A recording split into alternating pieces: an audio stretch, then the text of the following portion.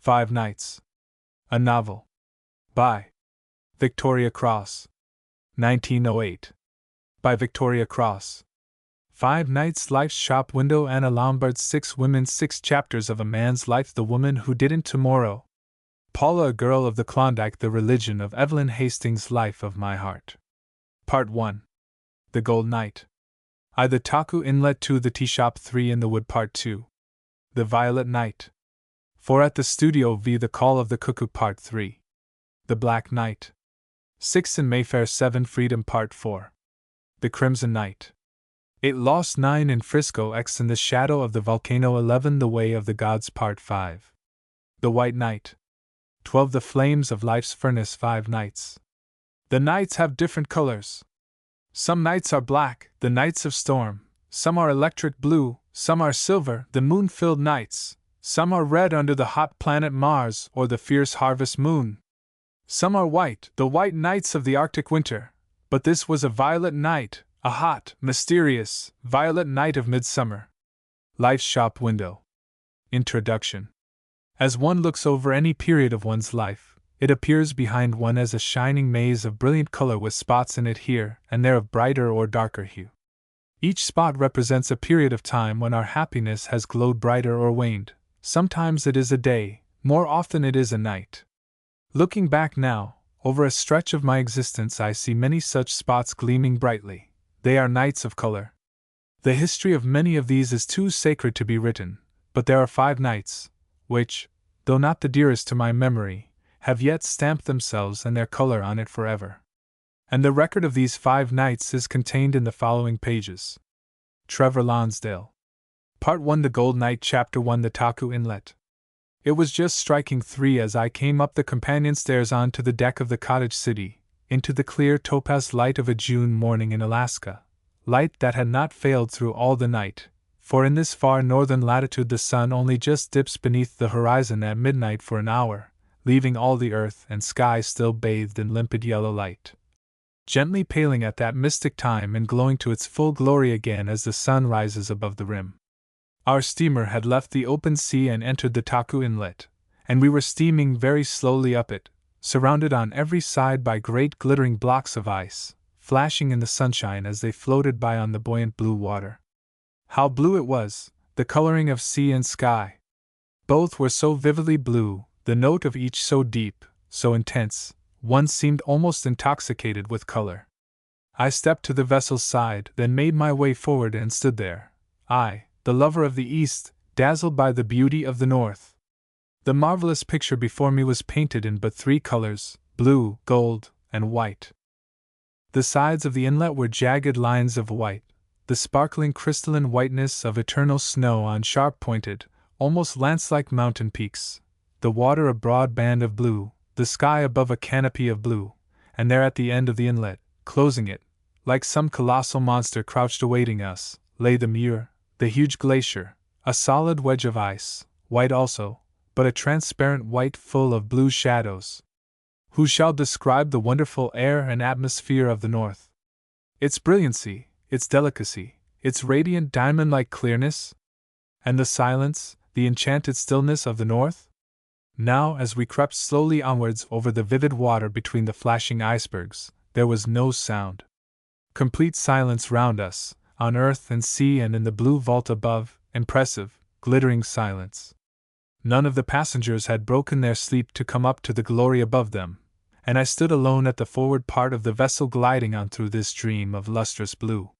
Slowly we advanced towards the Muir, very slowly, for these shining bergs carried death with them if they should graze hard against the steamer's side, and cautiously, steered with infinite pains, the little boat crept on, zigzagging between them. A frail little toy of man, it seemed, to venture here alone, small, black, impertinent atom forcing its way so heartily into this magnificence of color, this silent splendor, this radiant stillness of the North. Into this very fastness of the most gigantic forces of nature it had penetrated, and the sapphire sea supported it, the transparent light illumined it, the lance-like mountains looked down upon it, and the glistening bergs forbore to crush it, as if disdaining to harm so fragile a thing. Very slowly we pushed up the inlet, approaching the shimmering blue-green wall of ice that barred the upper end. 700 feet down below the clear surface of the water descends this wall, while 300 feet of it rise above, forming a glorious shining palisade across the entire width of the inlet. As the sun played on the glittering facade, rays struck out from it as from a reflector, of every shade of green and blue, the deepest hue of emerald mingling with the lightest sapphire, iridescent, sparkling, wonderful. As we crept still nearer, over the living blue of the water, the continual fall of the icebergs from the front wall of the glacier became apparent. At intervals of about 5 minutes, with a terrific crash like thunder, a great wedge of the glittering wall would fall forward into the blue-green depths, and a cloud of snowy spray rise up hundreds of feet into the air. The berg, thus detached, after a few minutes would rise to the surface, glistening, dazzling, and begin its joyous, buoyant voyage downwards to the sea. In all this brilliant setting, with this glory of light around and the triumphal crash of sound like the salute of cannon, amid this joyous movement, and in this blaze of color, amid all that seemed to personify life, we were watching the death of the glacier. The colossal Muir Glacier, the remains of a world the history of which is lost in the dim twilight none can now penetrate, is dying slowly through 1,000,000 years. From the mountains, eternally snow-covered, where its huge body, 350 miles in extent, has rested through the centuries, it creeps forward slowly towards the sea to meet its doom. Formerly its lip touched the open ocean, where now the Taku Inlet commences to run inland. But the icy waters, that yet are so much warmer than itself, caressed it with eroding caresses and melted it, and broke bergs from it and rushed inwards, following it till they formed the Taku Inlet, and now the process still goes on. The gigantic body moves forward inch by inch, and the green waves break the bergs from its face as the sun invades its structure, and so it lies there, dying slowly through the countless years, glorious, miraculous. The captain had promised to approach the face of the glacier as near as was reasonably safe and lie there at anchor for an hour, that the passengers might land at the side of the inlet, and those who wished could explore the glacier. An hour! What was an hour? Those 60 golden minutes would be gone in a flash. Yet it would be an hour of life, of deep emotion, face to face with this monster, strange relic of a forgotten world, stretched on its glorious deathbed. I was alone still. Not another passenger had yet come up, and I could lean there undisturbed, trying to open my eyes still wider, to expand my heart, to stretch my brain, that I might drink in more of the inimitable grandeur and beauty round me. The nearer we drew to the glacier, the closer packed became the water with the floating bergs. They threatened the ship now on every side, and so slowly did we move we hardly seemed advancing. The bergs flashed and shone as they passed us, rayed through with jewel-like colors, and on one gliding by far from the ship's side I saw 2 seals at play. For many hundred miles past, these seals were the only living things I had seen. The forests on the shore, so thick in the first part of the journey by the Alaskan coast, had long since given way to barren rocks, snow-capped peaks, and ice-filled clefts. No life seemed possible there. The wide distant blue above had shown no bird nor shadow of bird passing. There was no voice of insect nor the least of nature's children here. Between the thunderous crash of the ice falls that seemed to shiver the golden air there was intense and solemn stillness. But the seals played merrily on their floating berg as they passed me, and I watched them long through field glasses as the joyous, turbulent blue waves carried them far out of my sight towards the open sea. The clanging of the breakfast bell made me leave my place and go down for a hurried breakfast. I was chilled through, for the early morning air is keen, the pure breath of infinite snowfields, and I took my coffee gratefully amongst the crowd of hungry passengers. Rough miners, some of them, going up to Sitka from the great Treadwell mine at Juneau, traders on their way to Fort Wrangell, and some few explorers. Amongst them were 4 men our boat had taken on board as we passed the mouth of the Stickeen River. They had started from Canada, lured by the light of the gold that lay under the snows of the Klondike, intending to travel there overland. Losing their way, they had wandered with their pack train for 18 months in these vast solitudes of ice and snow, groping blindly towards the coast. Food had failed them, their horses had died by the way from want or fatigue. Faced by starvation, the men had eaten those of their pack animals that had survived. Then, finally, when hope had almost left them, they came in sight of the sea. They were talking of this and their terrible conflict with snowstorm and ice floe as I joined them, of the plans for making money with which they had started and their failure. I got away from them all and went back to my place as soon as I could, and spent the rest of the morning as I had begun it, alone at the forward end. There were very few passengers like myself. Not many people for mere pleasure would take that hazardous voyage along the coast, for it was new country and not a tenth of the sunken rocks and dangerous shoals were yet on any chart. All the way up along that rocky and treacherous shore we had seen the evidences of wreck and disaster everywhere. Above the flats of shimmering water, where the gold or crimson of sunset lay, rose constantly the tops of masts, shadowy and spectral, telling of the sunken hull, the pale corpses beneath those gleaming waves. Ship after ship went down out of those adventurous little coasting vessels that plied up and down the coast trading with the natives, and as we passed these half-submerged masts, we often asked ourselves, "Will the cottage city be more lucky?" She was trading, like all the other boats that go there, with the Alaskan natives, and to go as far north as the Muir was no part of the official program.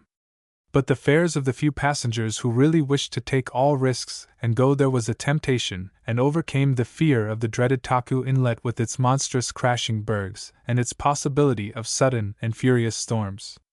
So the little steamer was here, creeping up slowly through this vision of mystic blue towards the glacier, which lay there white, vast, shadowy, mysterious, and my heart beat quicker and quicker as we approached. I went off in one of the first boats, and the moment it touched the pebbly strand of the side of the inlet I jumped out and walked away, eager to be alone to enjoy the glory of it all away from the rasping voices, the worldly talk of my companions, the perpetual littleness of ideas that humanity drags with it everywhere. As I turned from the boat the voices followed me clearly, distinctly, in the exquisite rarefied air. Thin waves of laughter mingled with them from time to time, growing faint behind me. Then the distance closed up between us, and I heard no more. The steamer had landed about 30 passengers and crew, and they seemed immediately lost in these vast expanses. When I had walked a few minutes up the beach from the water's edge, I looked round and was apparently alone. Some few black dots here and there disfiguring the snowy slopes and glittering ice-covered rocks was all that remained of them. In the midst of the vivid blue-green of the inlet behind me, a little wedge of black, lay the steamer, the only reminder that I was one also of these miserable black dots, and in an hour I should be collected and taken away as one of them. For this hour, however, I was free and at one with the divine glory about me. It was just noon. The sky was of a pale and perfect blue, the air still, of miraculous clearness and radiant with the pure light of the north, unshaded, unsoftened by the smallest mist or cloud. The silence was unbroken except for the regular thunder of the falling bergs, that continued with absolute precision at the 5-minute interval, and the accompanying splash of the water. I walked on up the strand, having the great glistening wall of the glacier's face somewhat on my left. It was impossible to approach it on land, as the fervid green water lay deep all about its base. It was only at the side of the inlet that little beaches had been formed, and on one of these I stood. The steamer could not get nearer the glacier for fear of the floating bergs, and a small boat could only approach with deadliest peril at the risk of being crushed beneath the falling ice or swamped by the wild division and upheaval of the water that it caused. But here, on the beach, was a world of enchantment second only in beauty to the glacier itself, for many of the bergs had been stranded there by the playful tides. They stood there now towering up in 1,000 different forms, hundreds of feet above one's head, drawing all the light of the sunbeams into their glittering recesses, turning them there into violet, purple, and crimson hues, mauve, saffron, and emerald, blood-red and topaz, and then throwing them out in a million lance-like rays of color, dazzling and blinding the vision. Like the most wonderful rainbows turned into solid masses they stood there, or like the jewels, rubies, sapphires, and diamonds broken from some giant's crown and scattered recklessly along the strand. I went up to them and walked beneath an ice arch that glowed rose without as the sun touched it, and deepest violet within. Then on, into a cave beyond where the last chamber was coldest white but the outer rim seemed hung with blood-red fire, and the middle wall glowed deepest emerald. On from one to another, each like a perfect dream of exquisite color, sunrise and sunset, and all the hues of earth that we ever see were blended together in those glorious bergs. What a phantasmagoria of color! What a wonderful vision! Wrapped up in the delight of it, I passed on through some and round others, pursuing my way up the beach, and ascended slowly the rocks, the huge moraine at the side of the glacier, while impressively from the inlet came unvaryingly the thunder of the 5-minute guns, hastening my steps, dogging them, as it were, with warning of the passing time. After a heavy climb taken too quickly, when I put my foot first on the clear blue-green surface of the glacier, its immensity, its grandeur came home to me. The idea of the huge size of it seems to take the human mind in a curious grip and appall it. 350 square miles of ice stretched round me, white, unbroken, except here and there where gigantic fissures and ravines opened in its surface, ravines where deep blue-green color glowed in the sides, as if it were the blue-green blood of the glacier. A tiny wind from the north, keen as a knife blade, blew in my face as I stood there, out of the calm blue sky, and seemed to whisper to me of the terrifying nights of storm, of the deadly wind before which all life goes down like a straw, that raged here in the winter. On every side, as far as the eyes could reach, wide white plains of undulating ice and snow, broken here and there by patches of barren rock, that seemed now by some optical delusion, against the glaring white, to be of the brightest mauve and violet tints. Only that, ice and snow and rock for mile upon mile, until the tale of 350 is told. No track or trace of bird, no sweet companionship of little furred, four-footed things, no blade of grass or smallest plant or flower, no sound but the roar of the riven ice, the groans of the dying glacier. I walked on slowly, looking inland towards the white fields stretching away endlessly into the distance till the blue of the sky seems to come down and mingle with the blue shadows in the snow. Beneath my feet glimmered sometimes the green glass-like surface of smooth ice, at others the thin crisp covering of drifted snow crackled at every step. Sometimes the crevasses were so narrow one could easily walk over them, others yawned widely, many yards across, necessitating a long detour to pass round them. Looking back from the side of one of them as I walked up it to find the narrowest part, I saw the objectionable black dots had swarmed up onto the edge of the glacier, and through the thin, glittering air their voices and laughter at intervals came faintly to me. I sprang over the crevasse and walked on quickly to a point where the fissures grew thick about my feet and the green-blue blood of the glacier glowed in them on every side. I was looking now down the inlet, and was near enough to the face of the glacier to hear, though dulled by distance, the crash of the falling bergs into the foaming water beneath. I could not approach nearer for crevasses hemmed me in. The ice showed itself clear of snow and was so slippery I could hardly stand one false step now. One small slip and I should disappear down one of these green rents, swallowed up in between those gleaming crystal sides to remain one with the glacier for all time. My idea had been to approach the face of the glacier from the top, but I found this to be as impossible, by reason of the crevasses, as it had been to approach it from the sea on account of the falling bergs. Sacred, inaccessible, guarded above and below, the great gleaming wall stood there through the centuries, defying the puny curiosity, the feeble efforts of man to even gaze upon it and marvel over it, except from a long distance. I would have given all I had to have been able to advance to the very edge, and kneeling there, look over it down those majestic palisades of white flushed through with green, throwing back to the sun, their destroyer and conqueror, 1,000 flashing rays as if in defiance of the slow death being dealt out to them, like one who dies brandishing to the last his sword in the face of his enemy. I longed to look over, down the glimmering wall, to the swelling rush of the green waters as they leapt up rejoicing to receive the colossal diamond-like berg as it crashed down to them, to see them seethe over it and fling their spray high up in the sunshine in mocking revelry. But it was impossible. The fissures in the ice multiplied themselves as one neared the edge and now were spread round my feet in a perfect network, like the meshes of a snare. It was impossible to go forward, and I was unwilling to go back. I stood motionless on a little tongue of polished ice between two blue-green chasms, so deep that they seemed riven down to the very heart of the glacier, stood there, drinking in the keen gold air and the beauty of the blue arch above, of the boundless spaces of glittering white round me, of the narrow green inlet so far below from which echoed the reverberating roar of the falling ice. I was debating with myself, should I stay here alone for a time, letting the steamer go, after having stored some provisions for me on the shore, and call again for me a few weeks later, in any case before the short summer of these northern latitudes was over, and winter closed the inlet? To stay here alone, the one single human being, in 1,000 miles of space, and not only the one human being, but the one life, with no companionship of animal, bird, or insect, that would be an experience of solitude indeed. The idea attracted me, all day and all night, to hear nothing but that thunderous roar, and see nothing but the shining sea, the gleaming ice fields, and the glittering bergs, to be alone with nature, to see her, as it were, intimately in her awful beauty, with breast and brow unveiled, and perhaps have death as one's reward.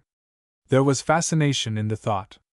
What ideas would come to one as one watched the little steamer, the only link that held one still bound to the world of men, weigh anchor and steam slowly down the green inlet, departing and leaving one behind it, as one watched it growing smaller, dwindling ever, till it was a mere speck, and then saw it vanish, leaving the green riband of water unbroken save for the passing bergs? How one would realize solitude when the boat had absolutely disappeared, and how that solitude would thrill through and through one's blood as the long light night rolled by and dawn and day succeeded with their unvarying march of silent glittering hours. And if death came on the wings of a storm such as rises suddenly in these regions and piled high the snow over the camp, freezing the inmate, or if it came by slow starvation, the steamer having been lost on that dangerous rocky coast and none other having come in time, how would death seem to one here, already so far removed from men and all desire and lust of the world, here, where already all earthly things had almost ceased to be and one's spirit had merged into the infinite? Death would seem to one in different guise from when he comes to us in the midst of the delights of the world, with the baubles of life around us, or in the stress of the battlefield in the moment of victory, surrounded by our comrades. Death here would come but as the crown, the climax to the solitude, the detachment, the isolation, would seem but as the laying down the head on the breast of nature, becoming one with her immensity, her grandeur. For some minutes I was keenly tempted to stay. The idea held my mind and fascinated it, but with the vision of death came the recoil from it born from the remembrance of my art. The same recoil that had saved me many times before, for youth is usually greatly inclined to suicide, either directly or indirectly in the dangers it courts. But in an artist this is strangely balanced by his love for his work. When he has ceased to wish for life, or heed it for himself, he still feels instinctive revolt against extinguishing that diviner spark than life itself, his genius, lent him from the celestial fire. The thought of my work dispelled the enchanted dream into which I had fallen. Instinctively I turned and very slowly began to retrace my steps amongst the yawning pitfalls. As I did so I heard a hoarse hoot from the steamer lying below, to tell me it was about to leave. Another and another resounded dully from it, warning me to hasten my return. I made my way back to the shore where the boat and the impatient sailors awaited me. I took my seat in it, turning my eyes to the glistening, glimmering white palisade rising over the sapphire sea. When we had reached the steamer, and its head was turned round, I stood at the stern and watched that palisade for long, as it receded and receded. At last the blue distance swallowed it up. I could see no more than a silvery line dividing the blues of meeting sea and sky. Then I went down to my cabin and locked the door and lay down on my berth in the quiet, trying to live over again that 1 hour of close contact with the beauty of the North. After dinner that night I wrote a long letter to my cousin Viola about the beauty of the Muir. She would understand, I knew, what I thought she would feel, for our brains were cast in the same mold. The letter finished, it was still too early to go to bed, so I picked up a curious book called Life's Shop Window, which I had been reading the previous night, and read this passage which had struck me before, over again. So, as we look into our future, we see ourselves beloved and wealthy, victorious, famous, and free to wander through the sweetest paths of the world, passing through 1,000 scenes, sometimes loving, sometimes warring, tasting and drinking of everything sweet and stimulating, knowing all things, enjoying all in turn. But this is the life of a god, not a man. And it is perhaps the god in us which so savagely demands the life of a god. But it is not granted to us. Yet this was the life I was trying to lead, and to some extent I succeeded. Change, it is the life of life, perhaps especially to the artist. And I was an artist now, thanks to the decision of the Royal Academy last year to accept the worst picture I had submitted to them for 4 years. Ever since my fingers could clasp round anything at all, they had loved to hold a brush. For years in my teens I had studied painting under the best teachers of technique in Italy. For 2 or 3 years I had done really good work, with the divine afflatus thrilling through every vein. And last year I had painted rather a commonplace picture, and it had been hung on the line in the academy, and so my friends all said I really was an artist now, and I modestly accepted the style and title, with outward diffidence. How little any of them guessed, as they congratulated me, of the wild rapture of feeling, of intense gratitude with which I had listened to the divine whisper that had come to my ears as a boy of 17 sitting in a small bare bedroom, on the floor with the sheet of paper before me on which I had drawn a woman's head. As I looked at it, I knew suddenly my power, and the voice that is above all others said within me, "I have made you an artist. None can undo or dispute my work." From that moment I cared for neither praise nor blame. The opinion of men affected me not at all. My gift was mine, and I knew it. I held it straight from the divine hands. I had the divine promise with me for as long as I should live on this earth. And I was filled with a boundless delight in life and my own powers. When I showed my original pictures all painted under inspiration to my father, he carefully put on his pince-nez and studied them very closely. After that he said he must reserve his judgment. When they went to the academy and were promptly refused, he drew a long face and said I had better have gone into the Indian civil service as he wished.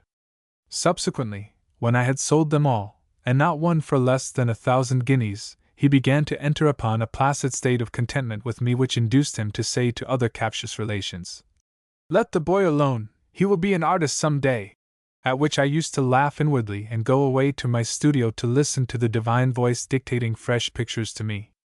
For 5 years in Italy I had studied closely and worked unremittingly, keeping myself from my art alone and existing only in it. My teachers had called me industrious. Another phrase which always must make an artist laugh when applied to his art. To those who know the wild pleasure, the almost mad joy of exercising a really natural gift, it sounds as funny as to talk of a drunkard industriously getting drunk. However, this by the way. The world is the world, and artists are artists. The artist may understand the world, but the world can never understand the artist. I was happy, life passed like a golden dream till I was 22, and my father was satisfied that I was an industrious student. From 22 till now, when I was 28, life had opened out into fuller color still.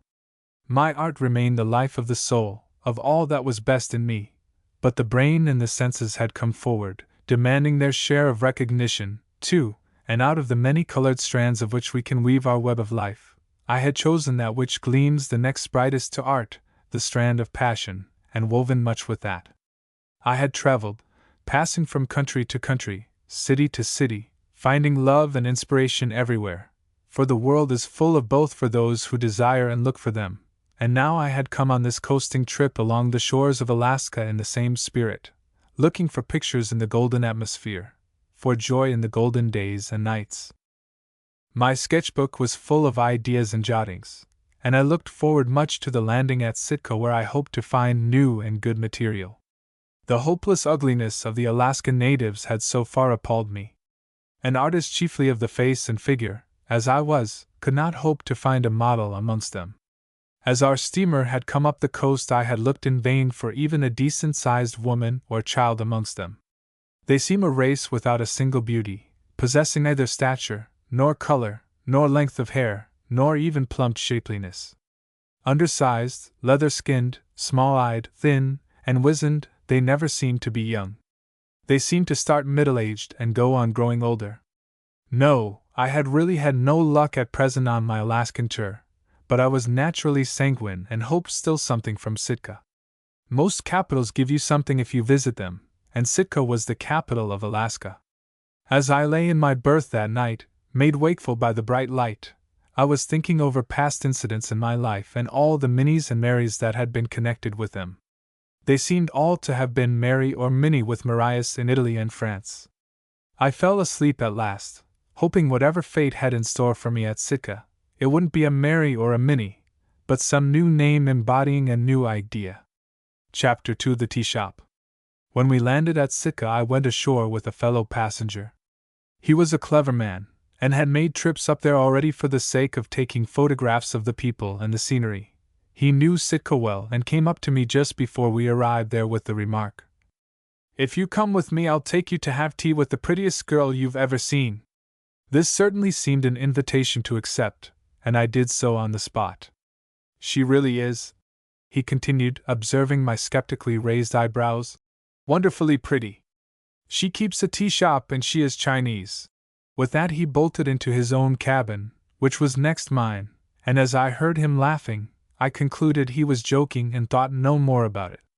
However, as the ship glided up over flat sheets of golden water to the landing stage, he joined me again, and together we stood looking up the principal street of Sitka, which runs down to meet the little quay.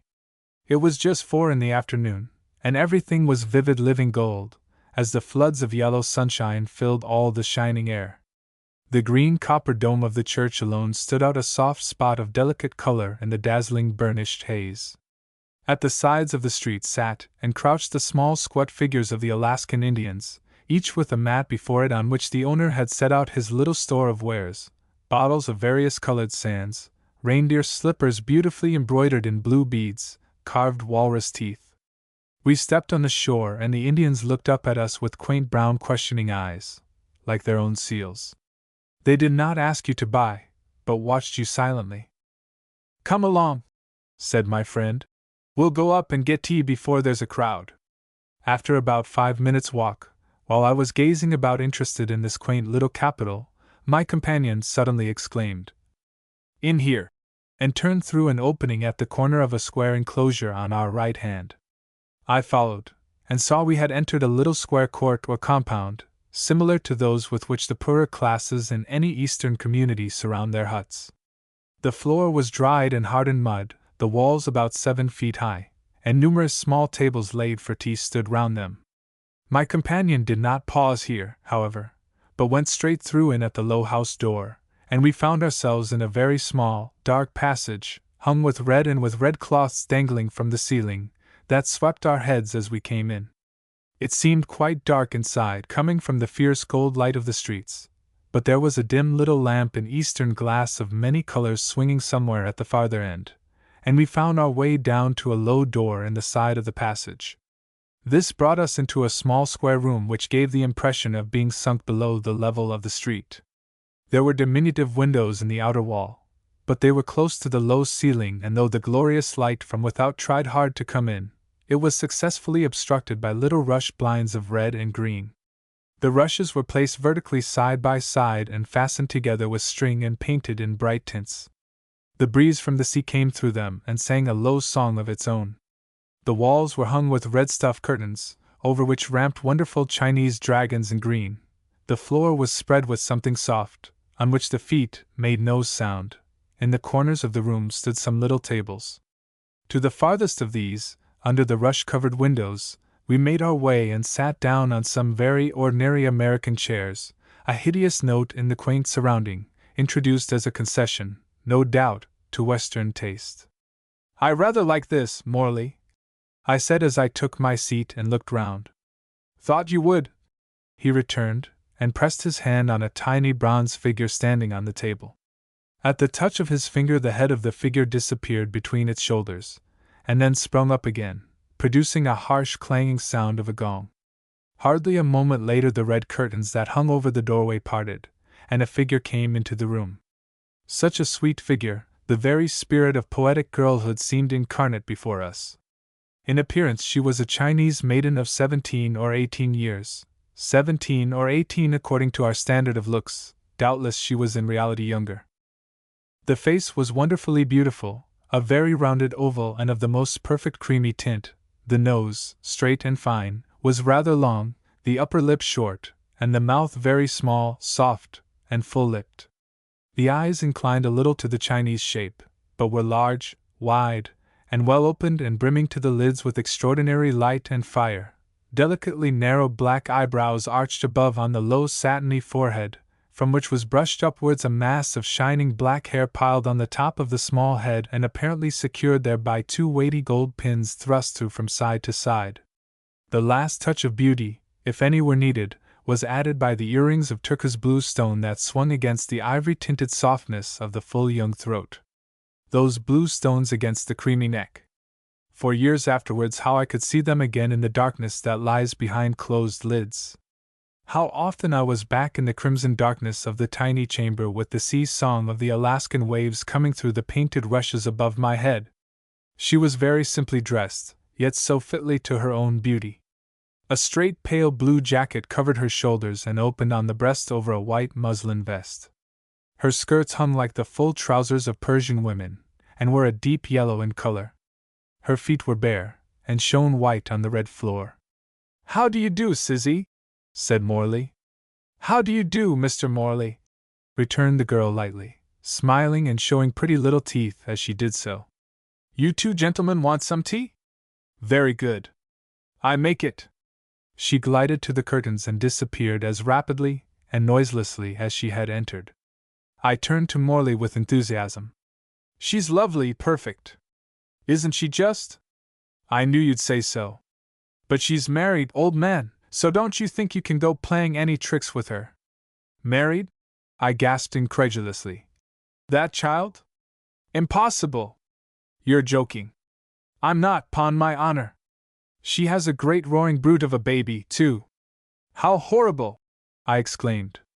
"Yes, horrible. You've spoiled it all. It seems a sacrilege." "Fiddlesticks," returned my practical friend. "That's the sort that does these things, isn't it? Would you expect her to turn into an old maid?" "No, but so young," I faltered. In reality, it was a shock to me. To have such an exquisite sight float before one for a moment, and then to be roughly dragged down to earth from the exultation it had caused, hurt and bruised me. The next moment she was back again, bearing a tray in her hands which she set on our table, and deftly arranged the steaming teapot and tiny cups before us. As she bent near us over the little table, a strange sensation of delight came over me. A faint scent of roses reached me from the little buds behind her ear. The blue stones in the long gold earrings swung against her neck of cream as she set out the tea things. "How is your boy, Sizzy?" asked Morley with a tone of mischief in his voice. "He is very well, thank you, Mr. Morley. I should like to see him. Will you bring him in?" he continued, commencing to pour out the tea. "Yes, he is asleep now, but I will wake him up," she returned nonchalantly, and, in spite of a protestation from me, she went out to do so. After a minute we heard loud screams from across the passage, and presently Sizzy reappeared dragging, I can use no other phrase, in her arms an enormous baby. Its face was red, and it was roaring lustily. The girl mother did not seem disturbed in the least by its cries, but staggered slowly over to us, clasping the child awkwardly round the waist and holding it flat against her own body. It seemed very large, out of all proportion to the small and exquisitely dainty mother. She was short and small, and the child really, as I looked at it, seemed to be quite half the length of her own body. "What a big boy he is," remarked Morley. "Yes, isn't he?" said the mother proudly. The baby roared its loudest, tears streamed down its scarlet face, and it dug its clenched knuckles furiously into its eyes. "Surely it's in pain," I suggested. "Oh, he always cries when he is woken up," returned the mother tranquilly. She did not seem to take the least notice of the child's bellowing. She might have been deaf for all the effect it had upon her. She stood there placidly holding it, though it seemed very heavy for her, while the child screamed itself purple. She began a conversation with Morley just precisely as if the child were non-existent. I never saw such a picture, and it struck me suddenly I should like to paint it, just as it was there, and call the thing maternity. But no, what would be the good? No one, certainly not the British public, would ever believe its truth. They would think it a joke, and a grotesque one at that. Beauty and the Beast would do for a name, I mused, or Fact and Fancy. Nothing could be more delicately, soul-absorbingly beautiful than the mother, nothing so brutally hideous as the child. Susie had sat down on the floor now, and the baby, still roaring, had rolled onto its face on the ground beside her. Still she took not the smallest notice of it. She laid one shapely hand on the small of its back, as if to make sure it was there, and continued her conversation tranquilly with Morley. How she could hear what he said I could not tell. I could hear nothing but the appalling row the child made. "Do take it away," I said after a few moments more, in an interval of yells, during which the baby rolled, apparently in the last stages of suffocation, on the floor. "I can't stand that noise." "Ah," said Susie meditatively, lifting her glorious almond eyes to mine. "You do not like my boy baby?" "I do not like the noise he makes," I said evasively. "And I don't think he can be well either." "Oh, yes, he is quite well," she returned composedly. "But I will take him away." So saying, she began to haul at the loose things about the child's waist, as a tired gardener hauls at a sack of potatoes prior to lifting it up. I thought really she would get the child into her arms head downwards, so carelessly did she seem to manage it, and as she rose and carried it to the door it seemed as if the awkward weight of it must strain her own slight body. When the curtain closed behind her and the screams got faint in the distance as the unhappy child was hauled to a back room, I drew a breath of relief and began to drink my tea, which really hitherto I had been too nervous to do. Morley chuckled and remarked, "Good for you to be disillusioned. I'm not in the least with her. She is a divine piece of physical beauty. I wish I could get her on my canvas." "You won't be able to. That old curmudgeon of a husband of hers will see to that. I should think he has the devil of a temper, judging by his offspring," I answered. "She looks sweet enough." Morley nodded, and we finished our tea in silence. Susie came back presently with cigarettes for us and sat down on the floor herself, rolling one up between supple fingers. She had an air of extraordinary unruffled placidity. The dragging about of the child had not disturbed her dress nor heated her face.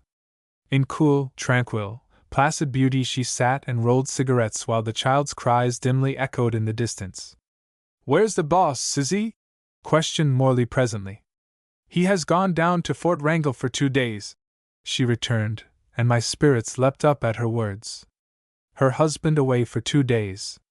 Perhaps there was a chance for a picture. My eyes swept over her seated on the floor in front of us.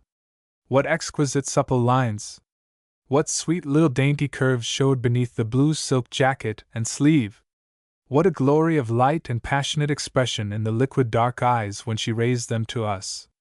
After a few minutes Morley got up, and I saw him laying down on the table the money for our tea. I added my share, and Morley remarked, "We'd better go and walk about before dinner, hadn't we? You'd like a look round?" I was gazing at Susie. "Do you have any time to yourself?" I asked her. "Later in the evening perhaps, when you could come for a walk with me." Susie looked up. There was surprise in those wonderful eyes, but I thought I saw pleasure too. "At 6, she said. "I close the restaurant for a short time, but I don't walk, I smoke and go to sleep. But I will come with you if it is not too far," she added as an afterthought. Morley gave a whistle, indicative of surprise and disapproval, but I answered composedly, "Very well, I shall come here at 6, so don't be asleep and fail to let me in." Susie laughed and shook her head, and we picked up our hats and went out of the little room into the passage. In the outer court, as we passed through, we saw most of the tables occupied, and an elderly woman serving. "We had the best of it," I remarked. "Yes, rather. But you are going ahead with that girl. Do be careful or you'll have the old terror of a husband down on you." "You introduce me," I returned laughing. "You have all the responsibility. You know dinner's at 6 on this unearthly boat. Aren't you going to get any dinner tonight?" "I'm not very particular about it. I shall pick up something. I thought 6 when all the men would be back on board would be her free time. But what are you going to do with her?" "Get her to pose for me, if she will." "Anything else?" "One never knows in life," I answered smiling. Morley regarded me thoughtfully.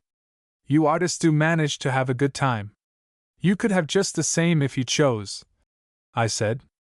"No, I don't think I could somehow. he answered slowly. I am not so devilishly good-looking as you are, for one thing. Oh, I don't know, I replied. And does that make much difference with women, do you think? Isn't it rather a passionate responsiveness, a go-aheadness, that they like? Yes, I think it is, but then that's it, you've got that. I don't think I have. I don't seem to want the things, to see anything in them, as you do. I laughed outright. We were walking slowly down one of the gold, light-filled streets towards the church now, and everything about us seemed vibrating in the dazzling heat. If you don't want them, I should think it's all right, I said. No, it isn't, returned my companion gravely. You want a thing very much and you get it, and have no end of fun. I don't want it, and don't get it, and don't have the fun. So it makes life very dull. Well, I am very jolly, I admitted contentedly. I think really artists, people with the artist's brain, do enjoy everything tremendously. They have such a much wider field of desires, as you say, and fewer limitations. They weave the web desire, as Swinburne says, to snare the bird delight. They get into a mess sometimes, said Morley sulkily, as you will with that girl if you don't look out. Here we are at the church. There's a very fine picture inside. You'd like to see it, I expect. We turned into the church and rested on the chairs for a few minutes, enjoying the cool, dark interior. At 6 o'clock exactly I was in the little mud yard again, before the tea shop, having sent Morley off to his dinner on board. I felt elated, all my pulses were beating merrily. I was keenly alive. Morley was right in what he said. An artist is nature's pet, and she has mixed all his blood with joy. Natural, instinctive joy, swamped occasionally by melancholy, but always there surging up anew. Joy in himself, joy in his powers, joy in life. I knocked as arranged, and Suzy herself let me in. She had been burning spice, apparently, before one of the idols that stood in each corner of the tea shop, for the whole place smelt of it. What have you been doing? I said. Holding service here? Only burning spice spills to chase away the evil spirits, replied Suzy. Are there any here? I inquired. They always come in with the white foreign devils, she returned with engaging frankness. I laughed. Well, Suzy, you are unkind, I expostulated. Is that how you think of me? She looked up with a calm smile. The devil is always welcomed by a woman, she answered sweetly. Her eyes were black lakes with fire moving in their depths. That is one of our proverbs. It is quite true. The lips curled and the creamy satin of the cheeks dimpled and the blue earrings shook against her neck. What lovely earrings, I said, smiling down upon her, and put up my hand gently to touch one. She did not draw back nor seem to resent my action. You think them pretty? I have others upstairs. Will you come up and see my jeweler?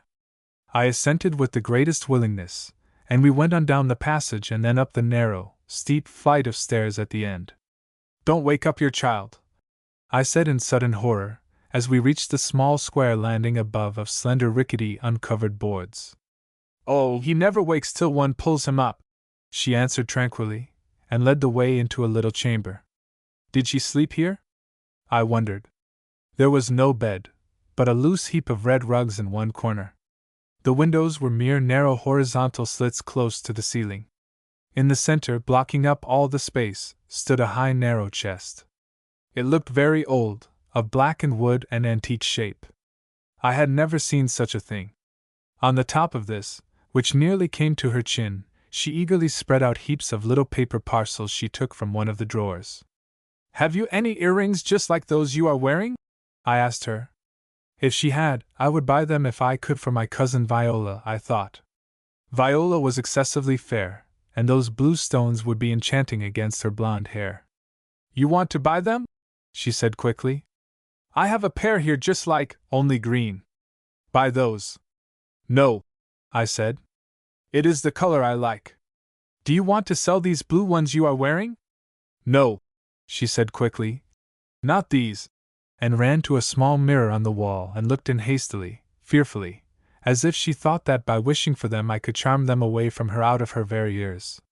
that she appreciated so well the effect of the color harmony between the blue stones and her own cream-hued skin, and the value of it in setting off her beauty, pleased me. It seemed to augur well for her artistic sense. "May I sit down here?" I asked her, going to the pile of scarlet rugs and cushions in the corner. "Oh yes, Mr. Trevor, sit down." And she came hastily forward to rearrange them for me with oriental politeness. I sat down, drawing up my legs as I best could, and pointed to a place beside me. "Come and sit down, Suzy," I said. "I have something to show you now." She came and sat beside me, but not very close, with her knees raised and her smooth, lissom little hands clasped round them. Her almond eyes grew almost round with curiosity. I had brought with me a small portfolio of some of my sketches with the object of introducing the subject of her posing for me. I opened it and drew out the topmost sketch. It was the figure of a young Italian girl lying on a green bank beneath some vines. She was not wholly undraped, but most of her attire was on the bank beside her, and the rest was of a transparent gauzy nature suited to the heat suggested in the sunlit picture. The moment Suzy's eyes fell upon it she gave a shriek of dismay and covered her face with her hands. Over any portion I could still see of it spread the Eastern's equivalent of a blush, a sort of dull heavy red that seems to thicken the tissues. "What is the matter?" I asked, surveying her in surprise. There was nothing in the picture which would cause the least embarrassment to any English girl. "Oh, Trevor, it is dreadful to look at things like that!" she exclaimed, moving her fingers before her face and looking at me with one eye through them. Then she made some rapid passes over her head, as if to ward off the evil spirits I had conjured up. I laughed. "You may think so, Suzy," I said, "but in our country, and many others, these things, as you call them, are not only very much looked at, but also admired, and bought and sold for great sums. What do you see so very bad in it?" Suzy ventured to peer through her fingers with both eyes at the fearful object. "Dreadful!" she exclaimed again, quickly shutting her fingers. "It is a very bad woman, is it not?" "No," I said, somewhat nettled. "Certainly not. This was quite a respectable girl. I have quantities of these portraits and sketches. Look here!" And I opened the portfolio and spread out several pictures on the rug. Suzy drew herself together, tightly pursed up her and looked down at them with alarm, as if I had let loose a number of snakes. "They are very, very wicked things," she said, primly as a dissenting minister's wife, and lowered her eyelids till the lashes lay like black silk on the cheeks. I gathered the offending sketches together and pushed them back under cover.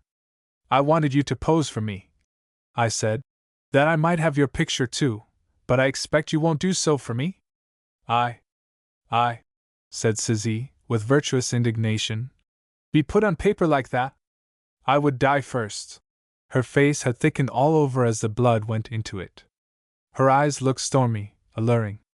I leant towards her suddenly as we sat side by side, put my arms round her waist, drew her to me, and pressed my lips on the ridiculous little screwed-up mouth, with a sudden access of passion that left her breathless. "You are a horrid little humbug, and goose, and prude," I said, laughing as I released her. "What do you think of letting me kiss you like that, then?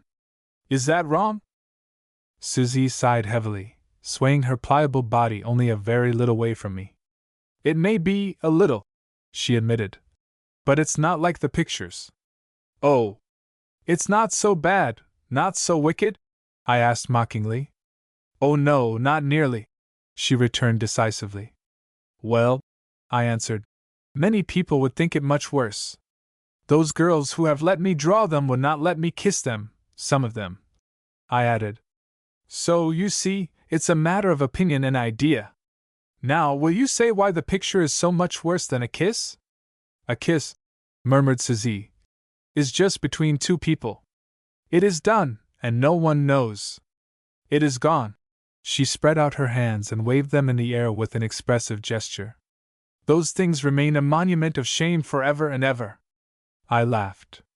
I was beginning to see there was not much chance of a picture, but other prospects seemed fair. In life one must always take exactly what it offers, and neither refuse its goods nor ask for more, either in addition or exchange. Sitka would give me something, but perhaps not a picture as I had hoped. I looked at her in silence for some seconds, musing on her curious beauty. I shall call you Sitkarai Bachish, I said after a minute. Susie looked frightened and made a rapid pass over her head. What is that? She asked. It sounds a devil's name. It only means the gift of Sitka, I answered. This city has given you to me, has it not? Or it will, I added in a lower tone. I put my arm round her again, and she leant towards me as a flower swayed by the breeze. Her head drooped and rested against my shoulder. If it were the name of a devil, I said, laughing, it would suit you. I believe you are an awful little devil. All women are devils, returned Susie placidly. I did not answer, but Viola's face swam suddenly before my vision, a face all white and gold and rose and with eyes of celestial blue. What would your husband say to all this? I asked jestingly. He will never know. I tell him quite different. He believes everything I say. Involuntarily I felt a little chill of disgust pass through me. Deceit of any kind specially repels me, and deceit towards someone trusting, confident, is the worst of all. Perhaps she read my thoughts instinctively, for she said next, in a pleading note, to enlist my sympathies. He is very, very cruel, he beats me all the time. I looked down at her as she lay in the cradle of my arm, a little skeptical. From what I knew of the Chinese character, it did not seem at all likely that Hop Li did beat his wife. Moreover, the delicate, fragile, untouched beauty of the girl did not allow one to imagine she had suffered, or could suffer much violence. Again she seemed to feel my doubt of her, for she pushed up suddenly her sleeve with some trouble from one velvet-skinned arm and pushed it up before my eyes. There was a deep dull crimson mark upon it the size of a half-crown. Unbeliever! Look at this bruise. I looked at it, then at her steadily. Susie, did your husband make that bruise? Yes. He pinched me so hard in a rage with me, she said a little sulkily. Give me your arm, I said. She held it out reluctantly. I looked at the bruise, then I rolled the sleeve back a little farther, and in it found a heavy gold bangle with a boss on one side corresponding with the size of the mark on the flesh. I think it is the gold bracelet your kind old husband gave you that you have pressed into the flesh, I said. That has marked it. That is about what his cruelty to you amounts to. I dropped her arm contemptuously, and rose suddenly. She had succeeded in dispelling for the moment the charm of her beauty. Her prudery, her deceit, her lies made up to me a peculiarly obnoxious mixture. She sprang up, too, as I rose and threw herself on her knees, clasping her arms round mine so that I could not move. Oh, Trevor, I do love you so much. You are my real master, not he. A woman loves a man who conquers her, but not by buying her. But because he is better and stronger than she. Because he has great muscles, as you have, and could kill her, and because she can't deceive him, because he sees all her lies as you do. Yes, Trevor, I love you now very much indeed. Come here again, kiss me again. But somehow her pleading did not move me. The moment when I had been drawn to her had gone by, swallowed up in a feeling of disgust. I stooped down and unlocked her hands and put her back among her cushions. Goodbye, Susie, for today, I said. Tomorrow I will come and take you for a walk. You must let me go now. I do not want to stay any longer. She looked at me in silence, but did not offer to move from where I had put her. I gathered up my portfolio and left the room, went down the stairs and through the passage and courtyard to the sun-filled street. I went on slowly, and after a time found myself close to the church again. I went in, for the interior interested me, and found service was being held. A Russian priest, wholly in white clothing, stood before the altar, the cross light from the aisle windows falling on the long twist of fair hair that lay upon his shoulders. The whole air was full of incense that rose in white clouds to the domed roof. I sat down near the door and listened while the priest intoned a Latin hymn. The figure of the young priest at the altar attracted me. I thought I should like a sketch of it, but I hesitated to take one of him in the church, even surreptitiously, so I fixed a picture of him as he stood there on my eyes as far as I could, and then, in a convenient pause of the service, quietly slipped outside. Near the church was a great outcrop of rock surmounted by a weather-beaten tree. In the shade thrown by these I got out a sheet of loose paper and made a sketch of the fair, long-haired priest, with the quaint frame building of the church, its green copper dome and bell tower and double gold crosses behind him. After I had been there some time I was suddenly surprised by Morley. "Hello!" he exclaimed. "You here? Why, I thought you would be in the arms of the fair Suzy by this time." "So I might have been," I answered, looking up from the sketch. "But I got put off somehow, so I left her and went to church instead." Morley burst out laughing. "You are the funniest fellow!" he exclaimed, taking his seat beside me on the ground and clasping his hands round his knees. "So Suzy has offended you, has she? Do you know, I think that's where we ordinary people get ahead of fellows like you. You are too sensitive. We're not so particular. When I'm stuck on Mary and it doesn't matter to me what she says or does. It doesn't interfere with my happiness." I went on painting in silence. "Funny those chaps look with their long hair, don't they?" he remarked after a moment, as I painted the light on the priest's long curl. "Very picturesque, don't you think?" I said. "No, I don't," returned the Briton stoutly. "I think it's beastly." I laughed this time, and having completed the portrait, slipped it into my portfolio and prepared to put away my paints. "Don't you want any dinner?" asked Morley. "You must be hungry." "Well, I hadn't thought of it," I answered. "But now you mention it, perhaps I am.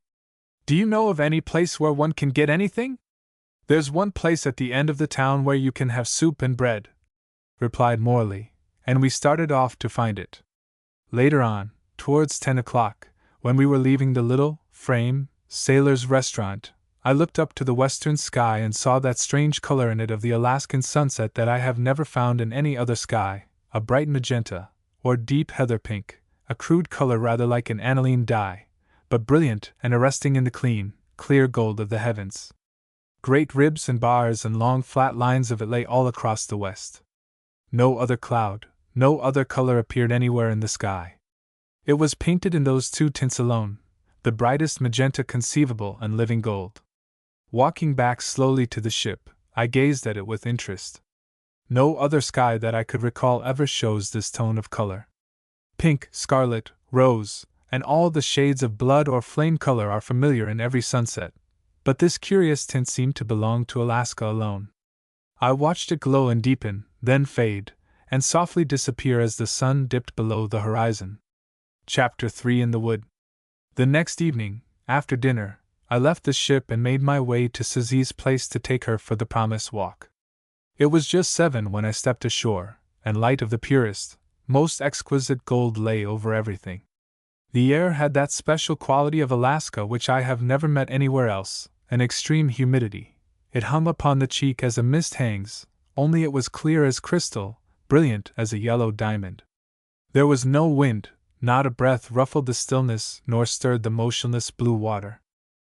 The exquisite chain of islands off the mainland was mirrored in the still, shining depths, and lifted their delicate outlines clothed with fur and large, soft as half-forgotten dreams, against the transparent blue of the sky. Sitka was placid and restful, the streets quiet and empty as I walked along in the sunny silence. Suzy was at the door waiting for me. She had dressed herself differently, entirely in yellow.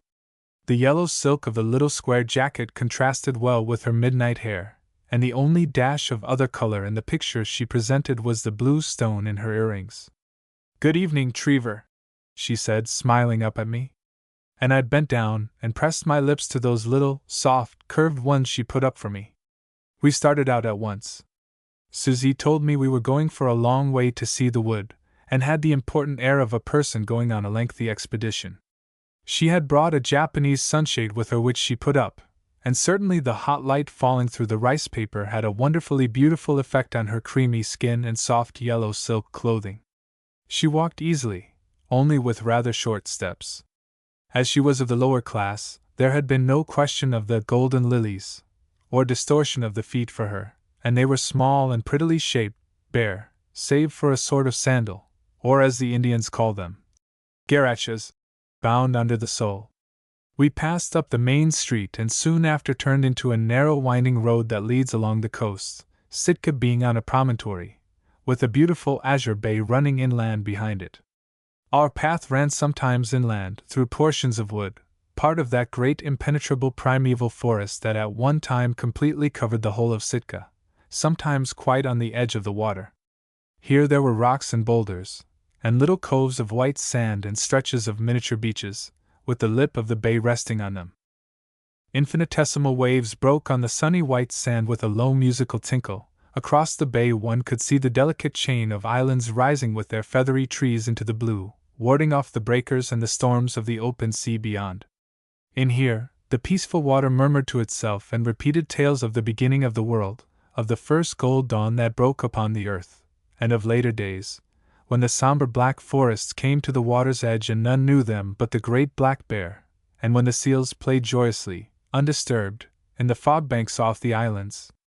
I was in the mood to appreciate deeply the beauty of the scene, and all the objects round seemed to speak to me of their inner meaning, but my companion was not at all moved by, nor interested in her surroundings. She helped to make the picture more strange and lovely as she sat by me on a rock, with her shining clothes and brilliant face under the gay sunshade, but mentally she jarred on me by her complete indifference to any influence of the scene. I almost wished I were alone here, to sit upon this tremendous shore and dream. "You are dull, Trevor," she exclaimed pettishly. "You really are." I had kissed her twice in the last 10 minutes, but she hated my eyes to wander for a moment from her face to the sea. She hated the least reference apparently to the landscape. As long as I was talking to her and about her, admiring her dress or her hair, she was satisfied. "Come along," she said impatiently. "Let us go on to the wood, leave off looking at that stupid sea." I rose reluctantly, and we followed the road which turned inland again. The wood was a world of gray shadows. As we entered by a narrow trail leading from the road, the golden day outside was soon closed from us by the thick veils of hanging creeper and parasitical plants of all sorts that entwined round the gnarled and aged trees, and crossing and recrossing from one to the other, netted them together. Over the creepers again had grown gray-green lichens and long, shaggy moss, so that strands and fringes of it fell on every side, filling the interstices of the gigantic web that stretched from tree to tree, excluding the light of the sunlit sky. Beneath, the lower branches of the trees were sad and sodden, overgrown with lichen, clogged with hanging wreaths of moss. A river ran through the wood and at times, swelled by the melting snows, burst, evidently, in roaring flood over its banks. Everywhere there were traces of recent floods, roots washed bare and places where the swirling waters had heaped up their debris of sticks and mud-stained leaves. All along the damp ground the lowest branches of the trees, weighted with tangled moss, trailed, broken and bruised by the fierce rush of the current. The trees themselves seemed centuries old, bent and gnarled and twisted into grotesque and ghostly forms. In the dim twilight reigning here one could fancy one stood in some hideous torture chamber, surrounded by writhing and distorted figures. There an elbow, there a withered arm, a fist clenched in agony, seemed protruding from the somber, sack-clothed trees, so weirdly knotted and twisted were the old cinder-hued boughs. As we neared the river we could hear it rushing by long before we could see it, so thick was the undergrowth that hung low over it. It seemed as if we might be approaching the black sticks through this melancholy wood where all seemed weeping in torn veils and ash-colored garments. No touch of depression affected my companion. She seemed as insensible to the gray solemnity, the dim mystery of the wood, as she had been to the vivid glory of the sea. She slipped a little velvet hand into mine, and when we drew near to the hidden sticks, murmured softly, "We will find a dry place, Trevor, on the other side, and sit down among the trees. Then you must take me in your arms and I will be your own Suzie. I do not want my old husband any more." I stopped and looked down upon her. Not even the sad light could dim the soft brilliance of her face. It seemed to bloom out of the ashy shadows like an exquisite flower. Her eyes were wells of fire beneath their velvet blackness. "Do you love me very much?" I asked. "Oh, yes, so much," she answered with passionate emphasis. "You are so beautiful. Never have I seen anyone so beautiful, and so tall and so strong. Oh, it is pain to me to love you so much. And indeed she became quite white, as she drew her hand from mine and clasped both of hers upon her breast as if to still some agony there. My own heart beat hard. The grey wood seemed to lose its ashy tone and become warm and rosy round us. I bent over her and took her up wholly in my arms, and she laughed and threw hers around me in wild delight. Carry me, Trevor, over the bridge and up the slope at the side. It is so nice to feel you carrying me. It was no difficulty to carry her, and the waves of electricity from her joyous little soul rushed through me till my arms and all the veins of my body seemed alight and burning.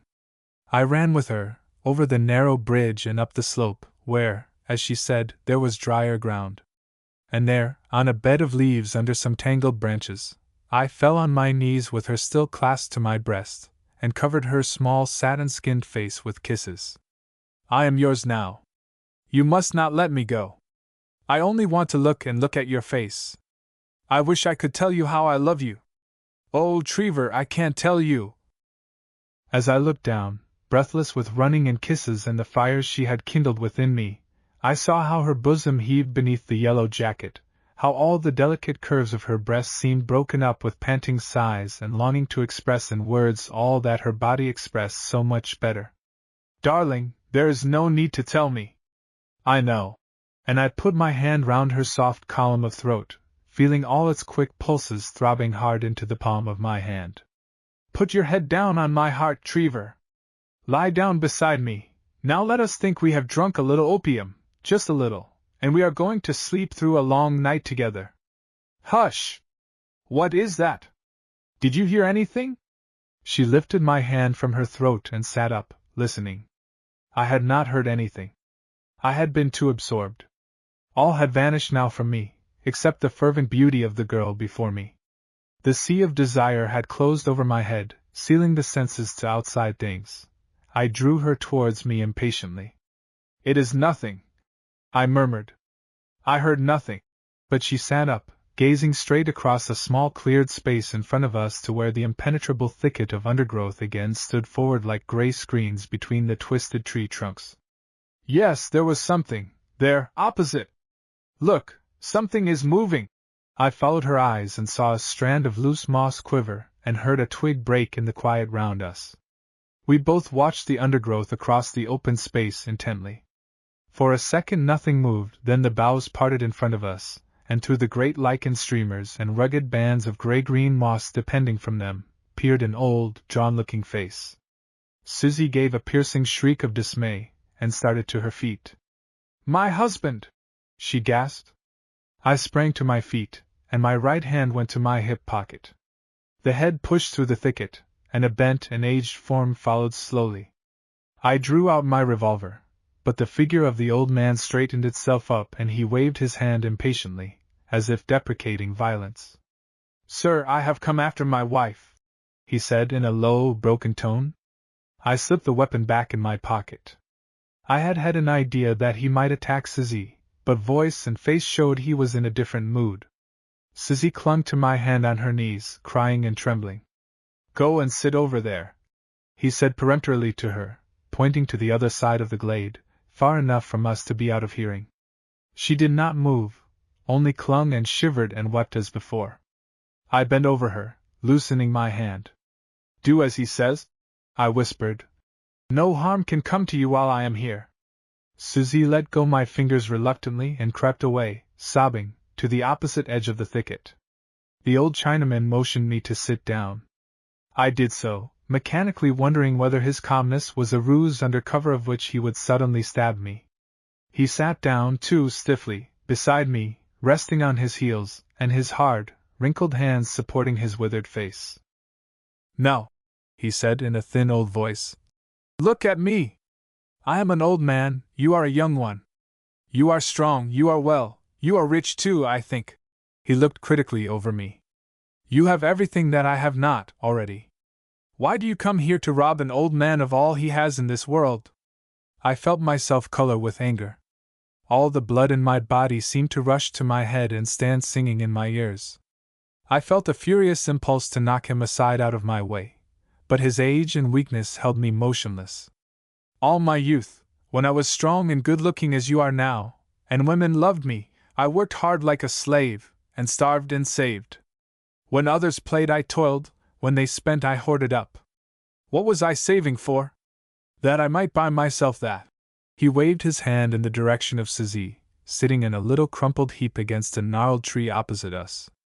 I bought her, he went on with increasing excitement. I bought her from a woman who would have let her out, night by night, to foreigners. I have given her a good home, she does no hard work. She has a child, she has fine clothes. I work still all day and every day that I may give money to her. She is my one joy, my treasure. Don't take her away from me, don't do it.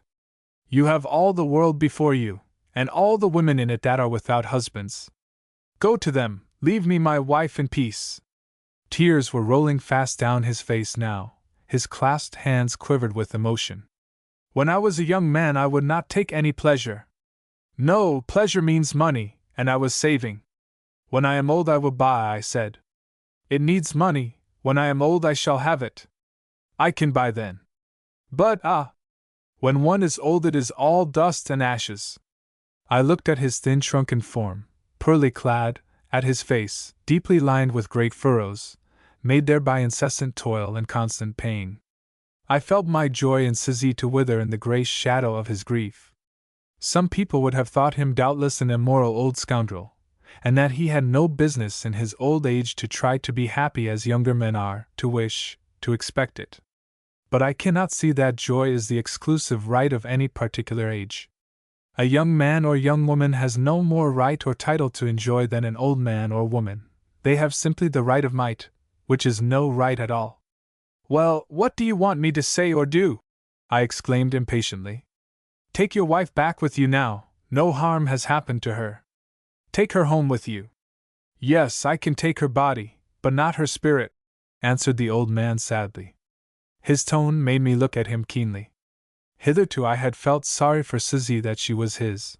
Now, as I heard his accent, I felt sorry for him that he was hers.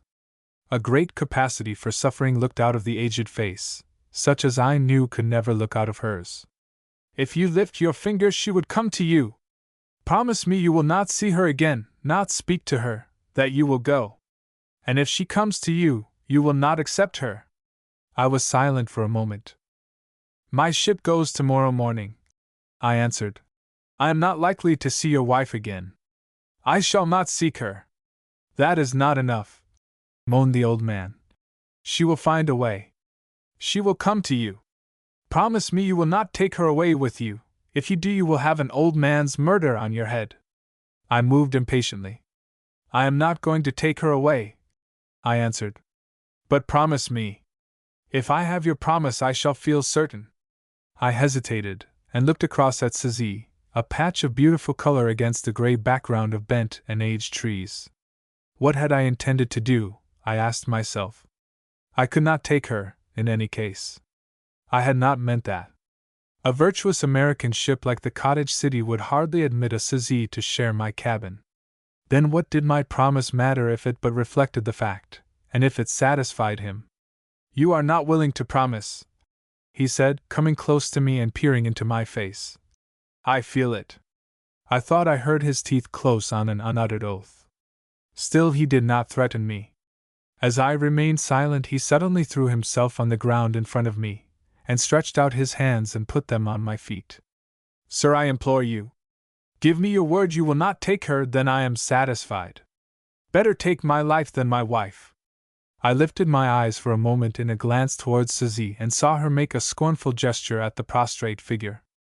The gold bracelets on her arm below the yellow silk sleeve shewed in the action a contrast to the old, worn clothing of the poorest material that her husband wore. I rose to my feet and raised him up. Get up, I hate to see you kneel to me. I have said I shall not take your wife. As far as I am concerned, that is a promise. I have said it. Thank you, he said, inclining his head, and then moved away, not without a certain dignity in his old form, lean and twisted though the work of years had made it. I dropped back into my place where I had been sitting and watched the two figures before me almost in a dream. He went up to the girl and spoke, apparently not unkindly, and some talk ensued. Then I saw him bend down and take her wrist and drag her to her feet. Susie hung back as one sees a child hang back from a nurse, but she moved forward though unwillingly, and so at last they passed from my sight, through the gray trees and the weeping moss, the thin old man stepping doggedly forward, the pretty, gay-clothed childish little figure dragging back. Then all was still. The old gray wood was full of weird light, but the silence of the night had fallen on it. Beast and bird and insect had sought their lair and nest and cranny. Not a leaf moved. I felt entirely alone. One never knows in life, I thought, repeating my words to Morley. I felt a keen sense of longing regret surge slowly, heavily through me. How exquisitely sweet and perfect her beauty was! And she had lain in my arms for that moment, one moment that was stamped into my brain in gold. I put my head into my hands and shut out the dim gray wood from vision and recalled that moment. It came back to me, the touch of her soft form, the smiling curve of the lips put up to me, the fire in the liquid depths of those almond eyes, the round throat delicate as polished ivory. The extraordinary triumph of beauty over the senses came before my mind suddenly, presenting the problem that always puzzles and eludes me. Why should certain lines and colors in pleasing the eye so intoxicate and inflame the brain? For it is the brain to which beauty appeals. Youth and health in a loved object are sufficient to capture the physical senses, but they do not fill the brain with that exaltation, that delirium of joy, that divine elation that sweeps up through us at the sight of beauty. Divine fire, it seems to be lighted first in the glance of the eyes. In an hour's time I left the wood and walked slowly shipwards. I felt tired and overstrained, exceedingly regretful, full of longing after that lovely vision that had come to me and that I had had to drive away. The unearthly stillness combined with the brilliant, unabated, unfailing light had a curious mystery about it that charmed and delighted me. The sea, so blue and tranquil, sparkled softly on my left hand, the pellucid blue of the sky stretched overhead, and all the air was full of the sweet sunshine we associate with day. Yet it was midnight. I pulled out my watch and looked at it to assure myself of the fact. Sitka was wrapped in silence and sleep. My own footstep resounded strangely in the burning empty streets. I had to pass the tea shop on my way to the ship. One could see nothing of it from the street as the compound shut it off from view, and across the compound entrance a stout hurdle was now stretched and barred.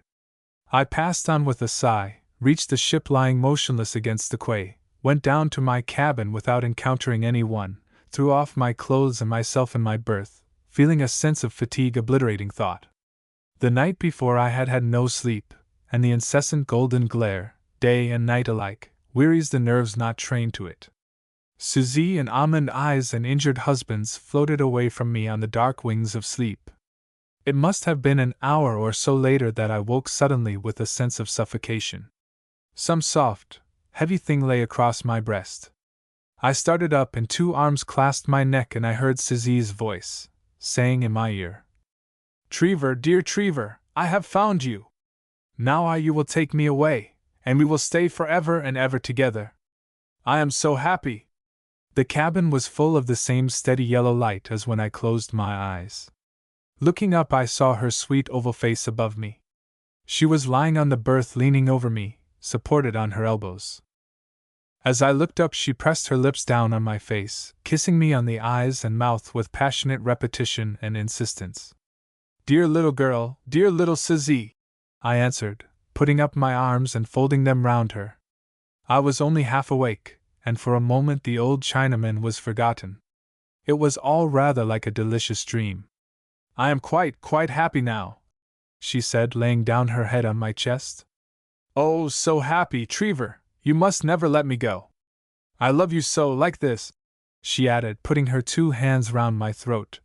"When I can feel your neck and when you are sleeping. You looked beautiful, just now, when I found you. I am sorry you woke." Clear consciousness was struggling back now with memory, but not before I had pressed her to me and returned those kisses. She had laid aside her little saffron silk coat, and her breast and arms shone softly through a filmy muslin covering. I sat up regarding her. Very lissom and soft and lovely she looked, and my whole brain swam suddenly with delight. Surely I could not part with her. She was precious to me in that madness that comes over us at such moments.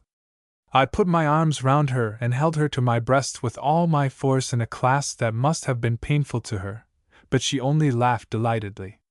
Then my promise came back to me. It was impossible to break that. What was the good of torturing myself when I had made it impossible to take her? Why had she come here? Where is your husband? I asked mechanically, wondering if any strange fate had removed him from between us. Oh, I put him to sleep, he will give no trouble. I gave him opium, so much opium, he will sleep a long time. You have not killed him? I said in a sudden horror. Her eyes were wide open and full of extraordinary fire. She seemed in those moments capable of anything. She put up her little hands and ran them through my hair. Such black hair, she murmured. Ah, how I love it! I love black hair. How it shines, how soft it is! I hate gray hair. It is horrid. No, I have not killed him. He will wake again when we have sailed and are far away from Sitka. These words drove from me the last veil of clinging sleep. I kept my arms round her and said, But, Suzy, I can't take you with me. I promised your husband tonight I would not. That's nothing, she replied lightly. Promises are nothing when one loves. And you love me, Trevor, you must love me, and I am coming with you, you can't drive me away. The ship's bells sounded overhead on deck as she spoke. The sound seemed a warning. I knew our ship was due to leave in the morning. I did not know quite when. If it left the quay with the girl on board, the horror of a broken promise would cling to me all my life. I can't take you, it is impossible. You must go back and try to forget you have ever seen me. You must go now at once, our ship is leaving soon. I know, said Suzy tranquilly, and I shall be so happy when it starts. I pushed her aside and got up from the berth. The cabin window stood wide open. In the position the ship was, it was easy to come in and out through it from the quay. She must have entered that way. You must go, I said between my teeth. I was afraid of myself. Overhead I heard movements and clanking chains and shuffling feet. Our ship was leaving, and she was still on board with me. Go out of that window now, instantly, or I shall put you out. You will not, Trevor. Beginning to cry. You won't be so unkind. I only want to stay with you, let me stay. She was half sitting on the edge of my berth, clinging to it with both hands. She was pale with an ivory pallor, her breasts rose in sobs under the transparent muslin of her vest. The ship gave a great heave under our feet. The blood beat so in my head and round my eyes I could hardly see her. I moved to her, clinging to one blind object. I bent over her and lifted her up. She was like a doll in weight. She was nothing to me. As she realized my intention, she seemed to turn into a wild animal in my arms. She bit and tore at my wrists, and scratched my face with her long sharp nails. The ship was moving now, and I was desperate. I walked with her to the window and put her feet over the ledge. Neither of us spoke a word. She clung to my neck, so I thought she must overbalance me and drag me through with her. With all my force I pushed her outwards and away from me. Her hands broke from my neck and scratched down my face till the blood ran from it. Don't struggle so, I warned her. You will drop into the sea if you do, for a blue crack opened already between the moving ship and the quay. Words were useless. She bit and struggled and clung to me like a cat mad with fear and rage. With an effort I leant forward and half threw, half dropped her on the woodwork. She fell there with a gasping cry, and I drew the window to and shut it. The ship rose and fell now, and the blue water gleamed in an ever-widening track between its side and the quay. I leaned against the window glass and watched her through it. She had struggled to her knees and now knelt there weeping and stretching out little ivory-tinted hands to the departing ship. My own eyes were full, and only through a mist could I see her kneeling there, a brilliant spot of color and dazzling light on the deserted quay. I turned away at last as we struck out on the open water. There on my berth, facing me as I stumbled back to it, lay a little yellow jacket. I threw myself upon it, and put my hand over my eyes, while the ship made out beyond the fairy islands. and the gold night passed over and melted into the new day. Part 2, The Violet Night, Chapter 4. At the studio. I was back in London again, back in my studio with the dull grey light of the city falling through the windows, and all the vivid glory, the matchless splendor of the north lay like a past dream in the background of my memory. But still, how clear the dream, how bright each moment of it, and how long to my retrospective vision! Was it possible I had only been there 3 or 4 months? It seemed like as many years. For time has this peculiarity, that joy and action shorten it while it is passing, but lengthen it when it is past. A week in which we have done nothing of note, but spent in stationary idleness, how long and tedious it seems, yet in looking back upon it, it appears short as a day, while a week in which we have traveled far, seen several cities and been glad in each, though the gilded moments have danced by on lightning feet, when we look back upon that week it seems as if we have lived a year.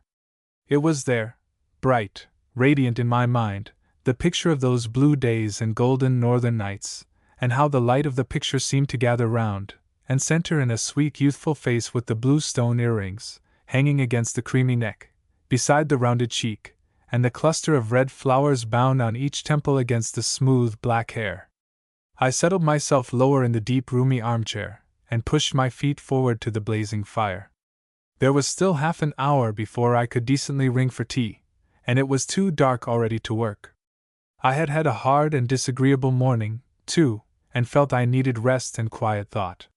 How the red flame leapt in the grate, and what a rich, warm, wine-dark color it threw all round my red room.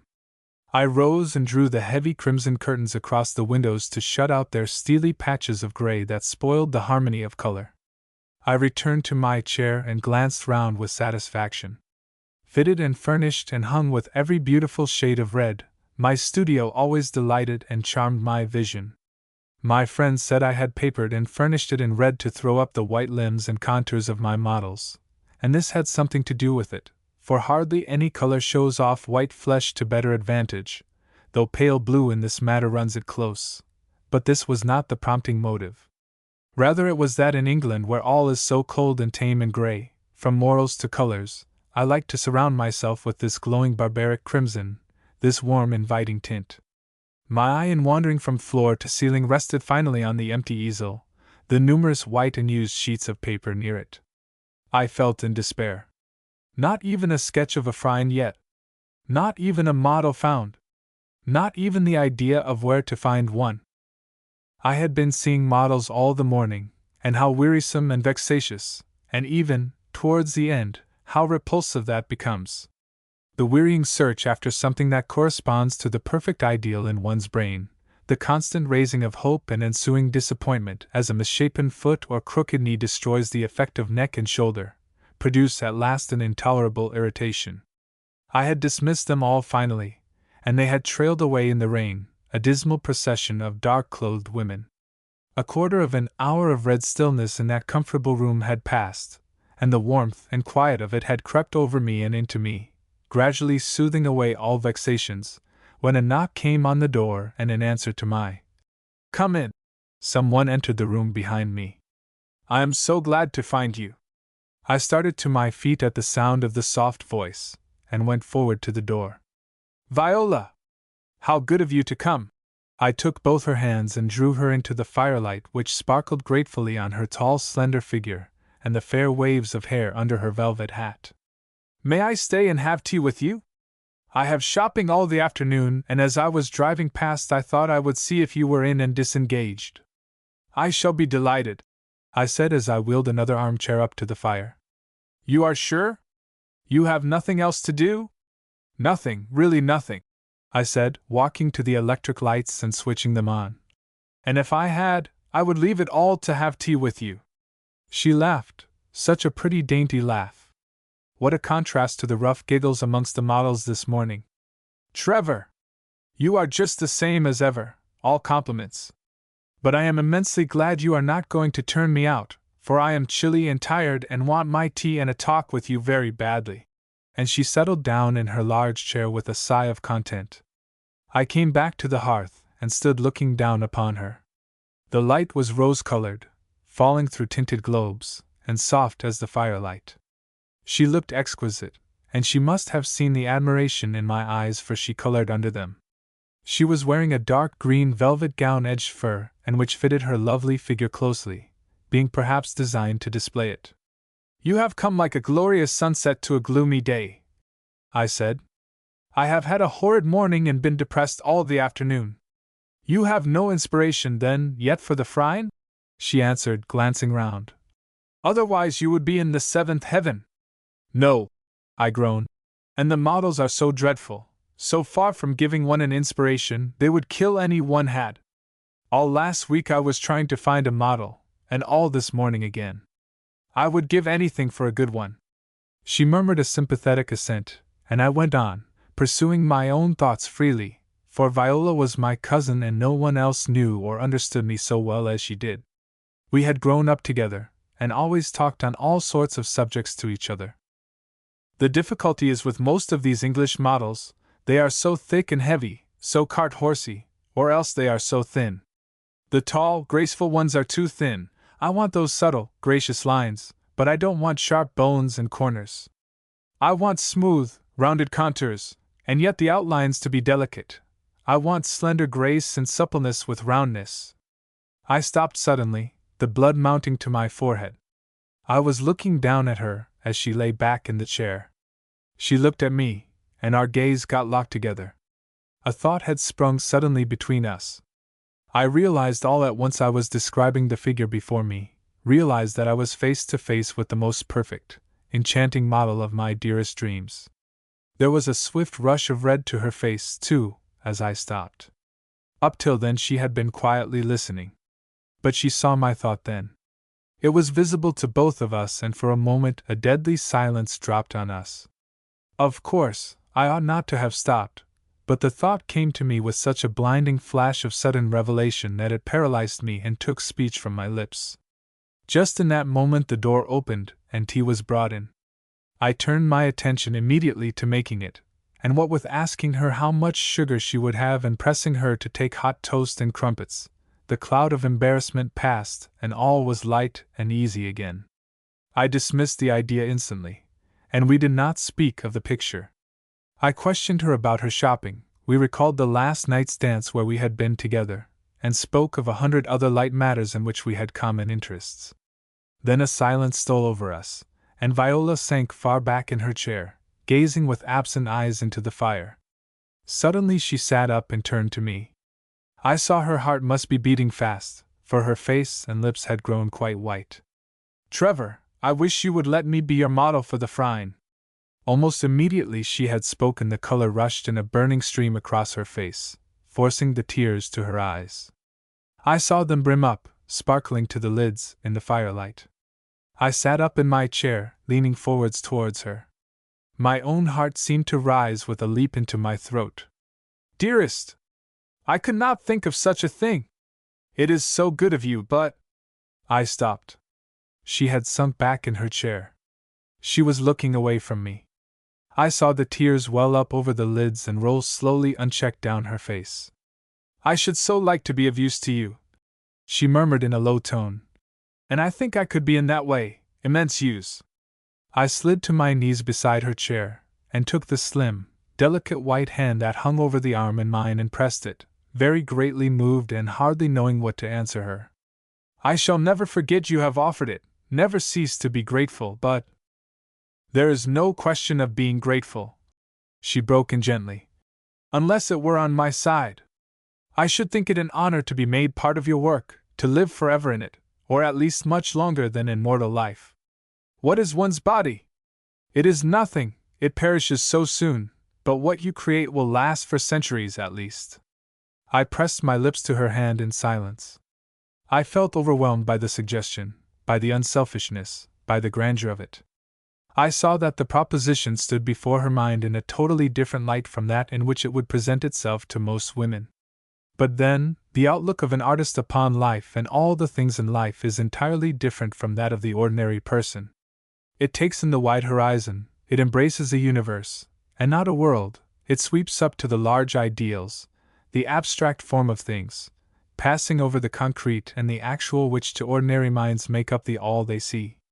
And Viola was an artist, She expressed herself in music as I did in painting. Our temperaments were alike though our gifts were different, and we served the same mystical goddess though our appointments in her temple were not the same. As an artist, the idea was, to me, simple enough. As a man, it horrified me. I could not allow it. She turned upon me. Why? She said simply. Well, because it is too great a sacrifice. I have said it is no sacrifice. It is an honor. It would injure you if it became known. It will not become known. Everything becomes known. Well, I shouldn't care if it did. By and by you might regret it. It might stand in the way of your marrying someone you loved. I don't believe I shall ever want to marry. Do I look like a domestic person? In any case, I am quite sure I shouldn't want to marry a man if he objected to my being a model for a great picture to my own cousin.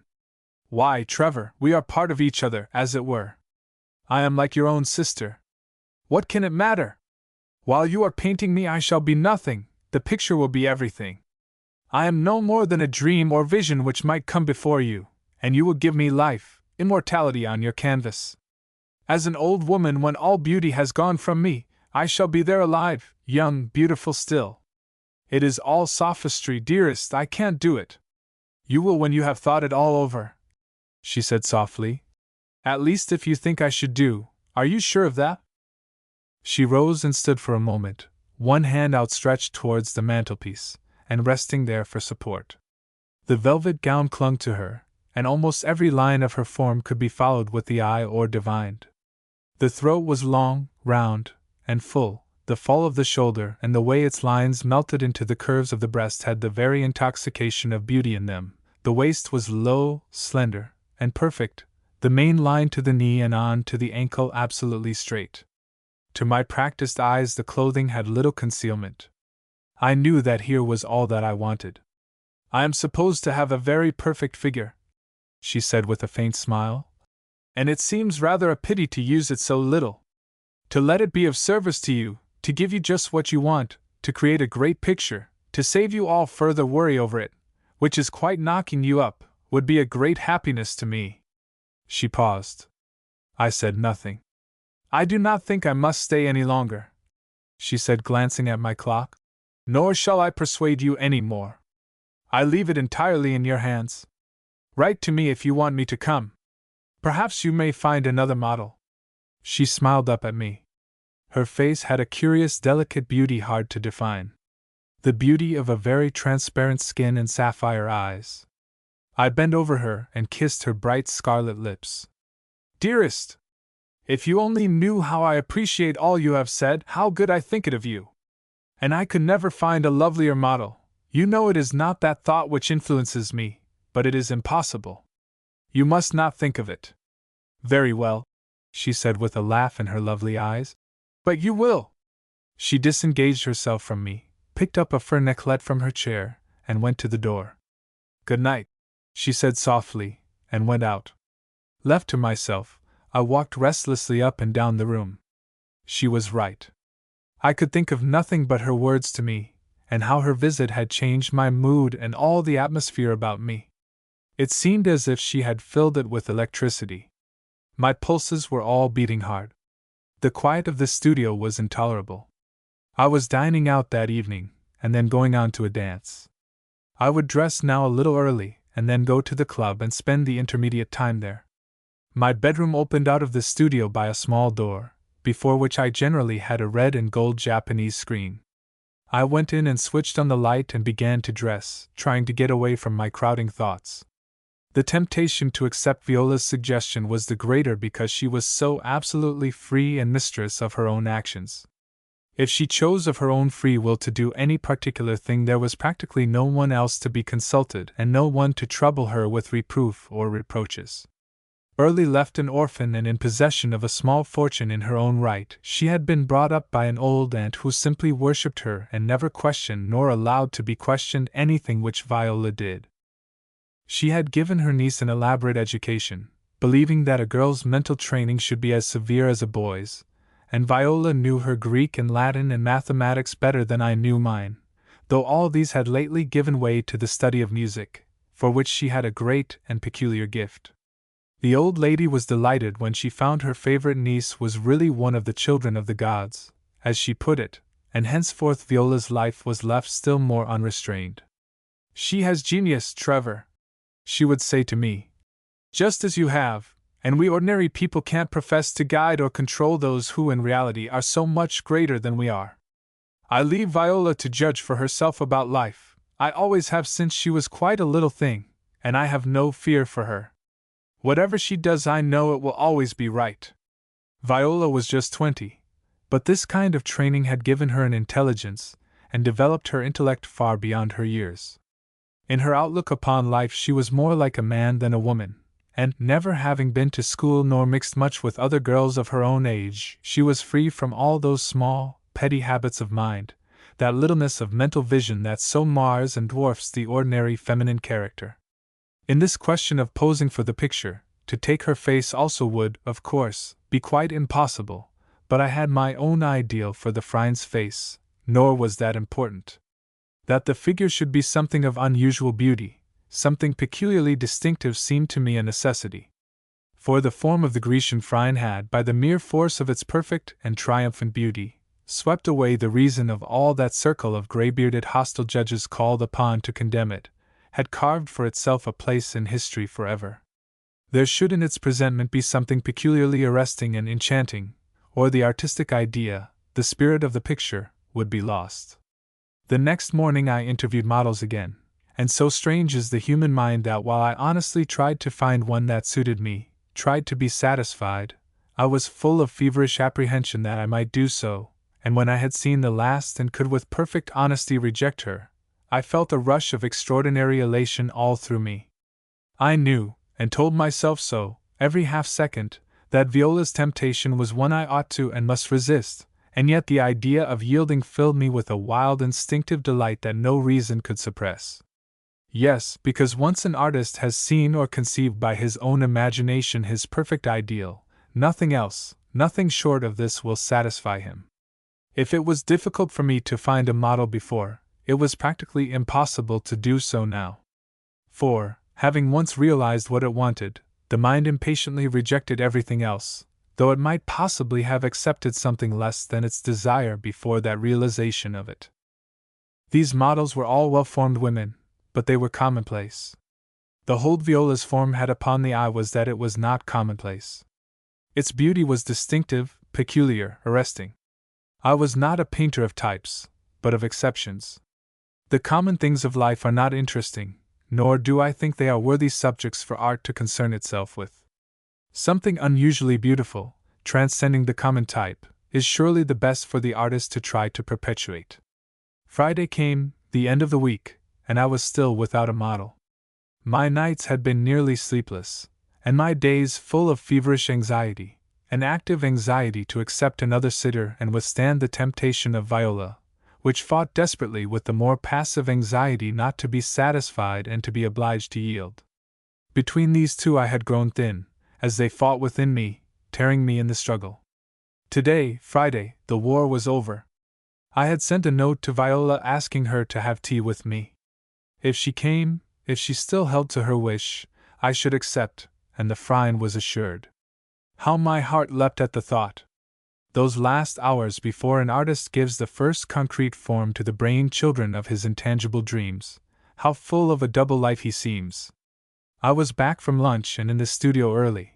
I could not tell when she might come, and I closed all the windows and made up the fire till the room seemed like a hothouse. I arranged a dais with screens of flaming color behind it reflecting the red rays of the fire. If she consented, she should stand here after having changed into the Greek dress. And as the moment chosen for the picture was that in which Phryne is unveiling herself before her judges, I intended to let her discard the drapery as she liked. I should not attempt to pose her. I would not even direct her. I should simply watch her, and at some moment during the unveiling she would fall naturally into just the pose, some pose, I did not know myself yet, which might give me my inspiration, that I wished. Then I would arrest her, ask her to remain in it. I thought so we should arrive nearest to the effect of that famous scene of long ago. The dress I had chosen was of a dull red tint, not unlike that of Leighton's picture, but I had no fear of seeming to copy Leighton. What true artist ever fears he may be considered a copyist? He knows the strength and vitality of his conception will need no spokesman when it appears. I felt frightfully restless and excited. A mad longing filled me to get the first sketch on paper. I hardly thought of Viola as Viola or my cousin then. She was already the Phryne of Athens for me, but when suddenly a light knock came on the door outside, my heart seemed to stand still and I could hardly find voice to say, "Come in." When she entered, dressed in her modern clothes and hat, and held out her hand, all the modern, mundane atmosphere came back and brought confusion with it. "You said come early, so here I am," she said lightly. "Trevor," she added, gazing at me closely, "you are looking awfully handsome, but so white and ill. What is the matter?" "I have been utterly wretched about the picture. I know I ought not to accept your offer, but the temptation is too great. If you feel the same as you did about it, I am going to ask you to pose for me this afternoon." "I do feel just the same, Trevor," she answered earnestly. "You can't think how happy and proud I am to be of use to you." "You know what the picture is?" I asked her, holding her two hands and looking down into the great eyes raised confidently to mine. "I want you to dress in all those red draperies, and then, standing on the dais, to drop them, let them fall from you." "Yes, I think I know exactly. I will try, and if I don't do it rightly, you must tell me and we must begin again." She took off her hat and cloak and gloves. Then she turned to me and asked for the dress. I gave it to her and showed her how it fastened and unfastened with a clasp on the shoulder. She listened quietly to my directions, then, gathering up all the thin drapery, walked to the screen and disappeared from my view. I sat down waiting. A great nervous tension held me. I had ceased to think of the right or wrong of my action. I was too absorbed now in the thought of the picture to be conscious of anything else. When she came from behind the screen clothed in the red Athenian draperies, her face was quite white, but composed and calm. She did not look at me, but walked to the platform at once. I had withdrawn to a chair as far from it as was practicable, divining that the nearer I was the more my presence would weigh upon her. She faced me now on the dais, and very slowly began to unfasten the buckle on her shoulder. I sat watching her intently, hardly breathing, waiting for the moment. She was to me nothing now but the Phryne, and I was nothing but a pencil held in the hand of art. The first folds of crimson fell, disclosing her throat and shoulders. The others followed, piling softly one on the other to her waist, where they stayed held by her girdle. The shoulders and breasts were revealed exquisite, gleaming white against the dull glow of the crimson stuff. I waited. It was a lovely, entrancing vision, but I waited.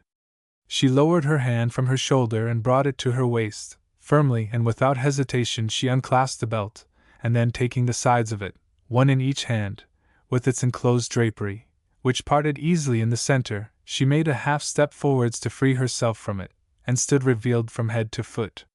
It was the moment.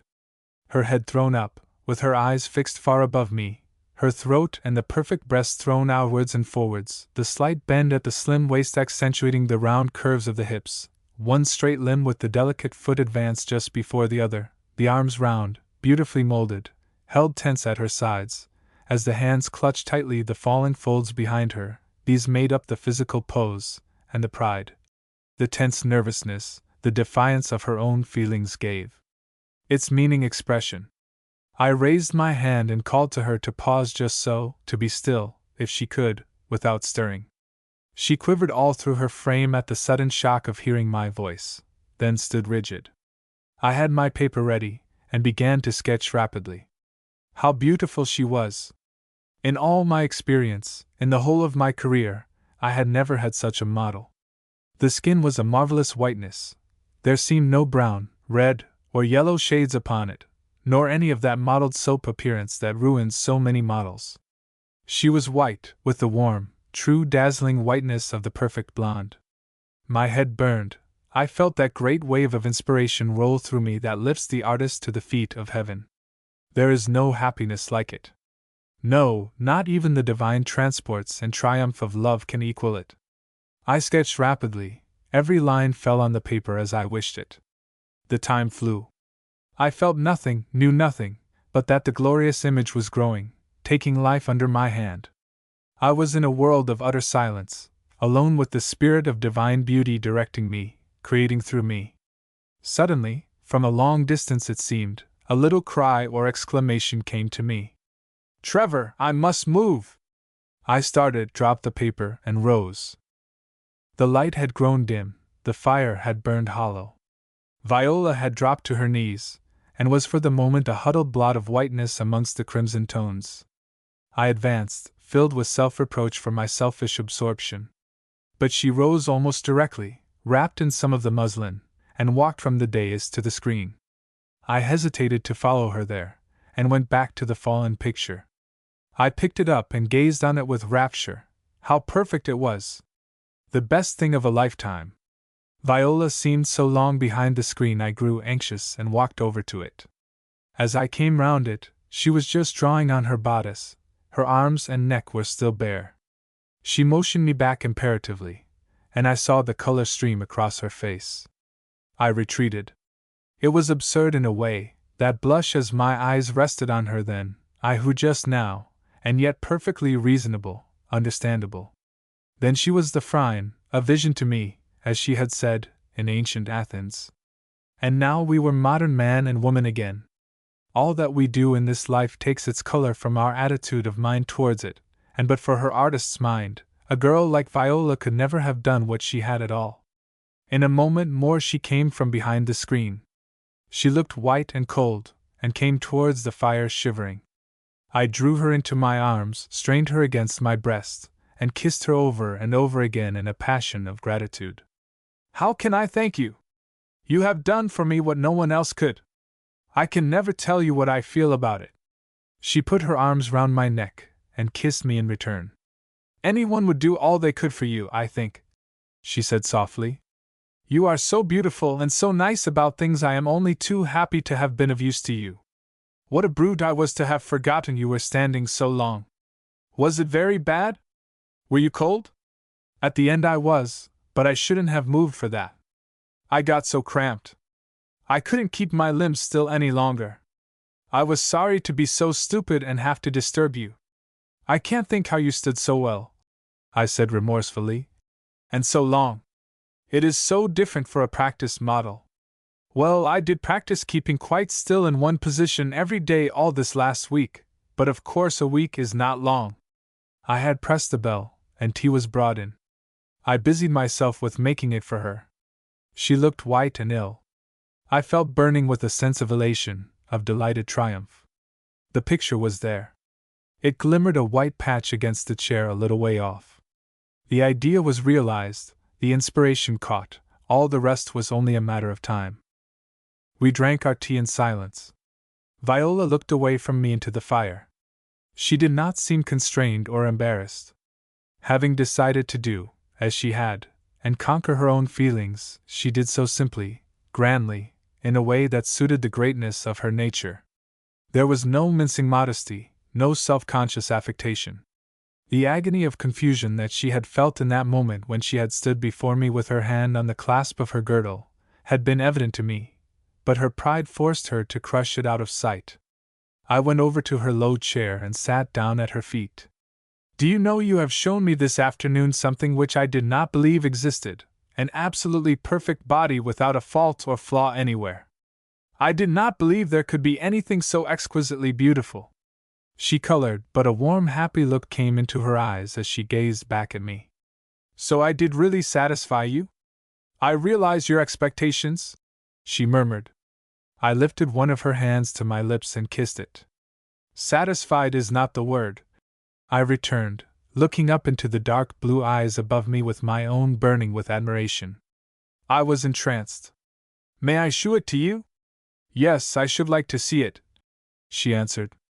I rose and brought over to her the picture and set it so that we both could see it together. She gazed at it some time in silence. "Do you like it?" I asked suddenly with keen anxiety. "You have idealized me, Trevor." "It is impossible to idealize what is in itself divine," I replied quietly. She looked at me, her face full of color but her eyes alight and smiling. "I am so glad, so happy that you are pleased. You have drawn it magnificently." What life you put into your things, they live and breathe. She turned and looked at my clock. I must go now, I have been here ages. She began to put on her hat and cloak. When I had fastened the latter round her throat, I took both her hands in mine. May I expect you tomorrow? Tomorrow? Let me see. Well, I was going to the Carringtons to lunch. I promised to go, so I must, but I need not stay long. I can leave at 3 and be here at past, only that will be too late in any case on account of the light, won't it? Not if it is a bright day. You see, I need not accept any more invitations. I shan't, if I am coming here, but I have 1 or 2 old engagements I must keep. I dropped her hands and turned away. But I can't let you give up your amusements, your time for me in this way, I said. Viola laughed. It's not much to give up, a few luncheons and teas. As long as I have time for my music, I will give you all the rest. She stood drawing on her gloves, facing the fire. Her large, soft, fearless eyes met mine across the red light. I stepped forwards towards her impulsively. What can I say? How can I thank you or express 100th part of my gratitude?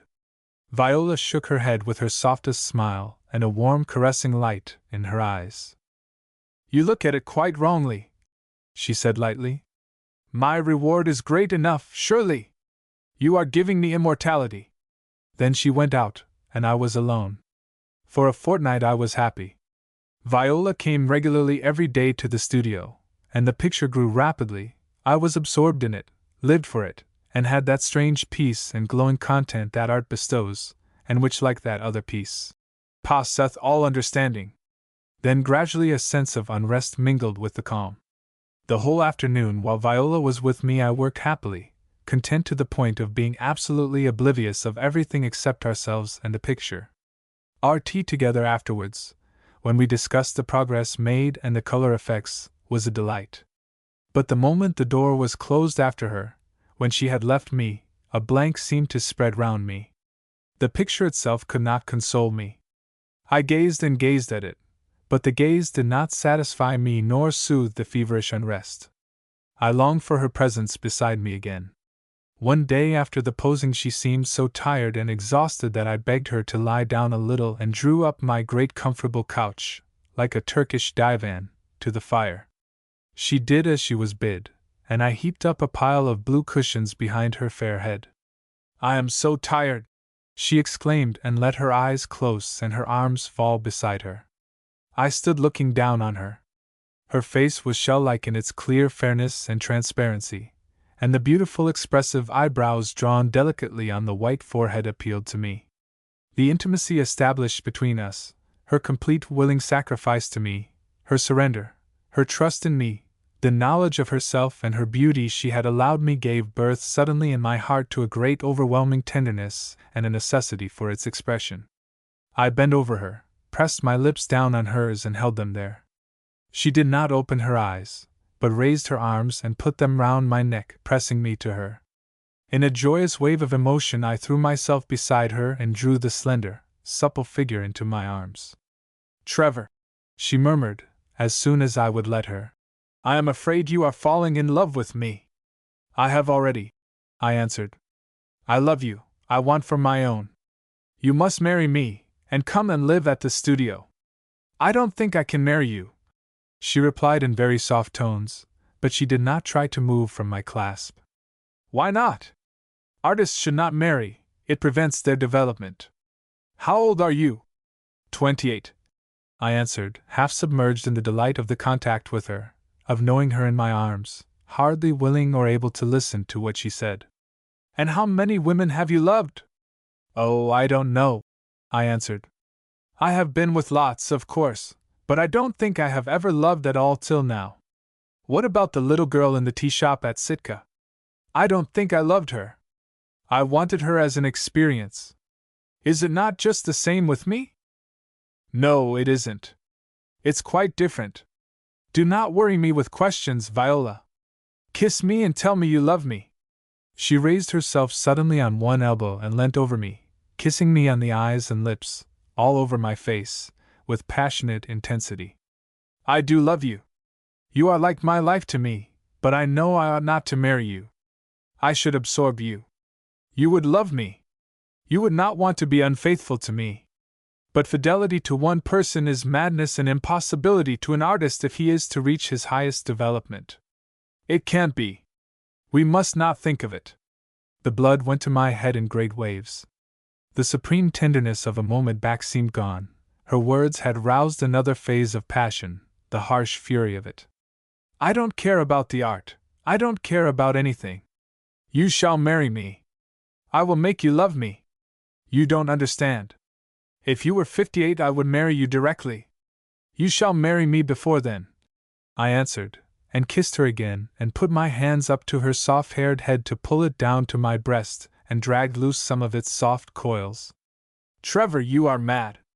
Let me get up. I rose myself, and left her free to get up. She sat up on the couch, white and trembling. Now you are going to say you won't come to me any more, I suppose? I said angrily. The nervous excitement of the moment was so great. There was such a wild booming in my ears I could hardly hear my own voice. She looked up. The tears welled into her luminous blue eyes.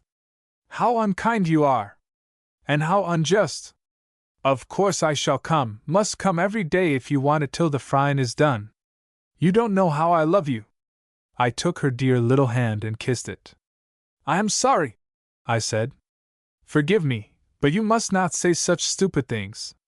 Of course you will marry me. Why, we are half married already. Most people would say we ought to be.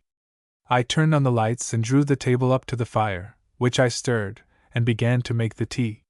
Viola sat on the edge of the couch in silence, coiling up her hair. She seemed very pale and tired, and I tried to soothe her with increased tenderness. I made her a cup of tea and came and sat beside her while she drank it. Then I put my arm round her waist and got her to lean against me, and put her soft, fair-haired head down on my shoulder and rest there in silence. I stroked one of her hands that lay cold and nerveless in her lap with my warm one. You have done so much for me, I said softly. Wonderful things which I can never forget, and now you must belong to me altogether. No two people could love each other more than we do. It would be absurd of us not to marry. I kissed her, and she accepted my caresses and did not argue with me any more, so I felt happier, and when she rose to leave our goodbye was very tender, our last kiss in ecstasy. When she had gone I picked up one of the sketches I had first made of her, and gazed long at it.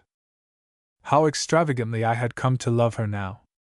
I realized in those moments how strong this passion was that had grown up, as it were, under cover of the work, and that I had not fully recognized till now. How intensely the sight of these wonderful lines moved me. I felt that I could worship her, literally. That she had become to me as a religion is to the enthusiast. I must be the possessor, the sole owner of her. I felt she was mine already. The agony and the loss, if she ever gave herself to another, would be unendurable. If that happened, I should let a revolver end everything for me. I did not believe even the thought of my work would save me. Yet how curious this same passion is, I reflected, gazing at the exquisite image on the paper before me. If one of these lines were bent out of shape, twisted, or crooked, this same passion would cease to be. The love and affection and esteem I had for her would remain, but this intense desire and longing for her to be my own property, which shook me now to the very depths of my system, would utterly vanish. Yet it would be wrong to say that these lines alone had captured me, for had they enclosed a stupid or commonplace mind they would have stirred me as little as if they themselves had been imperfect. No, it is when we meet a spirit that calls to us from within a form of outward beauty, and only then, that the greatest passion is born within us. And that I felt for Viola now, and I knew, looking back through a vista of other and lighter loves, I had never known yet its equal. She loved me, too, that great fact was like a chord of triumphant music ringing through my heart. Then why this fancy that she would not marry me? How could I possibly break it down? Persuade her of its folly? I walked up and down the studio all that evening, unable to go out to dinner, unable to think of anything but her, and all through the night I tossed about, restless and sleepless, longing for the hour on the following day which should bring her to me again. Yet how those hours tried me now! It would be impossible to continue. She must and should marry me. It was only for me she held back from it apparently, yet for me it would be everything. One afternoon, after a long sitting, the power to work seemed to desert me suddenly. My throat closed nervously, my mouth grew dry, the whole room seemed swimming round me, and the faultless, dazzling figure before me seemed receding into a darkening mist. I flung away my brush and rose suddenly. I felt I must move, walk about, and I started to pace the room, then suddenly reeled, and saved myself by clutching at the mantelpiece. "What is it? What is the matter?" came Viola's voice, sharp with anxiety, across the room. "Are you ill? Shall I come to you?" "No, no," I answered, and put my head down on the mantelpiece. "Go and dress. I can't work any more." I heard her soft, slight movements as she left the dais. I did not turn, but sank into the armchair beside me, my face covered by my hands. Screens of color passed before my eyes, my ears sang. I had not moved when I felt her come over to me. I looked up, she was pale with anxiety. "You are ill, Trevor! I am so sorry. I have worked a little too much, that's all," I said constrainedly, turning from her lovely, anxious eyes. "Have you time to stay with me this evening? We could go out and get some dinner, if you have, and then go on to a theater. Would they miss you? Not if I sent them a wire. I should like to stay with you. Are you better?" I looked up and caught one of her hands between my own burning and trembling ones. "I shall never be any better till I have you for my own, till we are married. Why are you so cruel to me?" "Cruel to you? Is that possible?" Her face had crimsoned violently, then it paled again to stone color. "Well, don't let's discuss that. The picture's done. I can't work on it any more. It can't be helped. Let's go out and get some dinner anyway." Viola was silent, but I felt her glance of dismay at the only half-finished figure on the easel. She put on her hat and coat in silence, and we went out. After we had ordered dinner and were seated before it at the restaurant table, we found we could not eat it. We sat staring at one another across it, doing nothing. "Did you really mean that? That you wouldn't finish the picture?" she said, after a long silence. I looked back at her. The pale transparency of her skin, the blue of the eyes, the bright curls of her hair, and the glow of the electric lamp looked wonderfully delicate, entrancing, and held my gaze. "I don't think I can. I have got to a point where I must get away from it and from you. But it is dreadful to leave it unfinished. It's better than going mad. Let's have some champagne. Perhaps that will give us an appetite." Viola did not decline, and the wine had a good effect upon us. We got through some part of our dinner, and then took a hansom to the theater. As we sat close, side by side, in one of the dark streets, I bent over her and whispered, "If we had been married this morning, and you were coming back to the studio with me after the theater, I should be quite happy and I could finish the picture." She said nothing, only seemed to quiver in silence, and looked away from me out of the window. We took stalls and had very good seats, but what that play was like I never knew. I tried to keep my eyes on the stage, but it floated away from me in waves of light and color. I was lost in wondering where I had better go to get fresh inspiration, to escape from the picture, from Viola, from myself. Away, I must get away. Colam non animum mutant que transmere current is not always true. Our mind is but a chameleon and takes its hues from many skies. In the vestibule at the end I said, "It's early yet. Come and have supper somewhere with me, you had a wretched dinner." Anything to keep her with me for an hour longer. Any excuse to put off, to delay that frightful wrench that seems to tear out the inside of both body and soul, which parting from her tonight would mean. "Do you want me to come to the studio with you afterwards?" she asked. I looked back at her with my heart beating violently. Her face was very pale, and the pupils in her eyes dilated. We had moved through the throng and passed outside. The night was fine. We walked on, looking out for a disengaged hansom. I could hardly breathe, my heart seemed stifling me. What was in her mind? What would the next few minutes mean for us both? My brain swam. My thoughts went round in dizzying circles. We shan't have time for supper and to go to the studio as well, I answered quietly. I don't think I want any supper, she replied. A sudden joy like a great flame leapt through me as I caught the words. A crawling hansom came up. I hailed it, and put her in and sprang in beside her, full of that delight that touches in its intensity upon agony. Westbourne Street, I called to the man. Number 2, the studio. Chapter 5, The Call of the Cuckoo. I stood looking through the window of my studio thinking. The worst had happened, or the best, whichever it was. Viola had become my mistress. She had resolutely refused to be my wife, and the alternative had followed of necessity. The picture had brought us together, it held us together. I could not separate from her without sacrificing the picture, and so destroying her happiness, as she said, and rendering useless all that she had done for me so far.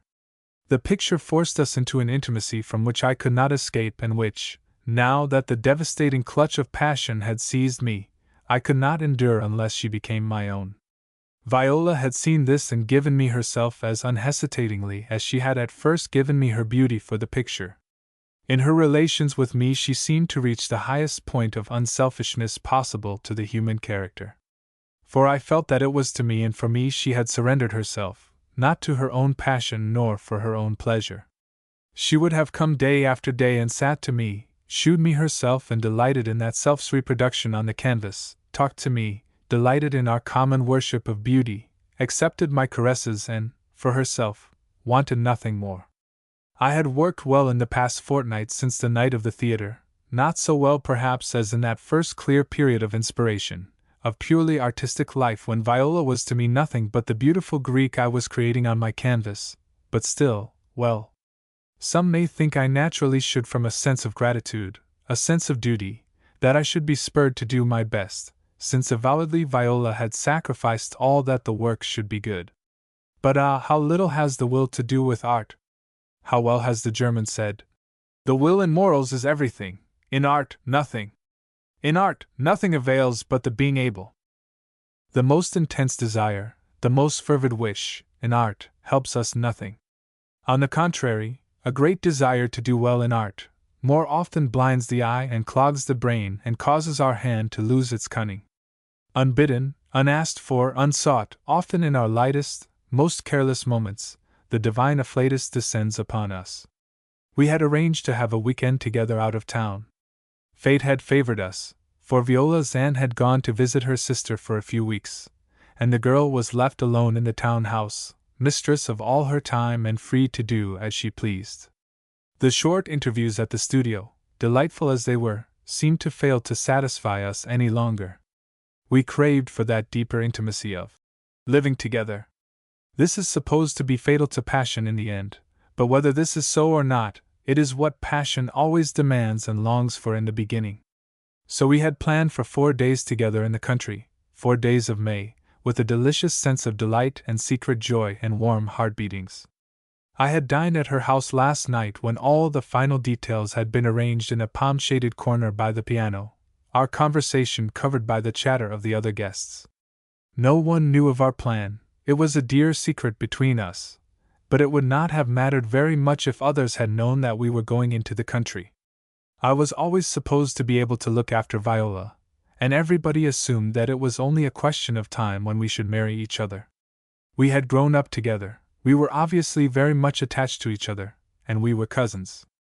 And with that amazing inconsistency that is the chief feature of the British public, while it would be shocked at the idea of your marrying your sister, it always loves the idea of your marrying your cousin, the person who in all the world is most like your sister. However, all we as hapless individuals of this idiotic community have to do is to secretly evade its ridiculous conventions when they don't suit us, and to make the most of them when they do. And as I was more anxious to marry Viola than about anything else in the world, I welcomed the convention that assigned her to me and made the most of it. For all that, we kept the matter of our 4 days to ourselves and planned out its details with careful secrecy. I was to meet her at Charing Cross Station, and we were going to take an afternoon train down into Kent where Viola declared she knew of a lovely village of the real romantic kind. I had thought we ought to write or wire for rooms at a hotel beforehand, But Viola had been sure she would find what she wanted when we arrived, and she wished to choose a place herself. So there was nothing more to do. My suitcase was packed, and when the time came to 2:15, I got into a hansom and drove to the station. Almost as soon as I got there, Viola drove up, punctual to the minute. She knew her own value to men too well to try and enhance it by always being late for an appointment, as so many women do. She looked fresh and lovely in palest gray, her rose-tinted face radiant with excitement. "I haven't kept you waiting, have I?" was her first exclamation after our greeting. "I had so much work to do for Aunt Mary all the morning, I thought I should not have time to really get off myself." "No, you haven't kept me waiting," I answered. "And if you had, it would not have mattered. You know I would wait all day for you." She glanced up with a wonderful light-filled smile that set every cell in my body singing with delight, and we went down the platform to choose our carriage. When the train started from Charing Cross, the day was dull and heavy-looking, warm, without sunshine. But after an hour's run from town we got into an atmosphere of crystal and gold, and the Kentish fruit trees stretched round us a sea of pink and white foam under a cloudless sky. When we stepped out at our destination, a little sleepy country station, the air seemed like nectar to us. It was the breath of May, real merry, joyous English May at the height of her wayward, uncertain beauty. We left our light luggage at the station, and walked out from it, choosing at random the first white, undulating road that opened before us. The little village clustered round the station, but Viola did not want to lodge in the village. "We can come back to it if we are obliged, but we shall be sure to find a cottage or a wayside inn." So we went on slowly in the transparent light of a perfect May afternoon. There are periods when England both in climate and landscape is perfect, when her delicate, elusive loveliness can compare favorably with the barbaric glory, the wild magnificence of other countries. On this afternoon a sort of rapture fell upon us both as we went down that winding road. The call of the cuckoo resounded from side to side, clear and sonorous like a bell. It echoed and re-echoed across our path under the luminous dome of the tranquil sky and over the hedges of flowering thorn, snow-white and laden with fragrance. Everywhere the fruit trees were in bloom. Delicate masses of white and pink rose against the smiling, innocent blue of the sky. "Now here is the very place!" exclaimed Viola suddenly, and following her eyes I saw behind the high, green hedge bordering the road on which we were walking some red roofs rising, half hidden by the masses of white cherry blossom which hung over them. A cottage was there boasting a garden in front, a garden that was filled with lilac and laburnum not yet in bloom, filled to overflowing, for the lilac bulged all over the hedge in purple bunches and the laburnum poured its young leaves down on it. A tiny lawn, rather long-grassed and not innocent of daisies, took up the center of the garden, and on to this two open casements looked, above again, two open windows, half lost in the white clouds of cherry bloom. "But how do you know they've any rooms?" I expostulated. Viola looked at me with jesting scorn in her eyes. "I don't know yet, but I'm going to find out." She put her hand unhesitatingly on the latch of this apparently sacred domain of a private house, opened the gate, and passed in. I followed her inwardly fearful of what our reception might be. "Men have no moral courage," she remarked superbly as we reached the porch and rang the bell. A clean-looking woman came to the door after some seconds. "Apartments?" "Yes, miss, we have a sitting room and 2 bedrooms vacant," she answered to Viola's query. "Shall I show them to you?" We passed through a narrow, little hall smelling of new oilcloth into a fair-sized room which possessed one of the casements we had seen from outside and through which came the white glow and scent of the cherry bloom and the song of a thrush. "This will do," remarked Viola with a glance round. "And what bedrooms have you?" "We only want a sitting room and 1 bedroom now." "Well, ma'am, the room over this is the drawing room. That's let from next Monday. Then I have a nice double room, however, I could let with this." "We will go and see it," said Viola.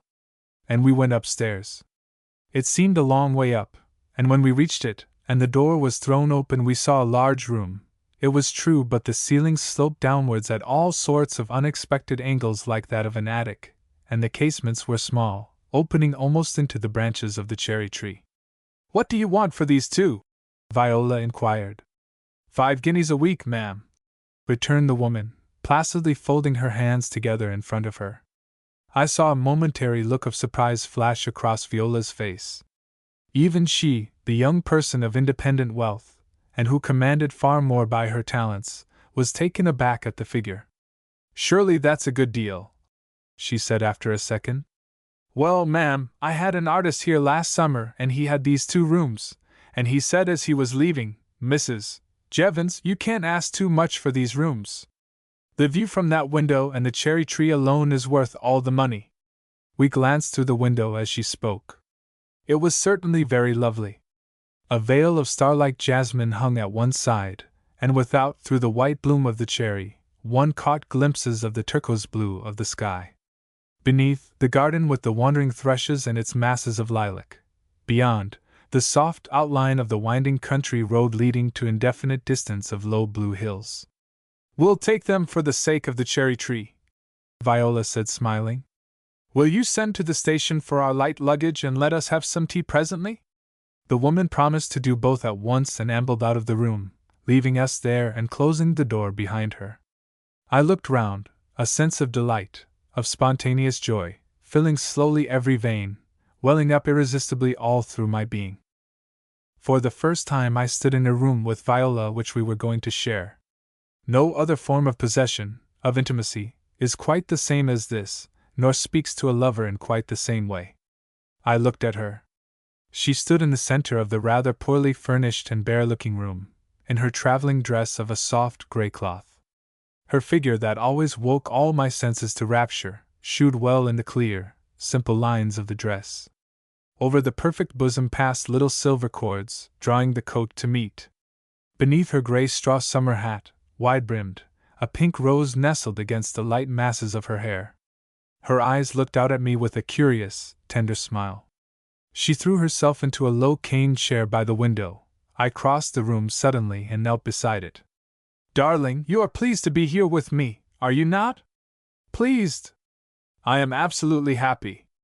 I have the sensation that whatever happened I could not possibly be more happy than I am." She put one arm round my neck and went on softly in a meditative voice.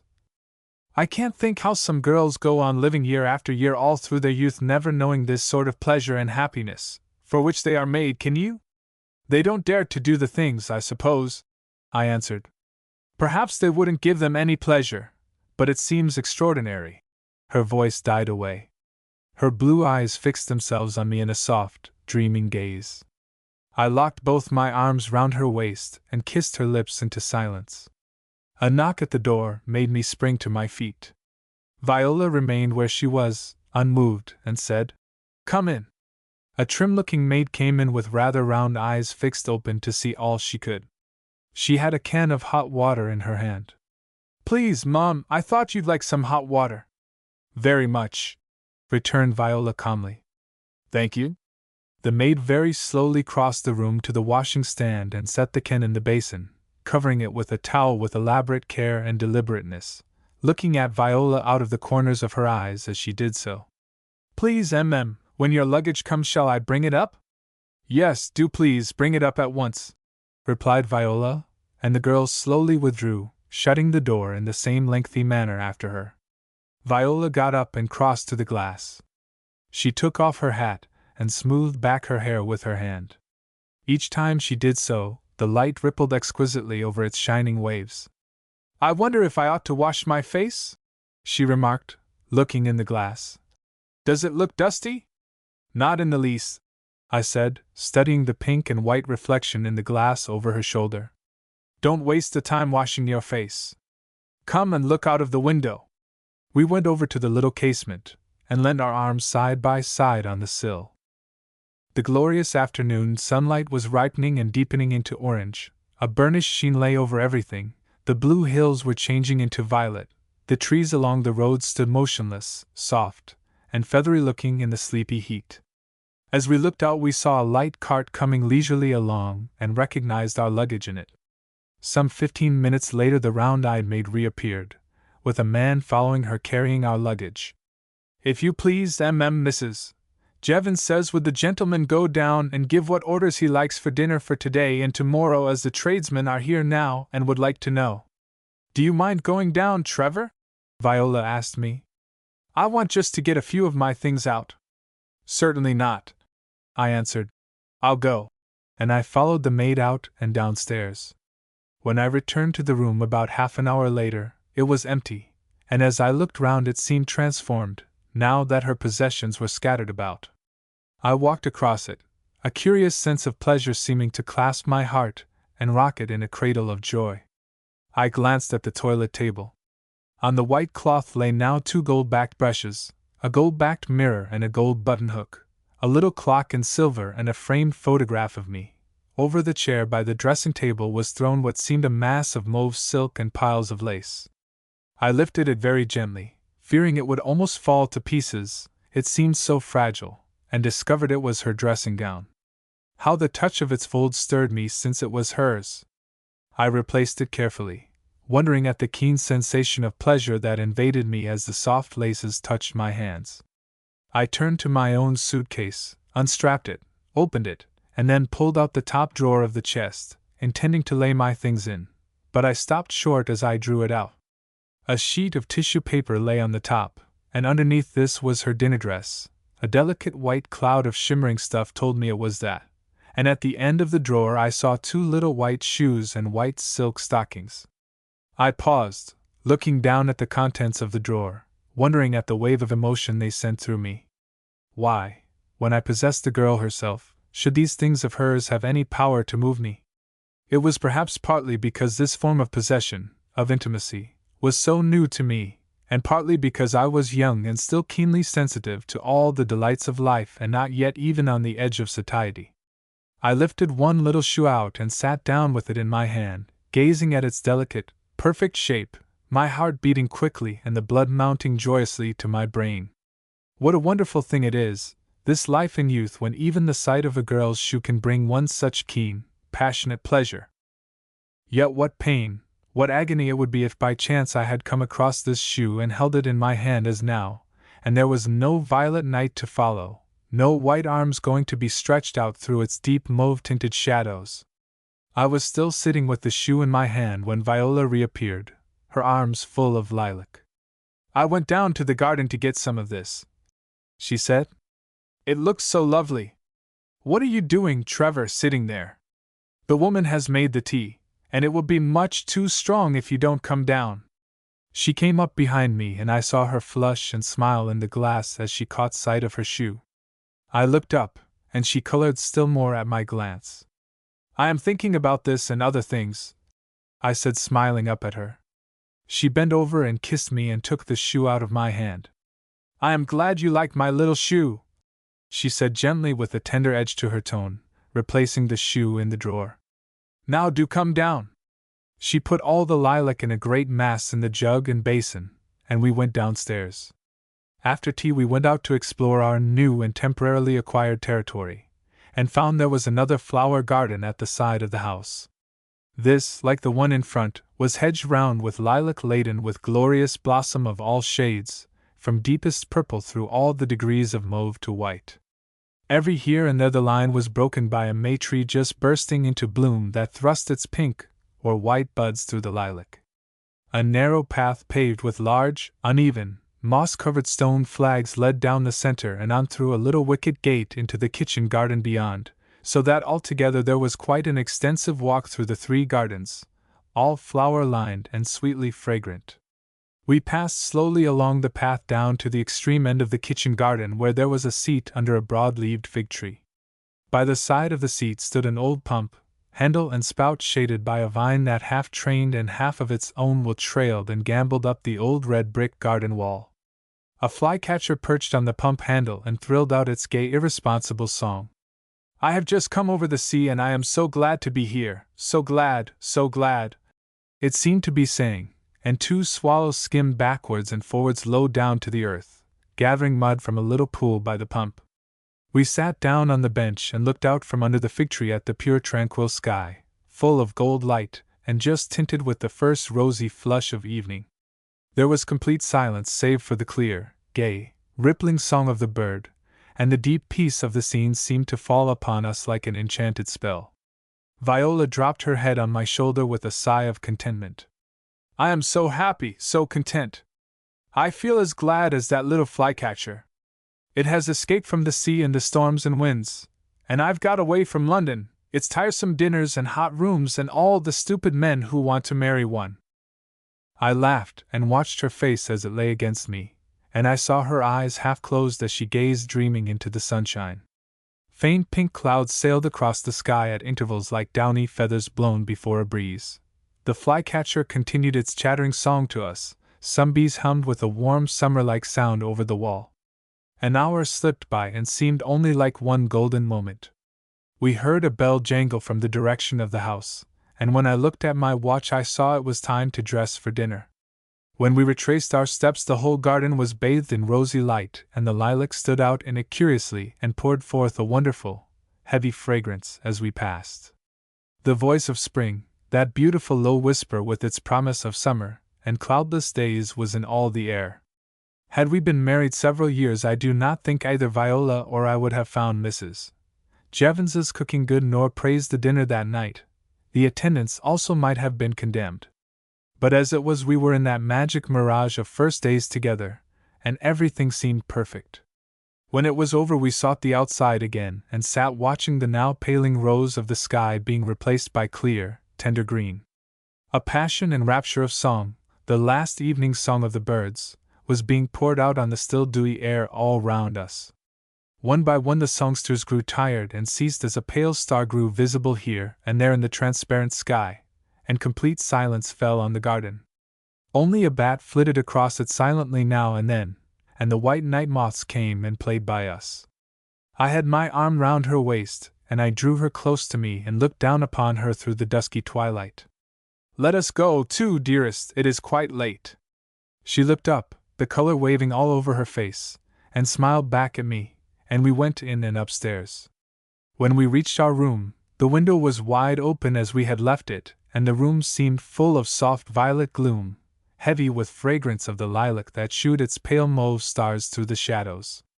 It was so beautiful, the effect of the deep summer twilight, that I told her not to light the candles. Shew yourself to me in this wonderful mysterious half-light, nothing can be more beautiful. I sat down on the foot of the bed watching her, my heart beating, every pulse within me throbbing with delight. Viola did not answer. She did not light the candles, but with the rustle of falling silk and lace began her undressing. That night I could not sleep. The window stood open, and the room was filled with the soft, mysterious twilight of the summer night with its thousand wandering perfumes, its tiny sounds of bats and whirring wings. The cherry bloom thrust its long, white, scented arms into the room. I lay looking towards the white square of the window wide-eyed and thinking. A strange elation possessed my brain. I felt happy with a clear consciousness of feeling happy. One can be happy unconsciously or consciously. The first state is like the sensation one has when lying in hot water. One is warm, but one hardly knows it, so accustomed to the embrace of the water has the body become. The other state of conscious happiness is like that of first entering the bath, when the skin is violently keenly alive to the heat of the water. Viola lay beside me motionless, wrapped in a soundless sleep like the sleep of exhaustion. Not the faintest sound of breathing came from her closed lips. The room was so light I could distinctly see the pale circle of her face and all the undulating lines of her fair hair beside me on the pillow. I felt the strange delight of ownership borne in upon me as it had never been yet. We had not dared to pass a night together at the studio. We had only had short afternoons and evenings, hours snatched here and there, overclouded by fears of hearing a knock at the door, a footstep outside.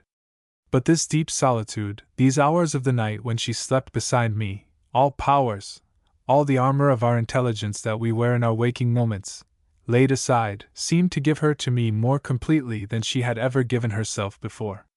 And gazing upon her in serene unconsciousness, I felt the intense joy of possession, a sort of madness of satisfaction vibrating through me, stamping that hour on my memory forever. The next morning we came down late and enjoyed everything with that keen, poignant sense of pleasure that novelty alone can give. To us coming from a stay of months in town, the small sitting room, The open casement window, the simple breakfast table, the loud noise of birds' voices without, the green glow of the garden seemed delightful, almost wonderful. So curtains were really white. How strange it seemed. In town they are always gray or brown, and the air was light and thin with a sweet scent, and the sky was blue. It was a fine day, the sun poured down riotously through the snow-white bloom of the cherry tree. 2 cuckoos were calling to each other from opposite sides of the wood, and their note, so soft in the distance, so powerful when near, resounded through the shining air till it seemed full of the sound of a great clanging bell, musical and beautiful. Viola was delighted. Her keen ear enjoyed the unusual sound. "Oh, Trevor, that repeated note, how glorious it is! It reminds me of a sustained note in Wagner's Festspiel. I do wish they'd go on." She seated herself by the window listening with rapture in her eyes. The woman of the house brought in our coffee, but I doubt if we should have got any breakfast. Only the cuckoos wanted theirs and fortunately flew off to get it. When the glorious musical bell rang out far on the other side of the wood, dimmed by distance, Viola came reluctantly to the table. "How delicious this is! This being in the country just at first. Look at the table with its jonquils. Isn't it pretty? Look at the honey and cream. I think you had better eat some of it," I answered. "Or at least pour out the coffee."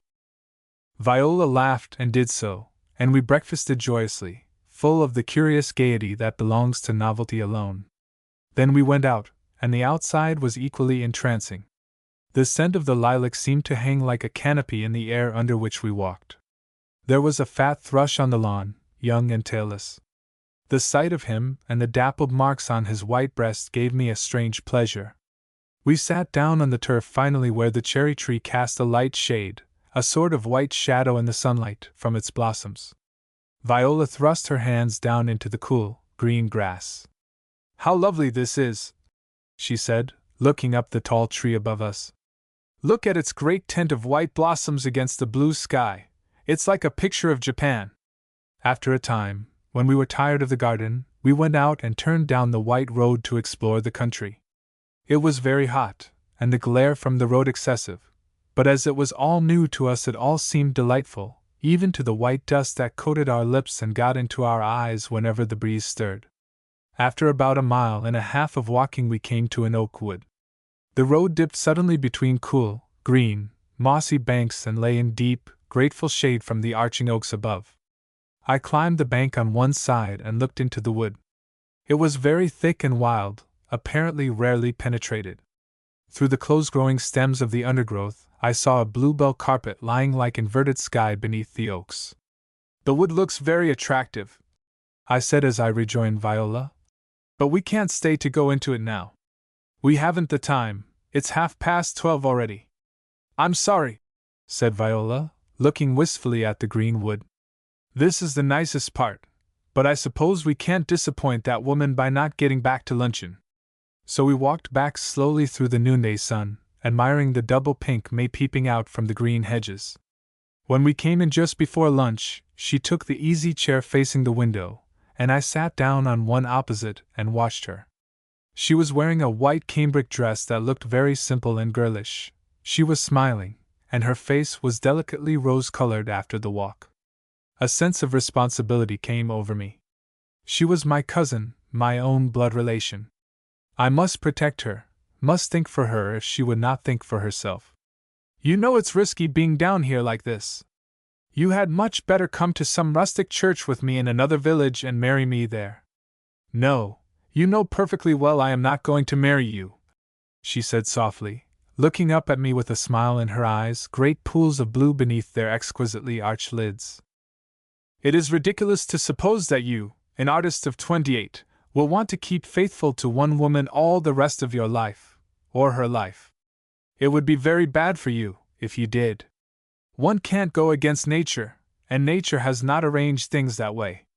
Marriage is a pleasure perhaps, but nature never arranged marriage, and a man should not allow himself unnatural pleasures." She was really laughing now, but I knew her resolve was perfectly serious, and I did not see how I could break it up.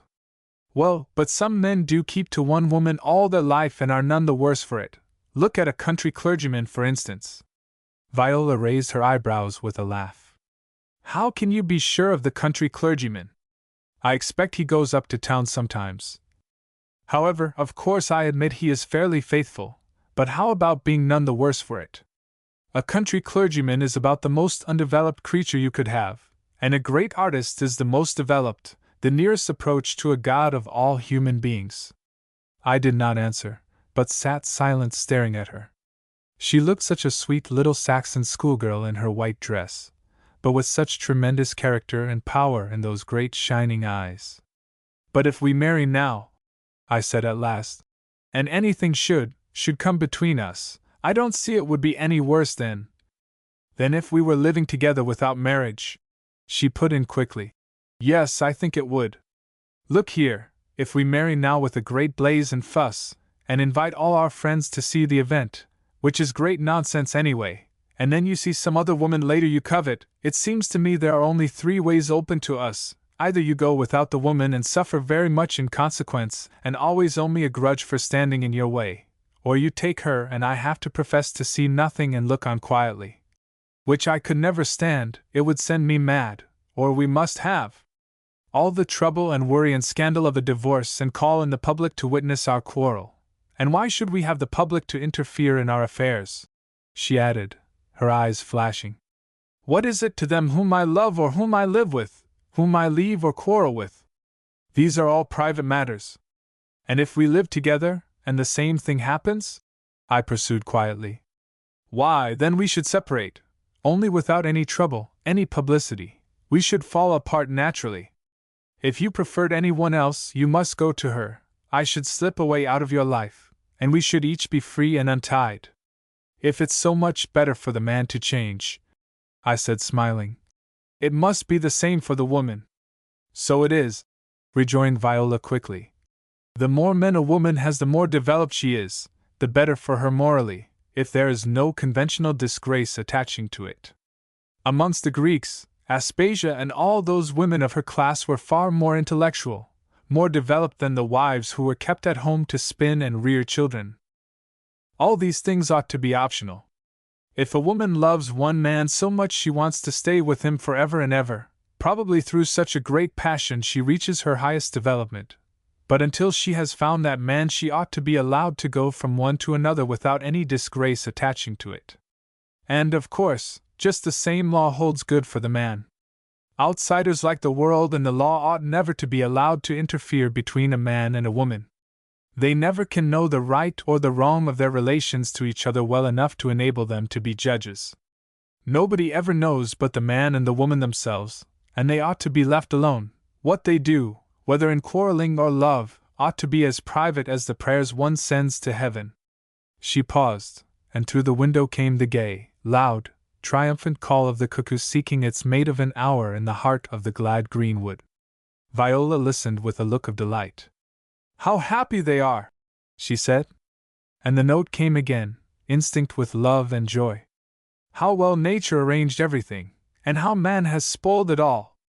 Fancy passion, the most subtle, evanescent, delicate, elusive emotion, and yet one so strong. Fancy that being bound down by crabbed and crooked laws, being confined by wretched little conventions. But anyway, we shall have to say we are married here. Oh, say anything you like, rejoined Viola laughing. Saying doesn't do any harm. Yes, but then we must fix some place where we've been married and all that, do you see? We'd better go somewhere further off, I think, and stay away some time and come back married. I do feel very worried about it, Viola. I think it would be much simpler to do it than to lie about it. Viola jumped up and came over to me. Dear Trevor, I am so sorry you are worried, but really it will work out all right. We will go abroad somewhere from here. We might go to Rome, it's a lovely time of year, and then to Sicily, to Taormina, and we'll stay away a year and you finish the picture and I'll write an opera, and then we'll come back married to town in the season and we'll have been married before we leave England, of course, and then it will be a year ago, and I don't think anybody will bother about it much. I looked down upon her. She was so pretty and so dear to me, I must keep her, and if those were the only terms upon which she would stay with me I must accept them. The landlady came into the room at this minute, followed by the maid to lay the luncheon. In the landlady's hand was a fat, black book which she presented diffidently to Viola. "It's the visitor's book, ma'am," she said. "I thought you and the gentleman would like to write your names in it in case of any letters." "Yes, very much," returned Viola promptly, with a little side smile at me, and sat down and wrote in it.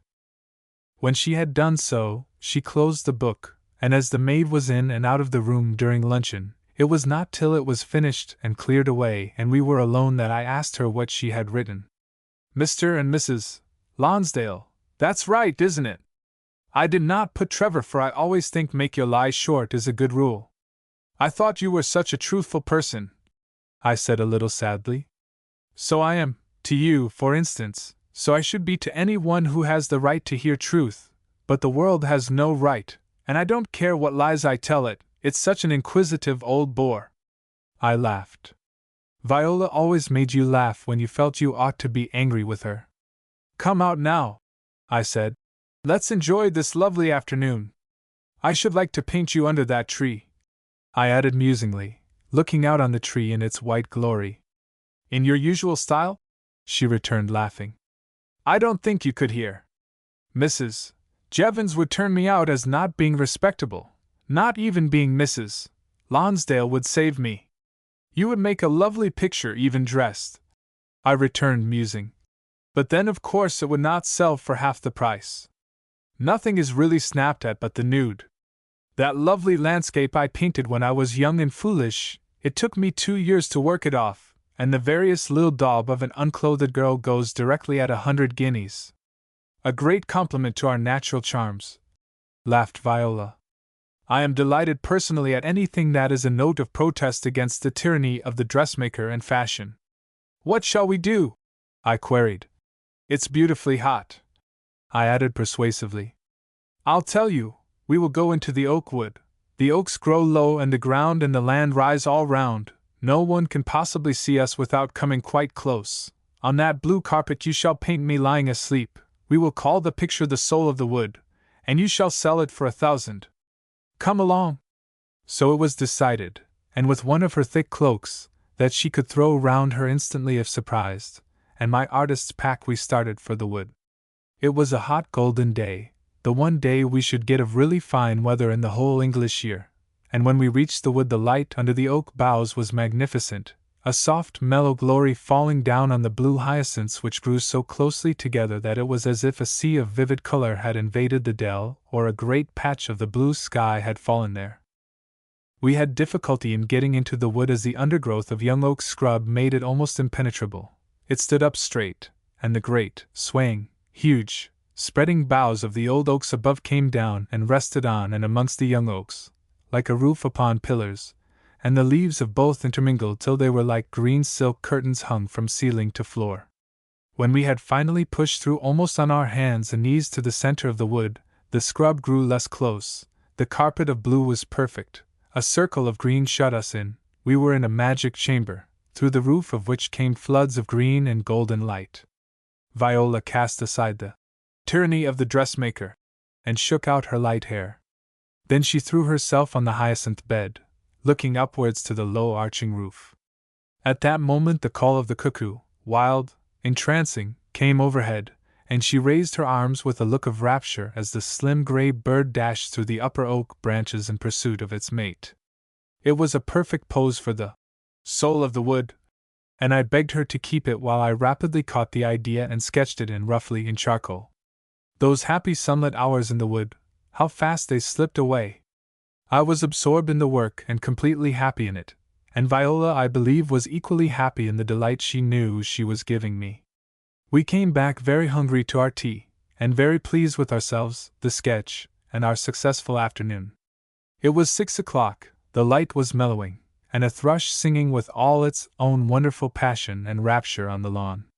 The scent of the lilac, intensely sweet, came in at the window and filled the room.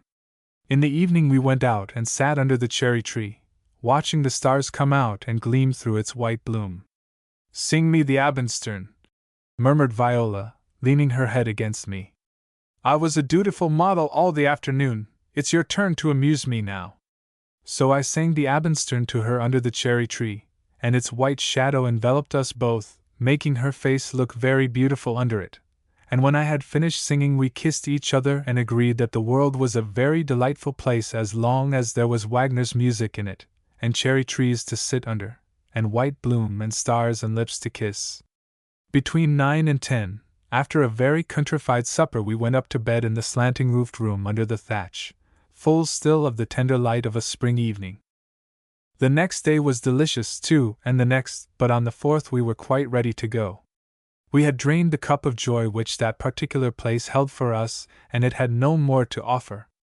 The cherry tree pleased us still, but it did not give us the ecstatic thrill of the first view of it. The lilac scent streamed in, but it did not go to the head and intoxicate us as when we came straight from the air of Waterloo. The thrush gurgled as passionately on the deep green lawn, but the gurgle did not stir the blood. All was the same, only the strange spell of novelty was gone. Viola seemed so pleased to be leaving it quite hurt me. When I went upstairs I found her packing her little handbag with alacrity and singing. "Are you glad to be going?" I asked. "Yes," she said, surprised. "Are not you? But you have been happy here?" I said with a tone of remonstrance. "Oh, yes," she exclaimed. "Wildly, intensely happy. It's been 4 days' enchantment, but then it's gone now. We can't get any more out of this place. We have enjoyed it so much we have drained it, exhausted it. Like the bees, we must move on to a fresh flower." It was true that was all we could do, yet I looked round the bare attic-like room with regret. Could ever another give me more than that had done? Could there ever be a keener joy, a deeper delight than I had known in the shadows of that first violet night? Part 3 The Black Night, Chapter 6 In Mayfair. The spring of the next year found us installed in a small house in Mayfair, for the season. For a year we had been abroad, the summer in Italy, the winter in Egypt, and had come back with our eyes full of color, armed against the deadly grayness of England for 3 months at least. We had traveled as Mr. and Mrs. Lonsdale, we came back as Mr. and Mrs. Lonsdale. There had been no difficulty so far. Every one seemed satisfied, and what was far more important, so were we. The whole top floor of the Mayfair house was my studio, and made a fairly large and convenient one. We kept on the old studio as a matter of sentiment, but rarely went there now. The Phryne and the Soul of the Wood had been finished and accepted for exhibition. Both were sold, the Phryne for £5,000, the Soul of the Wood for £4,000, and I had brought from abroad many unfinished sketches and partly finished pictures. In all this time we had lived very close to each other. Viola had been my only model against an ever-varied background. Not the faintest shadow had flecked the sunshine of our passion for each other. Viola had written her operetta, and it had been taken for a London theatre. A Captain Lawton had written the libretto under the title of The Lily of Canton. The music was weird and charming, suited to the strange Chinese story and scenery. It was to be produced in May, and Viola always spoke of the first night with excited joy. It had been a full, rich year. Like bees, as Viola had said, we had gone from flower to flower, draining the honey from each new blossom and passing on. New places, new skies, new scenes had all in turn contributed to our pleasure and given us inspiration which took form again in our art.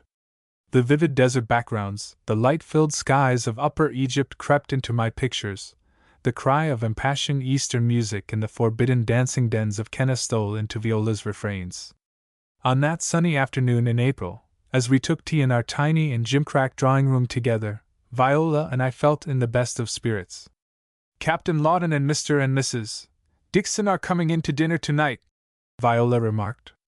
"Lawton tells me he saw the manager yesterday, and the piece seems getting on all right." "I am very glad," I answered.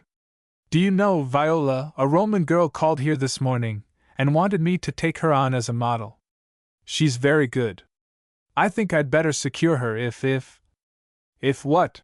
asked Viola, smiling. "Well, if you don't mind," I answered, coloring. "Mind?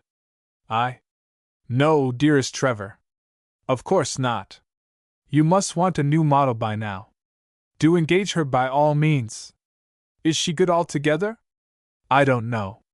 I have only seen her face yet. That's very lovely. Veronica, she calls herself. I thought, anyway, she would do splendidly for the head. What a piece of good luck she should come now. You were just wanting a model for your Roman Forum picture, returned Viola. And then the matter dropped, for some women came in to tea and broke off the conversation. At 11 o'clock the next morning I was in my studio, awaiting Veronica. I was pleased, interested, elated. The girl was really beautiful, and the sight of beauty exhilarates and animates like wine. She was very punctual and came confidently into the room as the clock struck. The cold morning light through a north window fell upon her, and instead of the light warming the face as so often happens, her face seemed to warm the light. She was about 16, with a skin of velvet, dark, quite dark, but clear as wine, and with a wonderful red flush glowing through the cheek. The eyes were brilliant, brown to blackness, but full of fire and luster. Her hair, dark as midnight, clustered and fell about her face in soft curls. The nose was dainty, refined, with perfect nostrils, the mouth deepest red and curved with the most tender, seducing lines. I had never seen such a face. The beauty of it was glorious, to an artist awe-inspiring. I stood gazing at her, delighted, spellbound, and the young person keenly observed my admiration. She smiled, revealing true Italian teeth, exquisite, white, and perfect. I am Veronica Bernardini, she said. I have 2 hours to spare in the morning and 3 in the afternoon. My first thought was not to let any other artist have her, not till I had painted her at any rate and startled London with her face. Are you sitting to anyone else? I asked mechanically. No, I give the rest of my time to my family. We are very poor. My mother and father are old. I am their sole support. I waved my hand impatiently. All models tell you that. One gets so tired of it. What do you want an hour? I will take all your time. You must not sit to anyone else. Her eyes gleamed, and the lovely crimson mouth pouted. 5 shillings an hour if you take the 5 hours a day, she answered. I suppose you know that's double the ordinary price? I said, smiling. However, I don't mind. I'll pay you if I find you sit well. Take off your hat now and sit down, anywhere. I want just to make a rough sketch of your head. She obeyed, and I drew out some large paper sheets and found a piece of charcoal. Sitting down opposite her, I gazed at her meditatively. Now that her hat had been removed, I could see the extraordinary wealth and beauty of her hair. It was black with lights of red and gold fire in it, and fell in its own natural waves and curls and clusters all about her small head and smooth white forehead. What about a bacchante? She was a perfect study for that. I always imagined, perhaps from seeing antiques, where it is so represented, that the head of a bacchante should have hair like this, and it is rare enough in English models. Suppose I made a large picture, the death of Pentheus, the king in Euripides' tragedy of the Bacchae, who in his efforts to put down the Bacchanalia was slain by the enraged Bacchantes. Suppose I put this one in the foreground. But then it seemed a pity to spoil such a lovely face with a look of rage. Well, anyway, let me have a sketch first, and see what inspiration came to me. I got up and looked amongst my odd possessions for a vine-leaf wreath I had. When I found it, and some ivy leaves, I came back to her and fastened them round her head, in and out of those wonderful vine-like tendrils of hair. She sat demurely enough and very still while I did so, but when I wanted to unfasten the ugly modern bodice and turn it down from her throat so as to get the head well poised and free, she pressed her lips on my hand as it passed round her neck. I drew my hand away. Don't be silly, or I shan't employ you, I said with some annoyance. She pushed out her crimson lips. You are too handsome to be an artist. They are mostly such guys. Hush, be quiet now, be still, I said, moving back from her to see if I had the effect I wanted. I felt with a sudden rush of delight I had. The face was just perfect now, the head a little inclined, the leaves in the glossy hair. No more exact image of the idea the word bacchante always formed in my mind could be imagined. I sketched her head in rapidly. I made 2 or 3 drafts of it in charcoal, then I got my colors and did a rough study of it in color. Her neck, like that of almost all Italians, was a shade too short, but round and lovely in shape and color. The time passed unnoticed, and it was only when the luncheon gong sounded I realized how long I had been at work. I sprang up and gathered the sheets of paper together. "That's all now," I said. "I'll take you again 3 to 6. Are you tired?" I added, as she got up rather slowly and took up her hat. "No," she answered, shaking her head. "All that was sitting down, that's easy." Her voice sounded flat, but I was too hurried to take much notice of it. I wanted to get down to show Viola the work. "Well, 3 o'clock then," I repeated, and ran downstairs. Viola was waiting in the dining room, but not at the table. I went over to the window where she was standing, and showed her the sketches. "Oh, Trevor, how lovely! How perfectly beautiful!" she exclaimed, gazing at the charcoal head.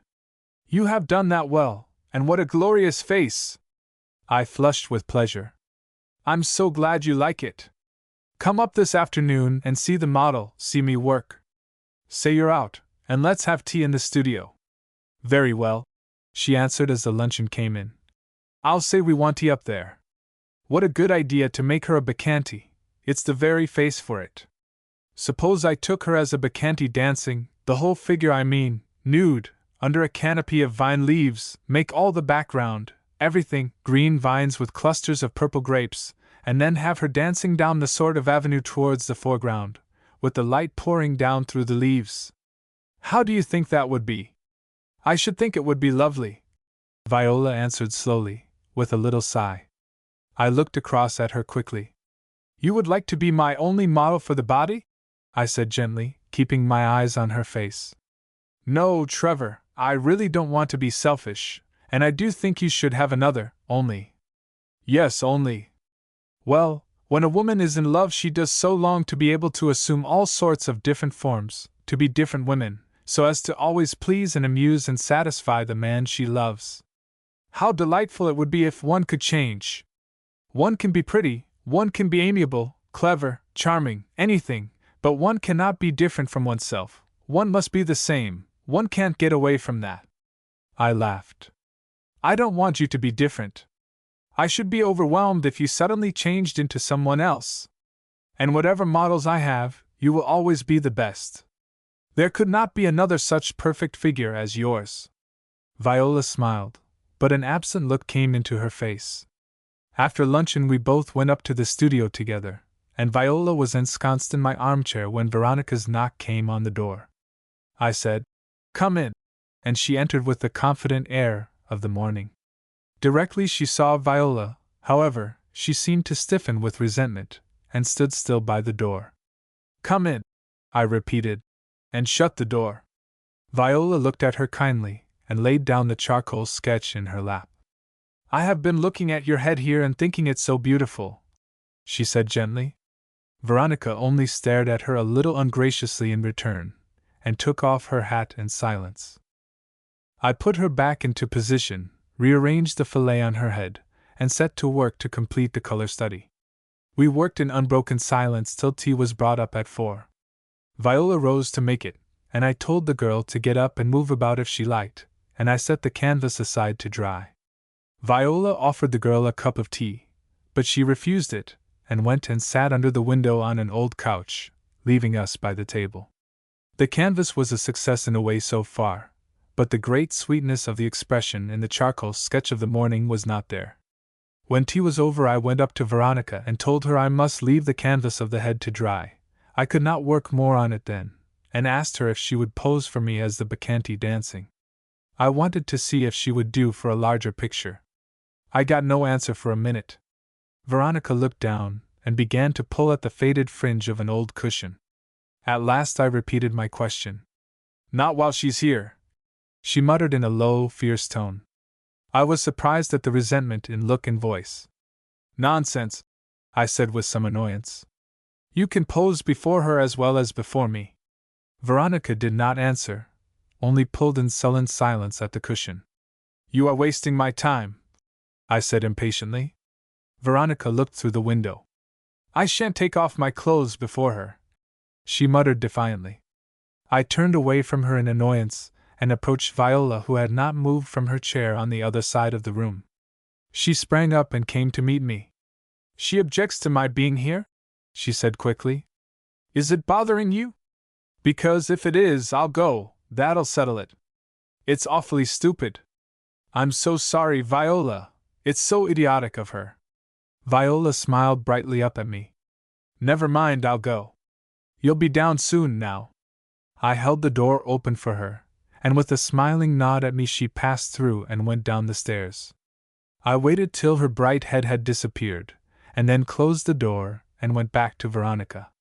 "Now," I said, "Mrs. Lonsdale has left us. Will you get up and stand as I want you to? Or do you want me to dismiss you?" I felt extremely angry and annoyed. My heart beat violently. Viola had come there by my invitation, she had deprived herself of any possible society for the afternoon, and now had been practically turned out by this impertinent little model. Veronica got sulkily up from the couch and began to undress in silence. I walked away and flung myself into the armchair Viola had vacated, and picked up the charcoal sketch. How sweet the face was in that! And yet what an awful little devil the girl on the couch had looked. I was so accustomed to Viola's unfailing either good temper or self-command, that I was beginning to forget women had bad tempers as well as men.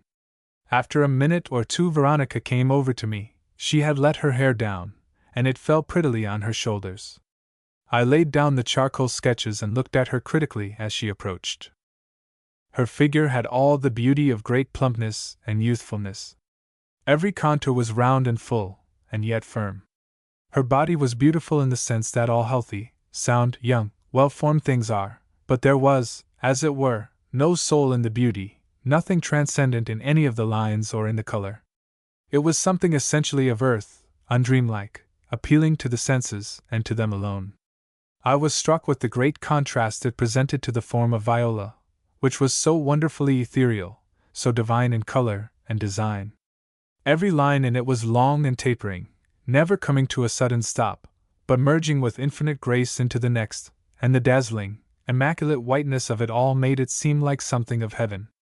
It suggested the vision, the ideal, all that man longs after with his soul, that stirs the celestial fires within his brain, not merely the flame of the senses. In the form before me, the lines were short and often abrupt, the curves quick and expressionless. It would do capitally for the Bacchante. It would not have served for a moment for the soul of the wood. The girl was smiling now, and appeared quite amiable.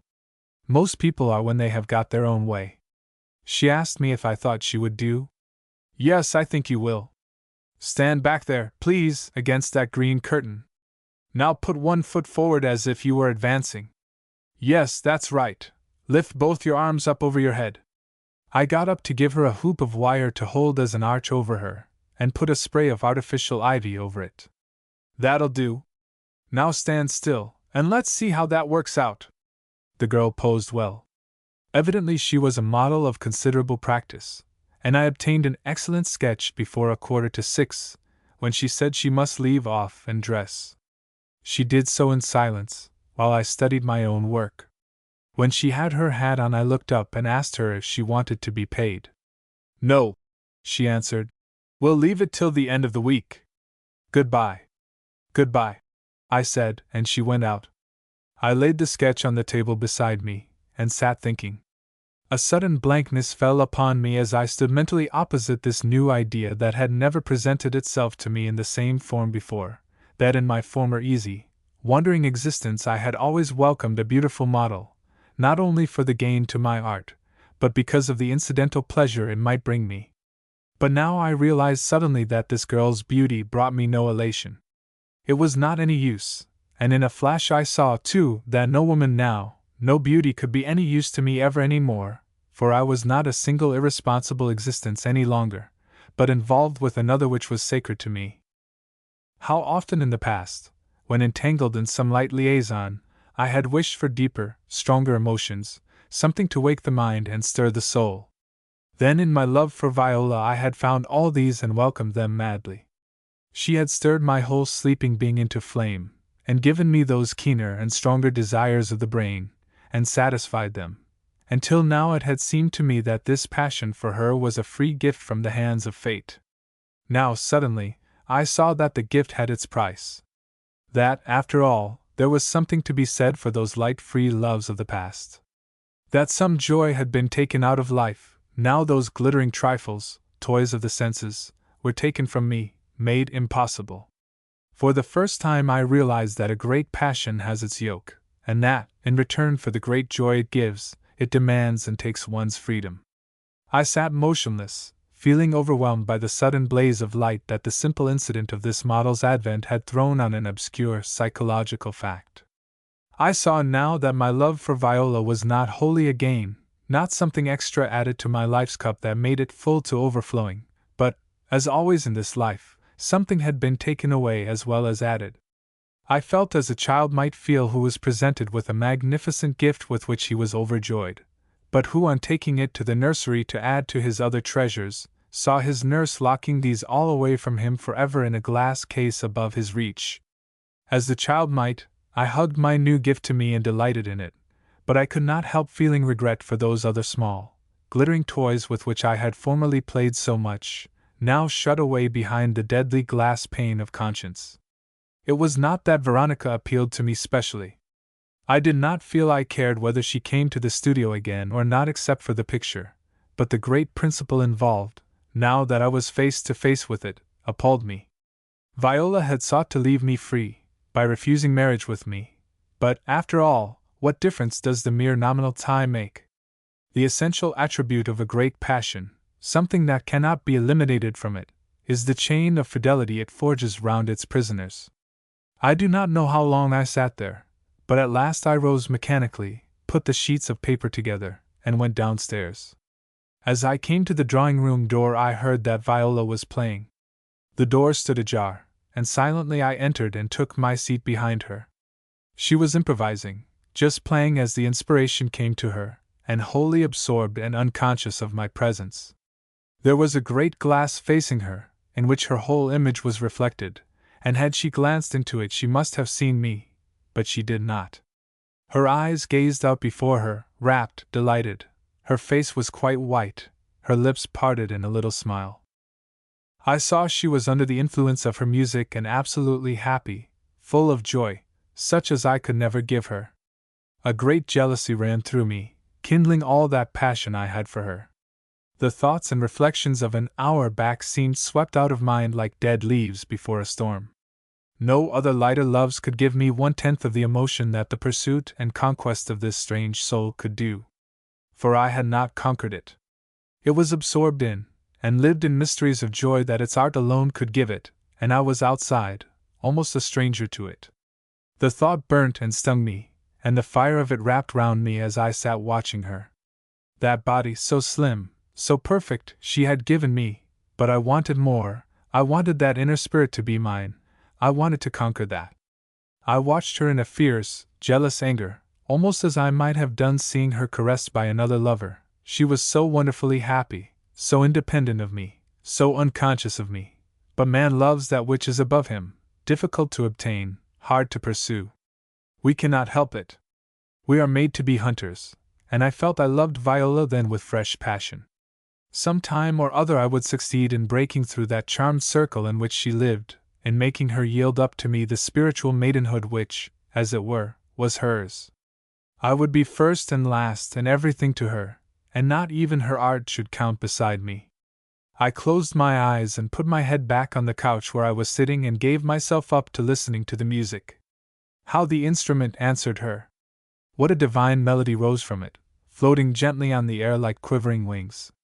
Then suddenly came a storm of passion, and the room was filled with a tempest of sound, while one strong thread of melody low down in the bass ran through it all and seemed a fierce reproach of one in anguish. At last one sheet of sound seemed to sweep the piano from end to end, a cry of dismay, of pain, the woe and grief of one who sees his world shattered suddenly before his eyes. Then there was silence. I sprang up and clasped her in my arms. "Trevor!" she exclaimed, like one awakening from a dream. "I had no idea you were there." "No," I said savagely. "You were so absorbed, you never noticed me come in. Well, I heard the model go, and I waited and waited for you to come down, but you were so long I turned to the piano to console me. Which it did quite well, apparently, I answered. A sweet, tender look came over her face, and she stretched out her arms to me. Nothing could wholly console me for your absence, she said, and you know that quite well, but the music always helps me to bear it. I drew her to me and strained her close up to me in silence, longing to conquer, to come into union with that mysterious inner something we call the soul. Yet in this unconquerable quality, in this pursuit of that which always escapes from our most passionate embraces, man finds an inexhaustible delight. Chapter 7: Freedom.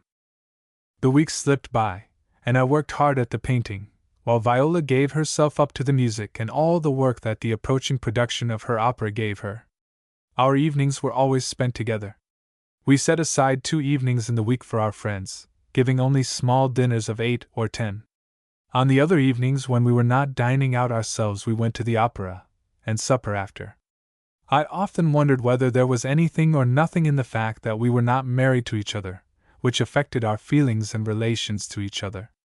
Does that conventional bond make some subtle difference, just by its existence, and did that account for the fact that we seemed to find a greater delight in each other's society, a greater need of each other than the average husband and wife do? Or was it only because we happened to be two who had met and really loved more than most people do, and had we been married, we should have felt the same? Certainly we were looked upon as peculiar because, being married, we were so much together. The true explanation is perhaps that, as a rule, the people who love do not marry, and those who marry do not love. Coming home from our supper after the opera, I felt the same passionate delight in Viola as that first evening when I had driven her to my studio. Waking in the dawn to find her sleeping on my arm, I had the same joyous elation as I had known under the thatched roof, during our first stay together. Unfortunately, however, a great passion for one object does not necessarily exclude lesser passions, or rather, passing fancies of the senses for other objects. It is generally supposed that it does, but my experience is rather to the contrary. With women possibly it may do so oftener than with men, but extreme constancy, absolute exclusiveness is not the natural product of a great passion. It is a question rather of sentiment and artificial restraint. Nature is not on the side of sentiment. She is always a prodigal, with the one great aim before her of ensuring the continuance of the race. Consequently, when a man is already loving one object with all his force, it is not nature's plan to make him turn from all others by instinct. No, she is ever ready with others, ever rather prompting him, leading him towards others, in order that, should accident or death remove his first mate, others should not be wanting, and her great scheme should not be spoiled nor interrupted. Nature is always on a grand scale, always acting in and for the plural, never for the singular. Does she want one oak to survive, she throws on the ground 1,000,000 acorns for that purpose. Man she has fitted to love not one, but hundreds, and our senses act automatically and are always on the side of nature. It is the mind alone that man has taught to act against her, and that demands and gives fidelity in love. A woman's attitude towards a second lover, when she is deeply in love with the first, is not so often, "I don't want him," as, "It would grieve my first lover, therefore I will not take him." A man, when offered a second mistress, usually thinks, "I will take her, but I mustn't let the first one know." In both it is the anxiety of nature that neither should be left mateless, part of her tremendous scheme of insurance against mischance. And all this great love and passion which I had for Viola, passion which exhausted me almost to the point sometimes of being unable to work, did not seal my senses against the beauty of Veronica, beauty I painted daily in the studio. I used to enjoy the afternoon spent there now with a different pleasure from that of work merely. The sensuous attraction had become very great, and I was beginning to feel it was not innocent and to half long for, half dread an interruption, something to break through it, end it. Veronica professed to have fallen in love with me. It is rather a trick of models to do this. They think it can do no harm, and possibly extra benefits to themselves may accrue. Perhaps she was in love with me, if a mere covetousness of the senses can be called love. This she had, and from the first she had determined to subdue me. Her ruse of the first day had succeeded. Viola had never again come to the studio while she was there, and so hour after hour we were alone together undisturbed. I kept hard at work the whole time, hardly exchanging a word with her, and would go downstairs for tea with Viola, but she employed her eyes continually to tell her story, and caught my hand and kissed it whenever she was able. Just at first I felt only amusement and annoyance. Then gradually I used to expect the soft look to come into the beautiful eyes, the touch of the warm lips on my hand began to stir and thrill me. I felt a vague dislike and distrust of the girl mentally. I thought she was vain, selfish, mercenary, revengeful, and bad-tempered, but with all that nature had nothing to do. Her servants, the senses, submitted to the youth and beauty of the newcomer, and that was all nature cared about. One afternoon she was posing as usual, and I was painting, deeply absorbed, on the picture of the Bacchante, when her voice suddenly disturbed me. "May I move just for a minute?" "Certainly," I exclaimed, looking up and laying down my brush. The girl laid down her spray of ivy leaves, walked across the space intervening between us, and before I was aware of her intention, threw her arms round my neck and kissed me. The kiss seemed to burn my lips, but with the current of passion I also felt a storm of anger against her. I sprang up and seized her shoulders, pushing her away from me. "Don't, Trevor, don't, you are hurting me, you are hurting my shoulders!" she exclaimed, the tears starting to her eyes. I took my hands from her arms, and saw my grasp had left deep marks of crimson on them.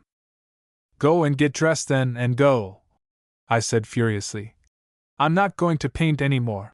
I pushed my chair away and threw the palette and brushes on to the table near. Veronica shrank from me and turned pale. In that moment the intense beauty of the face and figure was borne in upon me. She clung as if for support to the easel with one soft hand. All the youthful body seemed to shrink together in a beautiful dismay. Great tears rolled down the cheeks from the dark, reproachful eyes. I saw it all for one moment, feeling the anger sinking down under that strange influence that beauty has upon us. But I would not look at her. I turned my back on her and went over to the window, hardly conscious of what I did. I stood there for a few moments. Then, suddenly, there came a cry and the sound of a fall behind me. I looked round and saw her lying, a little crushed heap, by the couch where she usually dressed. I sprang forward, full of self-reproach. How foolish I had been! So unnecessarily harsh. I went to her. In obedience to my order, she had put some of her clothes on, and now lay there senseless apparently and quite white, her arms, still bare, stretched out on the floor beside her. She looked so pretty, so small, round, and helpless, that my heart went out to her. I felt I had been such a brute. As I stooped over her to raise her, I saw the great crimson bruises I had left on her arms. I picked her up and put her on the couch. She lay there quite still, pale, her eyes closed, unconscious. I pushed the hair off her forehead, and dipping my handkerchief into a glass of water on the table, pressed it on to her head. I was kneeling by the couch. The sweet, little, rounded face, the soft, unconscious body lay just beneath my eyes. She opened her eyes slowly. "Trevor, do forgive me," she whispered, and smiled up at me just a little, opening the curved lips. "Do say you forgive me, give me one kiss." In the violent reaction of feeling, in the torrent of self-reproach for being so hard on a child like this, the senses conquered. I put my head down, and kissed her passionately, far more passionately from that great reaction of preceding anger, on her lips. "Dear, dear little girl, are you better?" She threw her arms round me. "Oh, Trevor, I do love you so, I do love you, I do love you." Full of that great delight, so transient, so baseless, so unreasoning, yet so great, which the senses give us, of that passion in which the mind has no part, that passes over us as the wind ruffles the surface of the lake without moving the depths below, I kissed her over and over again, and pressed her to me, soft shoulders and undone hair and wounded arms. The next moment the vision of Viola came before my brain, and I rose to my feet. Veronica caught at my hand, and raising it to her lips, kissed it in a tempest of passion. I drew it away. "Get up and finish your dressing," I said very gently. "This sort of thing can do you no good, Veronica. It will only mean that I cannot let you come to the studio at all." Veronica rose from the couch obediently and resumed her dressing. She gave me somehow the impression she was satisfied at having broken down my self-control, and hoped to win me over further by extreme docility.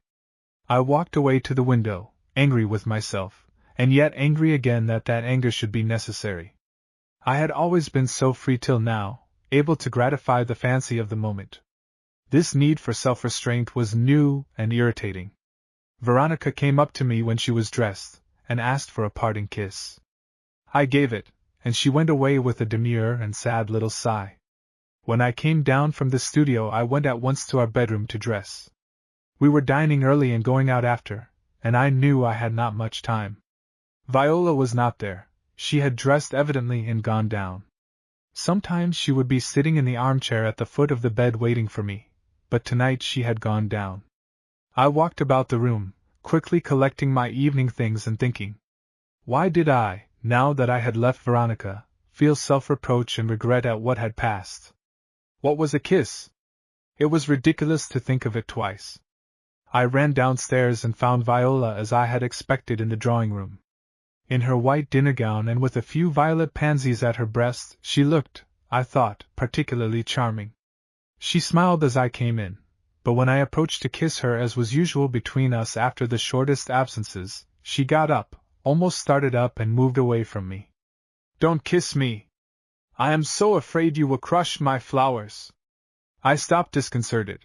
She colored slightly and took a chair further from me. I flung myself into one close to me. It was so unlike Viola to resist any advance of mine, and on such a score, that it astonished me.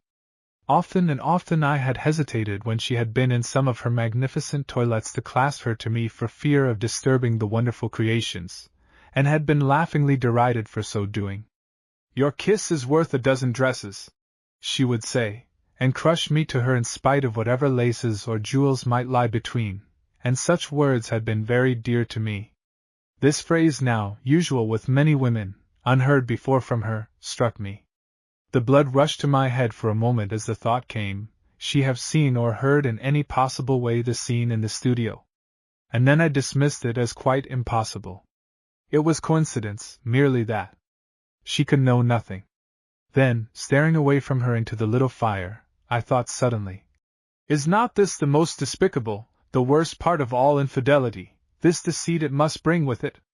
The lies, either spoken or tacit, to which it gives birth? There were only a few moments, and then the bell called us to dinner. Viola was just as sweet and charming as usual through the meal and after, both during the theater party to which we went, and when we were driving home together.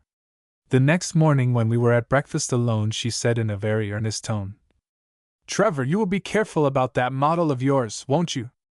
I raised my eyebrows. How do you mean? Don't let her draw you into anything you don't really want to do. Be a little on your guard with her. You know how detestable some women can be. They try to make men compromise themselves, and then worry them afterwards. I should think I ought to be able to take care of myself, I replied. Of course I was annoyed, and showed it. Well, said Viola, getting up from the table, it is difficult when a girl is as beautiful as that, and you are shut up for hours alone with her. When do you think the picture will be finished? I don't know at all, I said, feeling more and more annoyed. I shall probably keep her on for another actorate.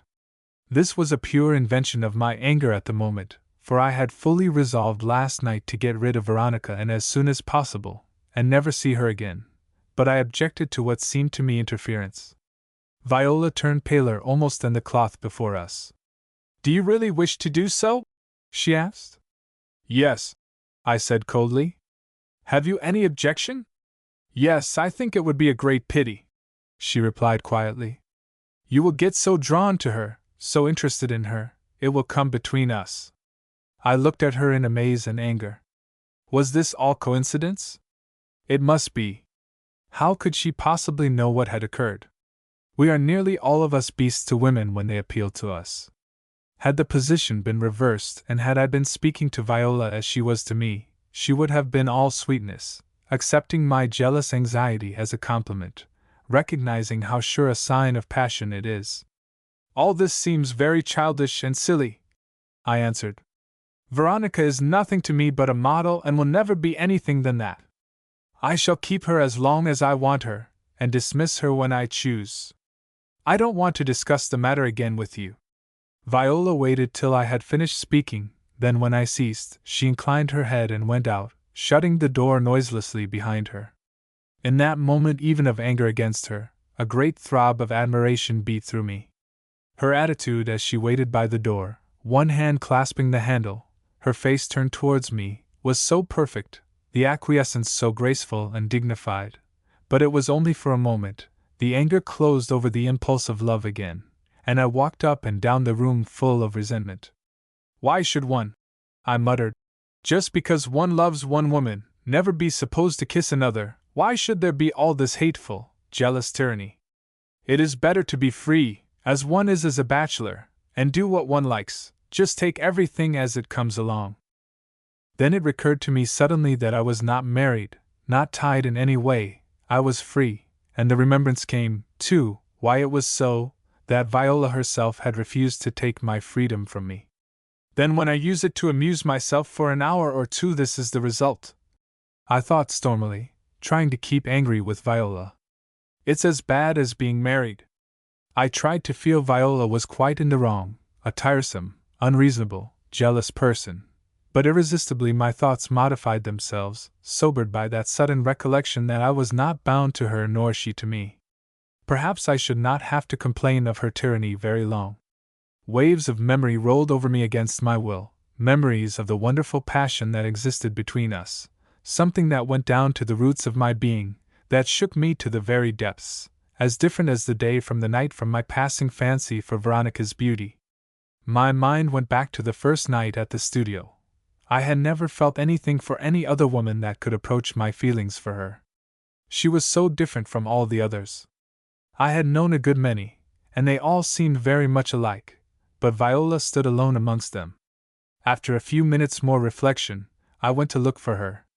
I thought I would try to soften the effect of my last words to her, but I could not find her, and full of a sense of dissatisfaction, I went on at last upstairs to the studio. When Veronica came into the room, I realized the full extent of my folly the previous afternoon. Hitherto her manner had been respectful and demure enough on the surface, though always with a suggestion of veiled, insolent self-confidence. Now the veil was thrown off, she was assured of herself, and showed it. She came up to me, kissed me as a matter of course, and when I barely returned the kiss, she laughed openly and said coolly, "What's the matter, Trevor? Viola been lecturing you?" To hear her use Viola's name seemed to freeze me. "Be quiet," I said sharply. The girl merely made a grimace and began to take off her hat and let down her hair. The morning passed dully. I did not paint well. The impersonal state of mind in which alone good artistic work can be produced was not with me. When I went down to luncheon, I found Viola looking very pale and ill. This made me feel cross. Ill health very rarely excites pity or sympathy in men, but nearly always a feeling of vexation and annoyance. Why should she worry herself? I asked myself angrily, when there was nothing to worry about. She had generally a very warm pink color glowing in her face, which disappeared if anything worried or grieved her. It was gone now, and I knew it was my words of the morning that had driven it away.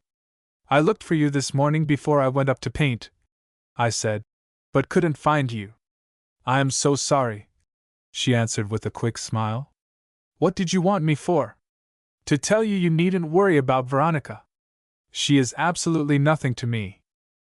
"Then, if she is, why will you not send her away, or at least when the Bacchante is finished?" "Because I don't see any necessity," I answered. "Besides, if I get any other model you would feel the same, wouldn't you, about her? Any model you kissed and desired?" "Yes, certainly." We were both standing now facing each other. Viola was deadly pale, as she always became in any conflict with me. I stood silent for a moment. I could not understand how she knew and could speak so definitely, but I could not lie and deny it, so I said nothing. "Do you mean that I am never to kiss another woman as long as I live?" I asked, a shade of derision coming into my voice. "No, only as long as we are what we are to each other." A chill fell upon me. I could not think of a time when she would not be with me, could not face the idea of change.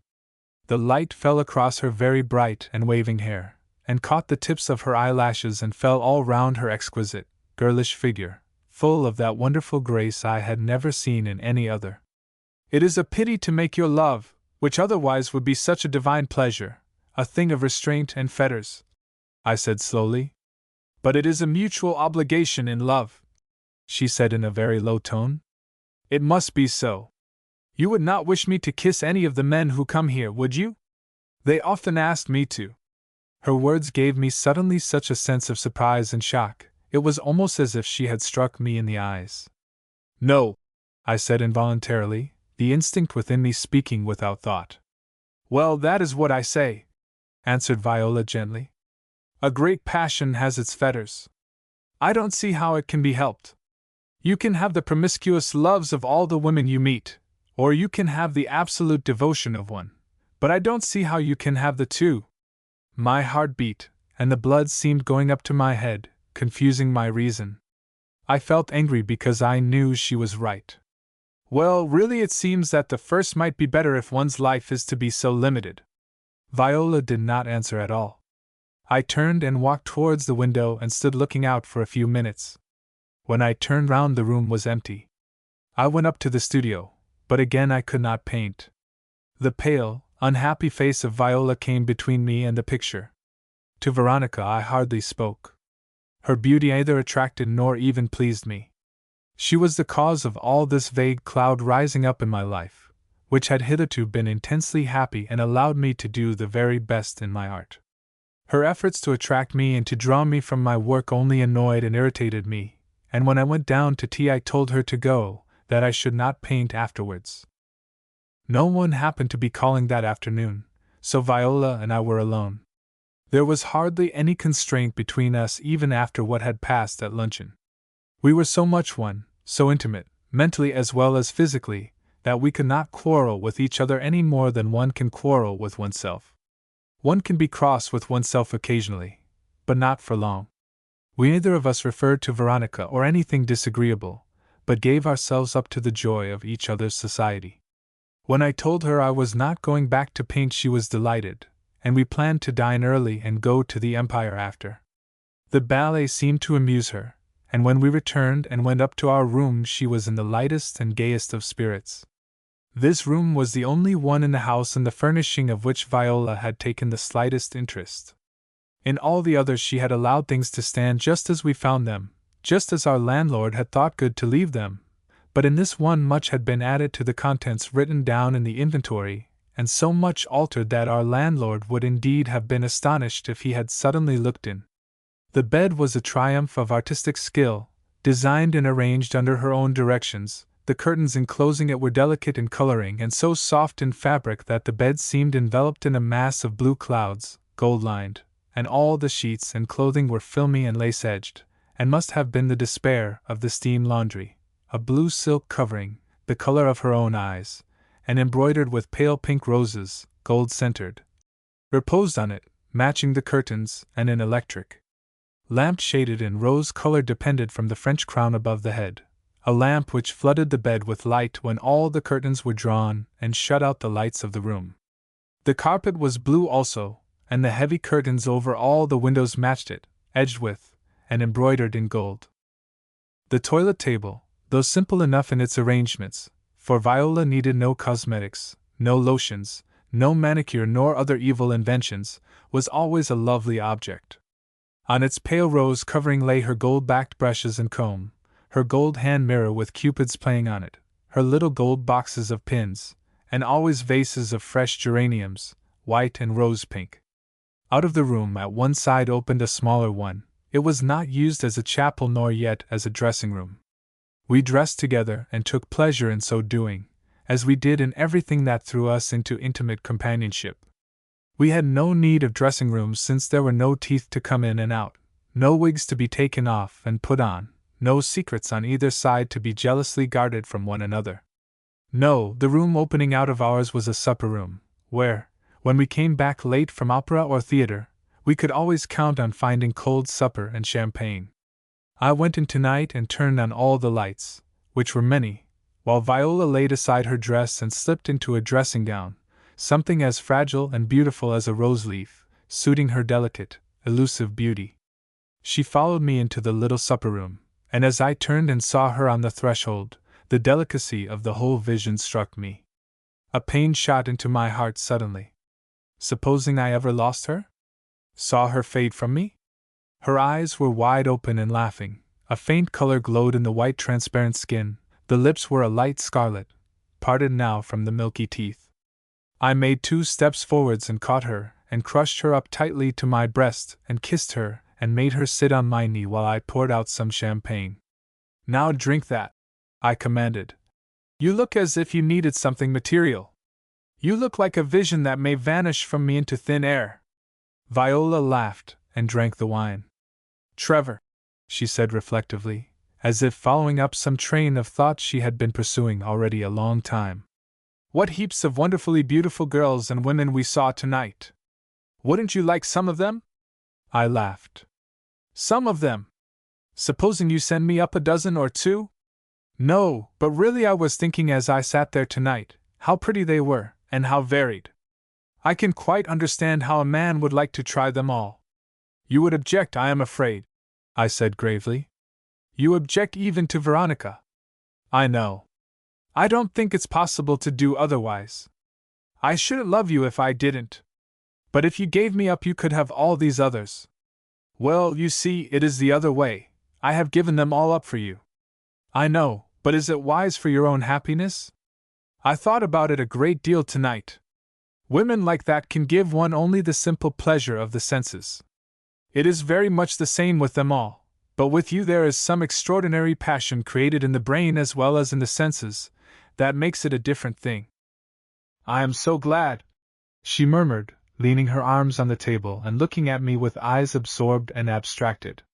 "There is no single thing in this world I would not do to give you pleasure, to delight and satisfy you. I have never refused you anything, have I? Never." And it was true. She never had refused me anything it was in her power to give. Still she held something that was not yet mine, the inner spirit of the soul. Days passed and things continued in the same way. I had not the strength of mind to dismiss Veronica, to deprive myself of that subtle, delicious pleasure that lay in her soft kisses, in the bloom of her beauty, in her professed devotion to myself. The Bacchante was not quite finished, so that gave me the outward excuse. The excuse I put forward to myself was that Viola could not possibly know what I felt for the girl nor what I did, and so it could not hurt her. Veronica made no secret of her wishes to tie me more closely to her still. But in spite of the clamor of the senses, there was something within me or round me that held me irresistibly from this. All that I had done already I knew that Viola would forgive, even though it grieved and distressed her.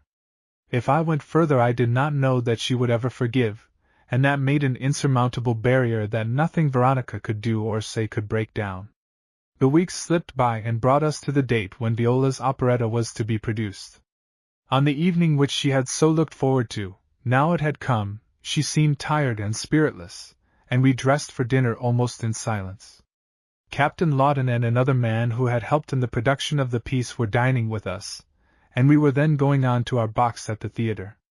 At dinner Viola seemed to regain some of her old gay spirits, and the light rose color I loved crept back into her cheeks as she laughed and talked with Lawton seated on her right hand. I had always thought him a particularly handsome fellow, and tonight it struck me suddenly what an extremely attractive man he must be in a woman's eyes. He was dark and a little sunburnt from being in South Africa, and combined with really beautiful features and a fine figure, he had that dashing grace of carriage, that unaffected simple manner of the soldier, which even by itself has a charm of its own. I looked at Viola curiously, and wondered how she felt towards this man who was so obviously in love with her. Whether it moved her at all to see those dark eyes fill with fire as she smiled at him, to know that the whole of this engaging personality was hers if she chose to stretch out her hand and claim it. The dinner passed off well, thanks principally to the inexhaustible tide of good spirits and fun that flowed from Lawton. We took a couple of hansoms afterwards and arrived at the theater in good time. The Lily of Canton went smoothly from beginning to end. The crowded house laughed and applauded the whole time. In fact, the humor and fun of Lawton's libretto were irresistible, and the beautiful airs that Viola's fancy had woven in and out to carry the wit of Lawton's sparkling lines enchanted the audience. At the end there were calls for both of them to appear before the curtain, and Viola left the box with him, radiant and smiling. When they both appeared on the stage, the enthusiasm was unbounded.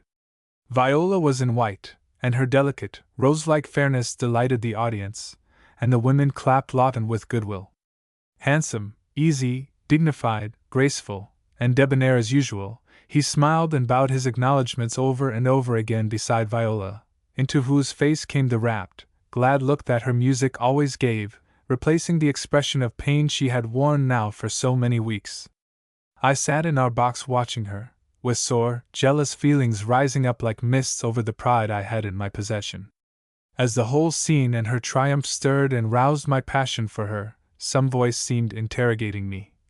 Is she and her love not enough for you? Why do you wear thin and fray the delicious tie between you? They were both up again in the box beside me, directly surrounded by congratulating friends, and then Lawton gathered together his party, and we all filed off in a stream of hansoms to the supper that he was giving in Viola's honor. It was already daylight before we reached home. The next evening I had to attend an artist's dinner. It was for men only, so that Viola was not invited. I spent a very busy morning and afternoon in the studio. The Bacchante was almost finished, and I had made up my mind to dismiss Veronica as soon as I was sure I was satisfied with the picture and did not need her again. Full of this resolve, I was perhaps a little more careless than usual, less on my guard, and when at the end Veronica came to kiss me, I returned her caress with more warmth than I was accustomed to do. It did not really matter, I thought. The girl would be gone in a day or two and I should have no more to do with her. Feeling rather pleased with myself for having taken the decided resolution to dismiss her in order to please Viola, I went downstairs, and was rather vexed when I met her to see her looking particularly white and ill. She had seemed fairly well at luncheon, and I could not shake off the extraordinary idea that my conduct with Veronica through the afternoon was in some way connected with her pallor and expression now. I had it on my lips to say, I have decided to dismiss the model, when that feeling of irritation against her for looking so wretched came uppermost, and held the words back. If she couldn't trust me and would worry about things when I told her not to, she might worry and I would let her alone. It really always hurt and alarmed me so much to see Viola look ill or delicate that it made me angry with her, instead of extra considerate and kind as I should have been. She came upstairs to be with me while I dressed, and sat in the armchair at the foot of the bed. I asked her if she had a headache, and she said, No. What did you do all this afternoon? I asked. Did anyone come in to tea? No, nobody came. I was lying on a sofa in the drawing room most of the time, thinking. I didn't feel able to do anything. I did not ask her what she had been thinking about, but went undressing in silence. Before I left I kissed her, but it was rather a cold kiss, as I felt she ought to be happy and pink-cheeked as a result of my good intentions, unreasonably enough, since I had not told her of them. She accepted it, but seemed to hesitate as if she wished to say something to me. I saw her grow paler, and her lips quiver. She did not speak, however, and so in rather a strained silence we parted and I went downstairs. How I regretted that coldness afterwards! How mad and blind one is sometimes where one loves most! I did not enjoy the dinner at all because I could not deny to myself that I had been unkind to her, with that tacit unkindness that is so keenly felt and is so difficult to meet or combat. I left the hotel where the dinner had been held quite early, and drove back to the house, longing and impatient to be with her again, hold her in my arms, and tell her all I had resolved and been thinking about, and kiss the bright color back into her face again. I let myself in with my latchkey and ran up the stairs into the drawing-room. It was brightly lighted, but empty. I was just going to seek her upstairs when a note set up before the clock on the mantelpiece caught my eye. I crossed the room, took it up, tore it open, and ran my eyes hurriedly down it, line after line. Dearest, our relations have entered upon a new phase lately. I suppose it cannot be helped, it is merely the turning on of the wheel of time. We cannot stay the wheel, still less turn it back. All we can do is to adjust ourselves to the new position. You have wished for your freedom. It is yours. I have never wanted to take it away, but I feel I cannot go on dedicating my life and every thought I have to you as I have done, if you wish to share with others all that has been mine and all that I value most in this or any world. I have tried, but it is beyond me. You cannot think what I have suffered in these last weeks.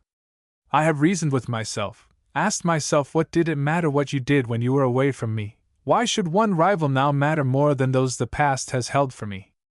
I have argued, reasoned, fought with myself, but it is useless. These unconquerable instincts of jealousy have been placed in us and are as strong as those other instincts of desire that excite them. The life of the last few weeks is killing me. I am losing my health, losing my power to work. It is the concentration of all my thoughts upon you that is maddening, impossible now that you no longer belong to me. Even your presence, once the sun of my existence, is painful to me now, and when you come straight from another woman to kiss me, it is agony. I cannot bear it. You thought I did not know all the kisses and caresses you have given Veronica. Dear Trevor, a woman always knows, perhaps a man does, too. Certainly I knew. One does not have to see or hear, there is a sense, not yet discovered, that is above all the others, that tells us these things. When you came from her to me you brought with you an influence that killed. Perhaps it was that you were surrounded with an electricity from her that was hostile to my own. I have felt lately a longing to be away from you, a longing to escape from pain and torture, but the music keeps me in town, and we cannot well separate here without a scandal, which I know you would not wish. So I am going to try and escape mentally from you, though our bodies must occupy the same house for a little while longer. I am going to try to interest myself in others, not to think of you, not to care for you as I have done. We have both been foolish perhaps, as you say, in limiting our lives to each other. Let us end the idea between us. Let us be like ordinary married people. You are free to choose whatever paths of pleasure open before you. I am the same. Tonight when you come back you will find this letter instead of me. I shall dine out with one of these men who want me and afterwards spend the evening with him. I will come back early enough to cause no comment, but I will not come to your room, as I do not suppose you will want me. I have had another room put ready, and I shall go there. Goodbye, dearest one, if you could know all the agony that has gone before this breaking of the tide between us. Now I seem to feel nothing, I am dead. I can't cry, can't think any more. Viola. I read this letter through with an agonized terror coming over me, that gripped and wrung my heart, through the cloud of amaze that filled me. Towards the end the words seemed to stab me. As I came to the conclusion the truth broke upon me in a blinding, lightning flash. I had lost her. But it was incredible, unthinkable. She was part of my life, part of myself. I still lived, therefore she was mine. I felt paralyzed. I could not grasp fully what she had said, what she intended me to understand. It was as when one is told a loved one is dead. It means nothing to us for a moment. Reason goes down under a flood of sickening fear. I read the last page over again. Then I sprang to my feet and stared round the empty room as if seeking an explanation from it. It offered none. All round me was orderly, placid. Only within me burned a hell, lighted by those written words. It was very quiet. Only an occasional drip of the June rain outside broke the stillness. An exquisite picture of Viola laughed joyously back at me from a little table covered with vases of white flowers, white as she had been that first night at the studio. O God in heaven, what had I done to bring this ruin into my own life? Had I deserved it? Had I? I thought wildly. What had I done? What did it all mean? Veronica? A few kisses? The impulse of passion? It was nothing, everything was nothing to me beside Viola. She must have known that. Then I recalled her appeals to me. She had asked me to give up Veronica, why had I not done so? Instead, how had I met Viola? How had I answered her? My own words were hurled back upon me by memory and fell upon me like blows, so had they fallen upon her. How could I have been so mad, so blind? Her favorite chair was pushed a little from the fire. By its side I noticed something white, and stooped mechanically to pick it up. It was her handkerchief, crushed together and soaked through and through. How she must have been crying to wet it like that! At the corner it was marked with blood, as if she had pressed it to bitten lips. My own eyes filled with scorching tears as I looked at it. It was the one sign of the passion and agony that had raged in that room before I came back. If I had only returned sooner! I put the handkerchief in my breast, and took up her letter again. Could I do anything now to follow, to recall her? I looked at the clock, and ice seemed to close round my heart and chill it. It was already 11. Then the phrase about the other room struck me. Could she have possibly returned? I opened the door, and went upstairs and through all the rooms in the house. All were empty. I saw the bedroom farthest from mine had been put ready for occupancy, and some few trifles of her own taken from our room and put into it. Then I came back, sick with apprehension, to the drawing-room again, questioning what I could do. To whom would she have gone? As the thought came, all the blood in my body seemed to seethe in rage, but the question had to be faced. For a moment no definite idea would form itself. Then the recollection of Lawton dashed in upon me. The man's head seemed photographed suddenly on all the pale walls round me. Handsome, brilliant, engaging, well-born, and well-bred, he was the man of all others surely to attract her. She would go to him, they would dine together, she would return to his chambers with him. She had not come back yet. For a few moments I was mad. I laid my hand on the back of the chair near me, and it was smashed in my grip. Then the madness passed over, and I could think again. I went upstairs, took out my revolver, and loaded it. I thought I would go round to Lawton's place. But when coming downstairs again, the thought struck me, suppose it was not Lawton? What would the latter think of my sudden appearance, my inquiries? 12 had now struck. There was just a possibility that she would not fulfill her letter, that she would come back to me. But if I by my actions tonight brought any publicity on what she had done, I should make an injury where none existed. I thought for some time over this, and it seemed impossible for me to do anything but wait for her return, wait till I knew. The thought of her name, her reputation, and how I might possibly injure them now held me there motionless. It seemed incredible that she could be so long away and yet her absence mean nothing. But the other supposition, the thought of her passing from me, seemed more incredible still. I know how great her love for me was, and love like ours is not easily swept aside and its claims broken down. Still, in a paroxysm of jealous agony and resentment against me, all might be obscured, and if Lawton were there persuading. And this, something of this pain, I now felt she had suffered, as the soaked handkerchief told me. How I loathed the thought of Veronica! Love, even when it has expired, leaves some tenderness of feeling to us. Passion once dead leaves nothing but loathing. I got up and wrote a few lines of dismissal. It was something to do, something to distract my devouring thoughts. I enclosed a check for all, and more than the sum due to her. Then I flung the letter on the table, and pushed the thought of her out of my mind. I paced up and down the room, looking constantly at the clock.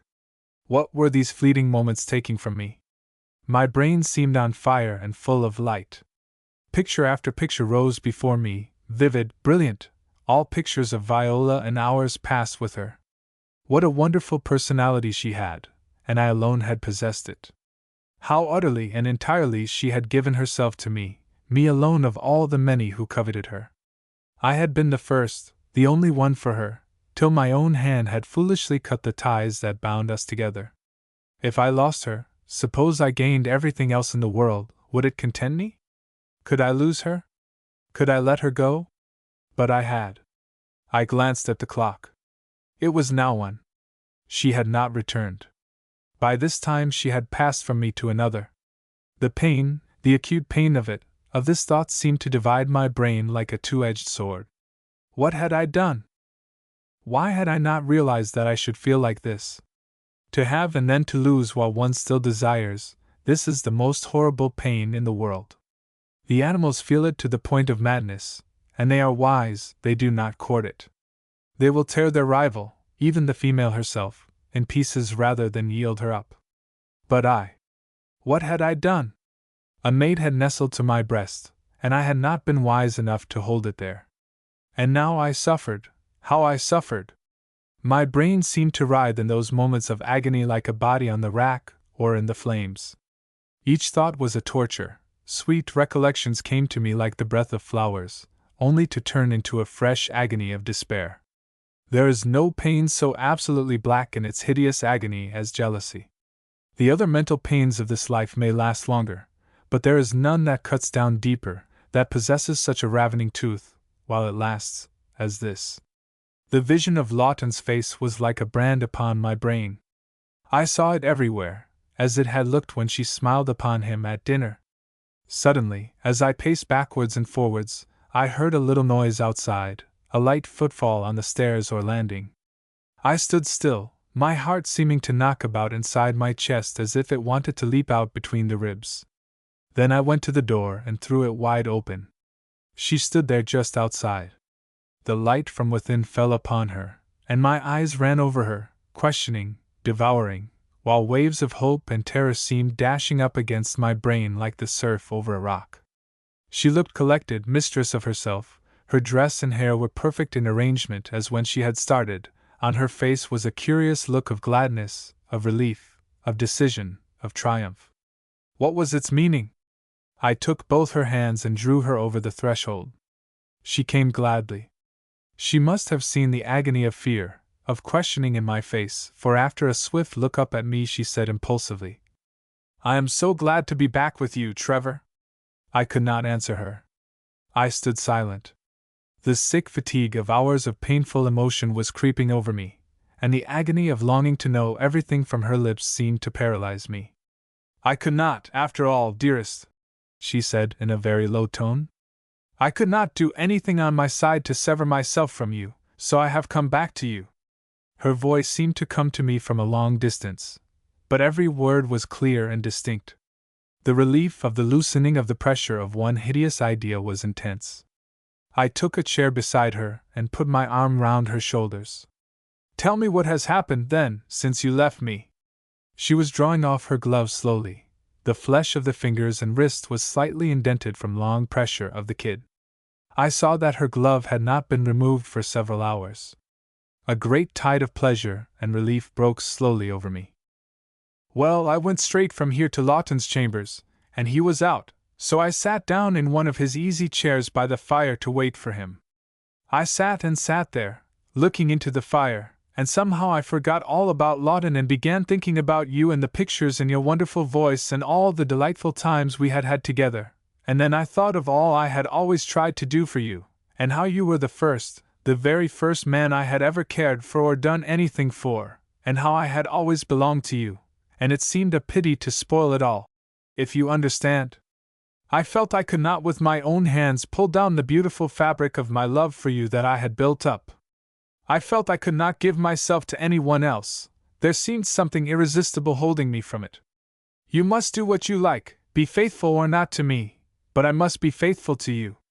She threw back her head and looked at me. Her elusive loveliness, lying all in color and bloom and light, was at its height. She was intensely excited, and the excitement paled the skin, widened the lustrous eyes, heightened the extreme delicacy of the face. I bent over her and kissed her as I had never done yet. It was one of those moments in life when the soul seems to have wings and fly upwards. After a moment, "And then," I said, "did you come back to me?" "Well, gradually, as I sat there, a horror of Lawton, of everything came over me. I did not know how long I had sat there. I looked at my watch, it was 2. I was terrified. I only wanted to escape. I got up to go, and just then I heard Lawton coming in. There was a screen near me, and it did just occur to me I might conceal myself and pass out as he went to the inner room, but I did not like the idea of hiding in anyone's rooms, so I stood still, and he came in." She was silent, and I felt suddenly plunged back into a mist of questioning horror. What had passed between these two? Had any links in some new chain been forged? But she was mine. Mine! And I would never let her go. "What did you say?" I asked her. My throat was so dry the words were hardly more than a whisper. He started, of course, on seeing me, and then rushed forwards and said, "Darling," or something of that sort. I hardly heard what he said. I said simply, "I was just going when you came in. I can't stay." Then, of course, he asked me why I had come and all that, and oh, heaps and heaps of things. You know, all the usual things a man does say, and I answered if he really cared for me he would let me go at once. Then he walked to the door, shut and locked it, and put the key in his pocket. She paused, and I looked away from her. I was in such a passion of rage against the man, and almost also with her for putting herself in such a position, I did not care for her to see my eyes. "Go on," I said. "What did you do?" I asked him why he had locked the door, and he said to prevent my going until I had told him why I had come. I said I had changed my mind in the hours I had sat there, and he answered, "Well, you will change it again if you stay here some more hours," and he came and sat on the chair arm beside me. You see, Trevor, it wasn't his fault a bit, for he guessed I had come with all sorts of nice feelings for him, and he felt it was only his part, as it were, to play up to the situation, that it would be impossible to do anything but seem to wish to keep me when I had come. "Don't trouble to tell me all that," I said angrily. "I know what Lawton feels for you. I know he is wild about you. I wonder you are not murdered. Go on, what did he do?" "He was awfully good and nice. He tried for an hour to persuade me. He wanted to kiss me, of course. I said I was in his power, but that he would kill me before I would kiss him voluntarily. I think that convinced him, for he walked straight to the door and unlocked it and threw it open. Then he said he couldn't let me go into the streets at that hour alone, and so he came with me. He walked all the way here and left me at this door. That's all." There was silence. Such a tremendous upheaval of emotions and feelings seemed surging within me I could not speak. My voice seemed dried dead in my throat. No words came before my mind that I could use. Dawn was creeping slowly into the room. The hideous black night was over. Pale light, very soft and gray, but overpowering, was stealing in, mingling with the electric gold glare it was so soon to kill. It seemed to me like that mysterious, impalpable spirit we call love that is overpowering, dominant over everything, before which the false glare of the fires of sense pale into nothingness.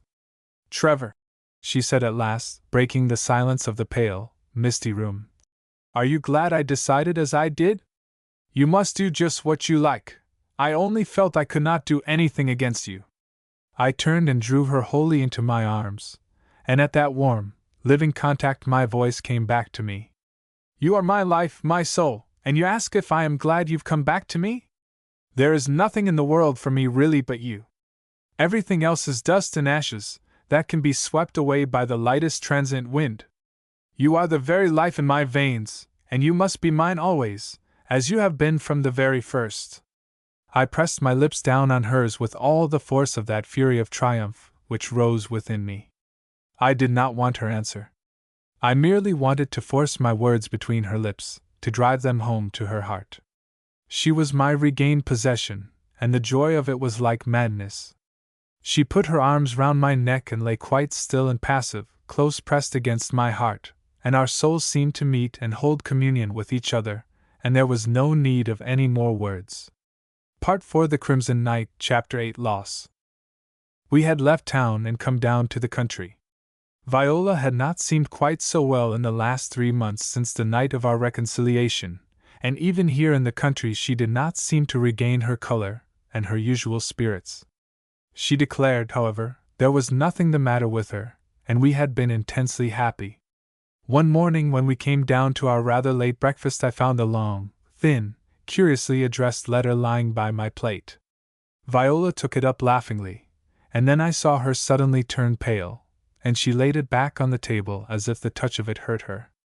"Oh, Trevor, that is a letter from Sizzy." "I am sure it is. Why should it come now, just when we are so happy?"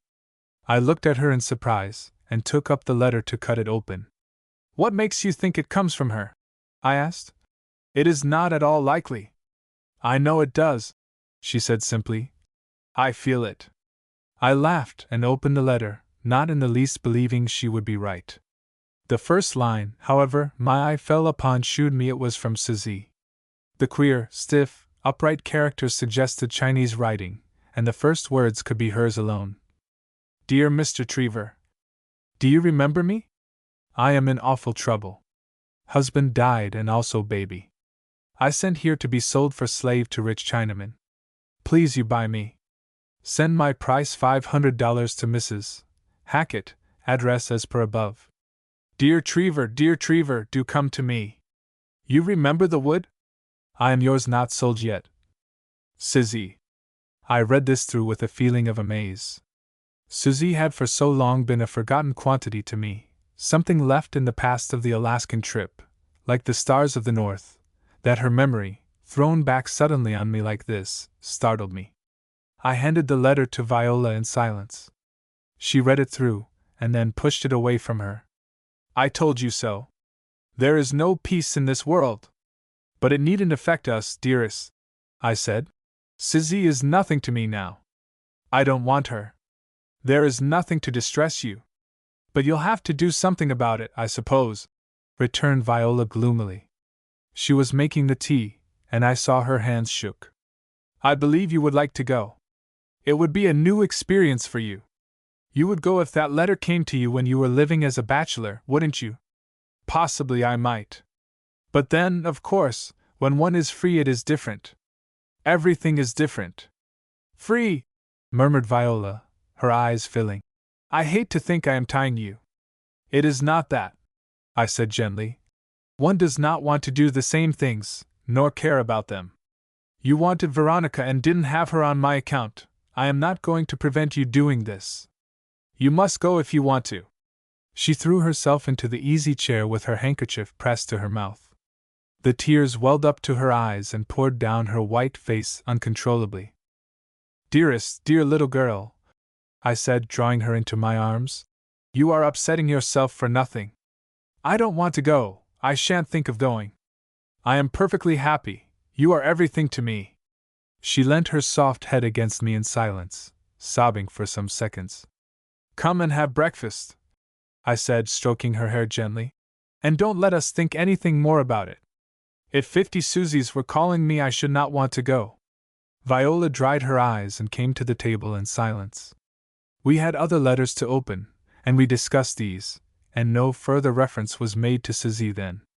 Viola looked white and abstracted all day, but it was not till after dinner, when we were taking our coffee on the veranda, that she gave me any clue to her thoughts. Then she said suddenly, Trevor, I want you to let me go away from you for a year. I gazed at her in astonishment. She looked very wretched. All the usual bright color of her face had fled. Her eyes were large, with the pupils widely dilated in them. There was a determined, fixed expression on the pale lips that frightened me. Why? I said, merely drawing my chair close to hers and putting my arm round her shoulders. That is just what I can't tell you, she answered. Not now. When I come back I will tell you, but I don't want to now. But I have a good reason, one which you will understand when you know it. But do just let me go now as I wish, without questions.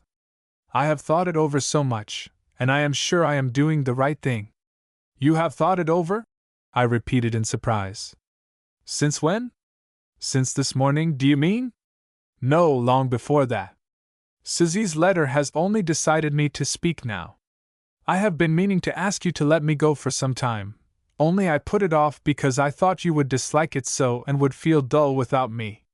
But now, if you let me leave you, you can go to Suzy for a time, and she will amuse and occupy you, and if you want me at the end of the year I will come back. The blood surged up to my head as I listened.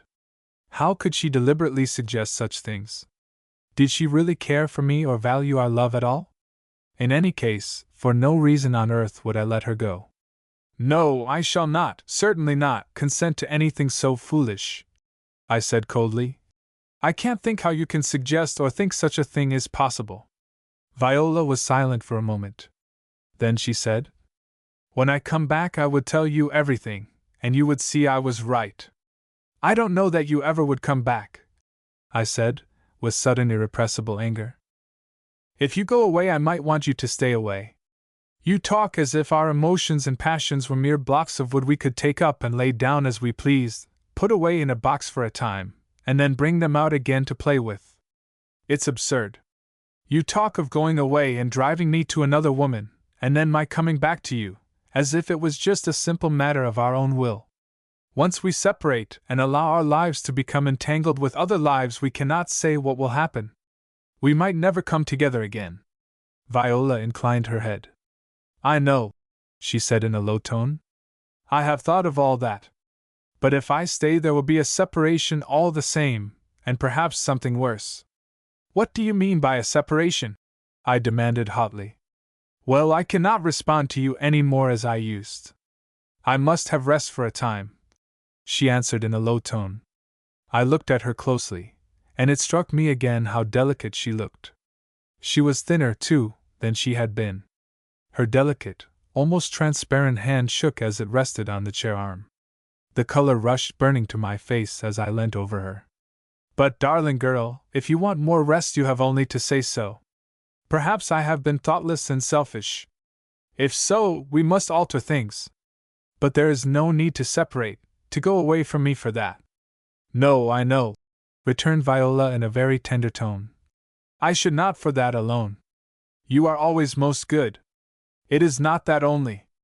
There are other reasons why I would rather be away from you until we can live together again as we have done. And you propose to go away, and suggest my living with another woman till you come back? I said incredulously, dismay and apprehension and anger all struggling together within me for expression. Would it be more reasonable of me to expect to leave you and you to wait absolutely faithful to me till I came back? She asked, looking at me with a slow, sad smile, the saddest look I had ever seen, I thought, on a woman's face. I bent forwards and seized both little hands in mine and kissed them many times over. Of the two, I would rather you did that. Yes, I said passionately. But there is no question of your going away. Whatever happens, we'll stick to each other. If you want rest, you shall have it. If you are ill, I will nurse you and take care of you. But I shan't allow you to go away from me. She put her arms round my neck. Dear Trevor, if you would trust me just this once, and let me go, it would be so much better. No, I cannot consent to such an arrangement, I answered. It's absurd. I can't think what you have in your own mind, but I know nothing would be a greater mistake than what you propose. The chances are we should never come together again. There was silence for a moment, broken only by a heavy sigh from Viola. Won't you tell me everything you have in your own mind? I said persuasively. I thought we never made mysteries with one another. It seems to me you are acting just like a person in an old-fashioned book. You can tell me anything, say anything you like, nothing will alter my love for you, except deception, that might. And you seem to think separation might, returned Viola sadly. I don't think it's a question of separation altering my love for you, but in separation sometimes things happen which prevent a reunion. Viola was silent. Do tell me, I urged. Tell me what you have in your mind. Why has this cloud come up between us? You see, Viola said very gently, there are some things, if you tell a man, he is obliged to say and do certain things in return. If you take the matter in your own hands, you can do better for him than he can do for himself. It is something for me, then? I said, smiling. I am to gain by your leaving me for a year? Yes, I think so, she answered doubtfully. But principally it is for myself. I know there is a great risk in going away, but I think a greater one if I stay. I was silent, wondering what it could possibly be that she would not tell me. Although she said she had formed the idea before Susie's letter came, I kept returning to that in my thoughts as the main reason that must be influencing her. I waited, hoping if I did not press her she would perhaps begin to confide in me of her own accord. But she sat quite silent, looking intensely miserable and staring out into space before her. I felt a vague sense of fear and anxiety growing up in me. Dearest, do tell me what is the matter, I said, drawing her close up to me and kissing her white lips. Don't let us make ourselves miserable for nothing, like stupid people one reads about. Life has everything in it for us. Let us be happy in it and enjoy it. Viola burst into a storm of tears against my neck and sobbed in a heartbreaking way for some minutes.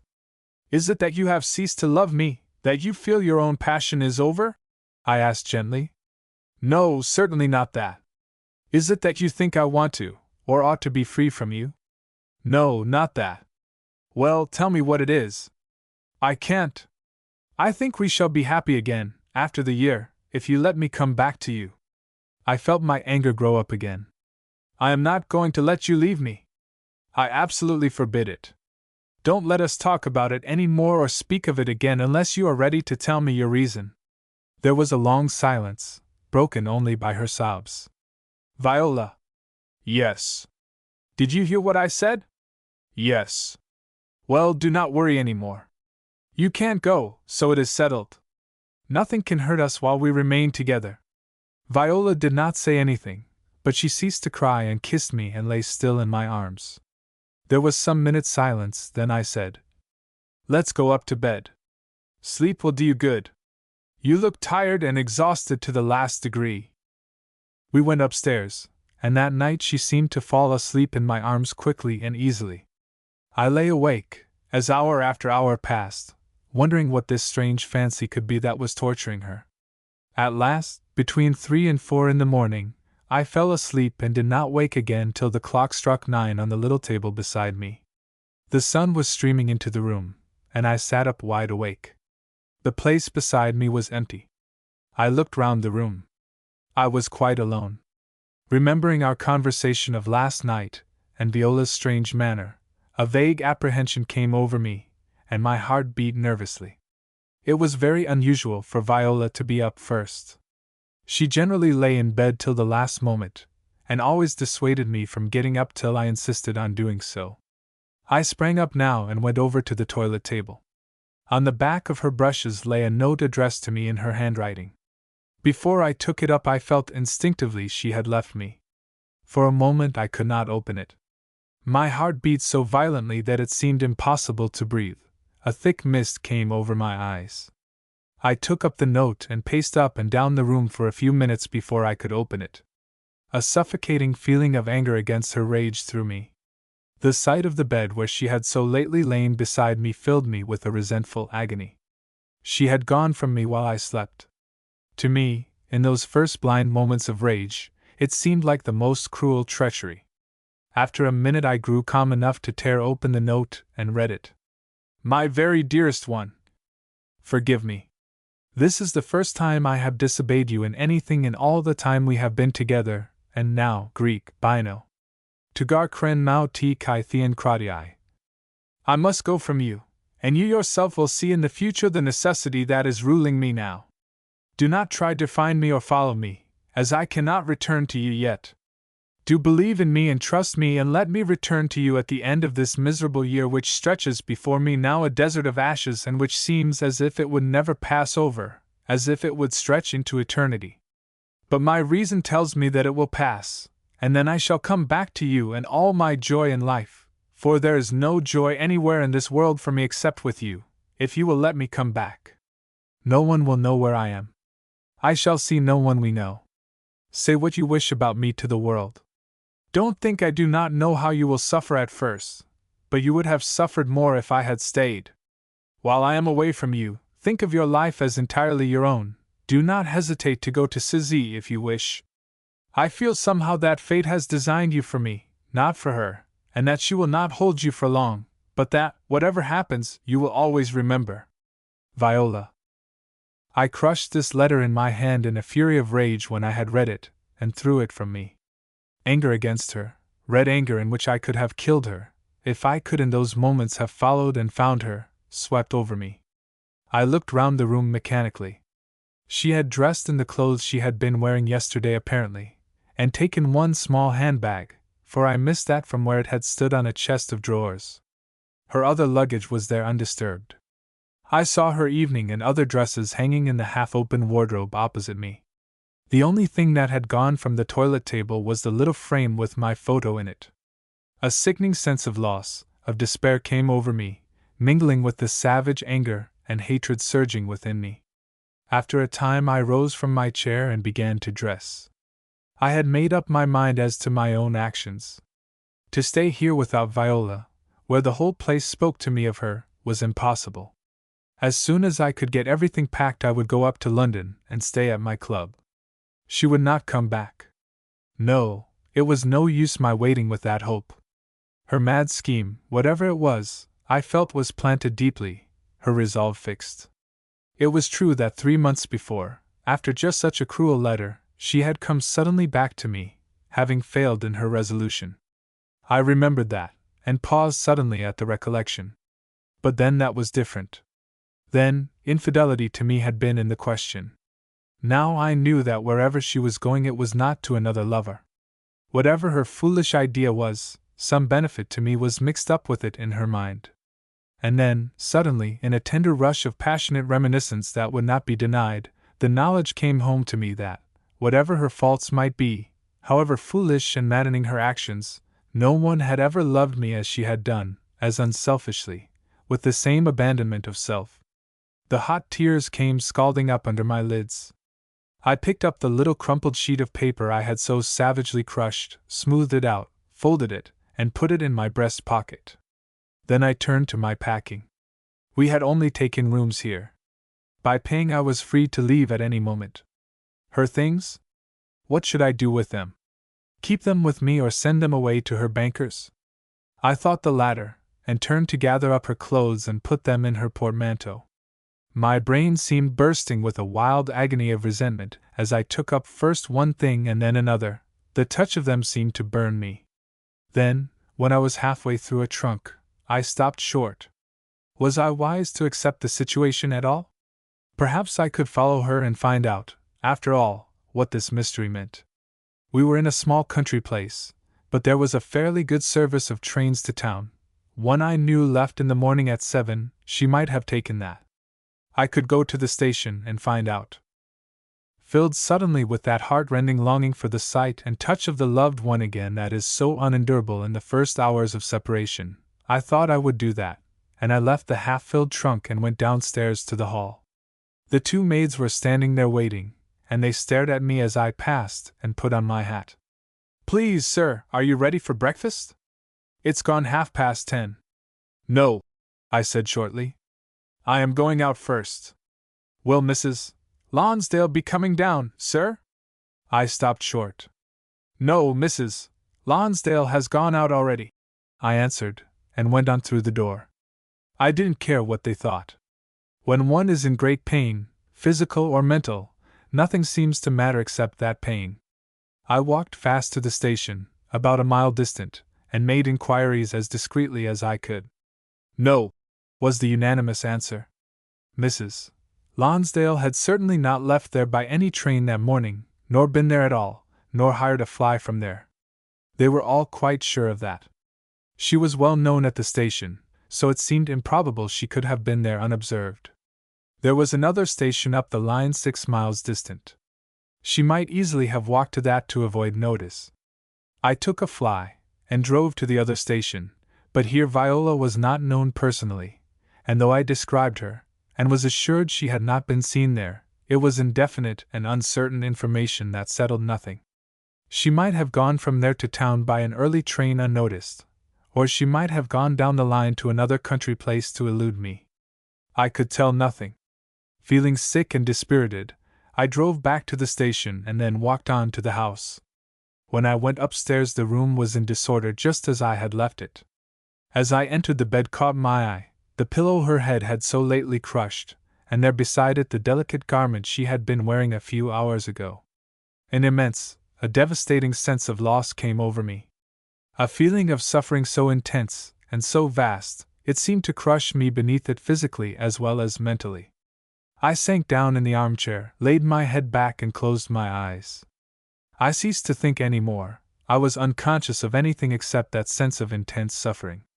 By that evening I had everything packed, all the bills paid, and I took the 7 o'clock train to town. I felt to stay there the night. To attempt to sleep in that room so full of memories of her was an impossibility. Something that would drive me mad if I attempted it. The people of the house stared at me when I paid them, and the maids looked frightened when I addressed them, but I hardly saw them, doing what was necessary in a mechanical way, with all my senses turned inward, as it were, and blunted by that one overpowering idea of loss. The 2 hours in a fast train did me good. I had a sort of subconscious feeling I was going to her by going to town which buoyed me up instinctively, but the reaction was terrible when I actually arrived and drove to some rooms I knew in Jermyn Street, and realized that I was indeed alone. I sat up all that night, feeling my brain alight and blazing with a fire of agony and pain. Sleep was out of the question. A man does not love a woman as I loved Viola and sleep the night after she has left him. The next morning I went to her bankers, only to get just the answers I had expected. Yes, Mrs. Lonsdale had communicated with them. She was abroad, and they had her address but were not at liberty to disclose it. They would forward all letters to her immediately. I went straight back to my rooms and wrote to her. I poured out my whole heart in the letter, imploring her to come to me, yet every line I wrote I knew was useless. Still I could not rest nor exist till I had written it, and when it was posted I felt a certain solace. I walked on to my club afterwards, and amongst other letters found another from Suzy.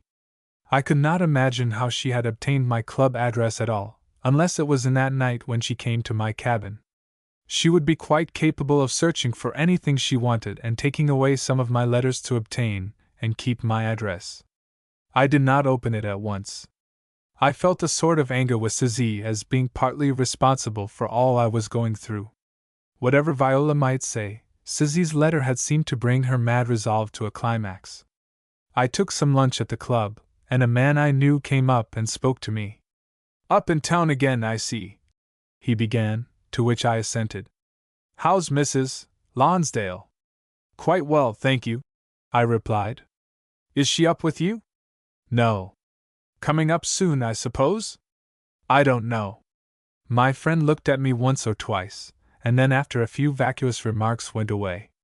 I knew that in a few hours it would be all over the club that I and Viola no longer hit it off together, that in fact we were living apart, and by the evening a decree nisi would have been pronounced for us.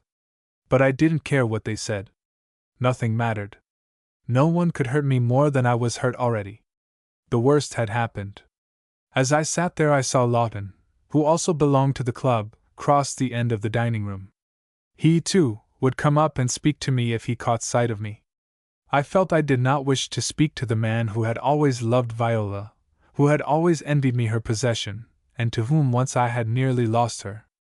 I got up and left the club, went back to my rooms, and there got out my letters to read. After all, I thought, as I took up Suzy's letter, why not go out to Frisco? It would make a change, something to do, something to drive away this perpetual desire of another's presence. A second night like last stared me in the face.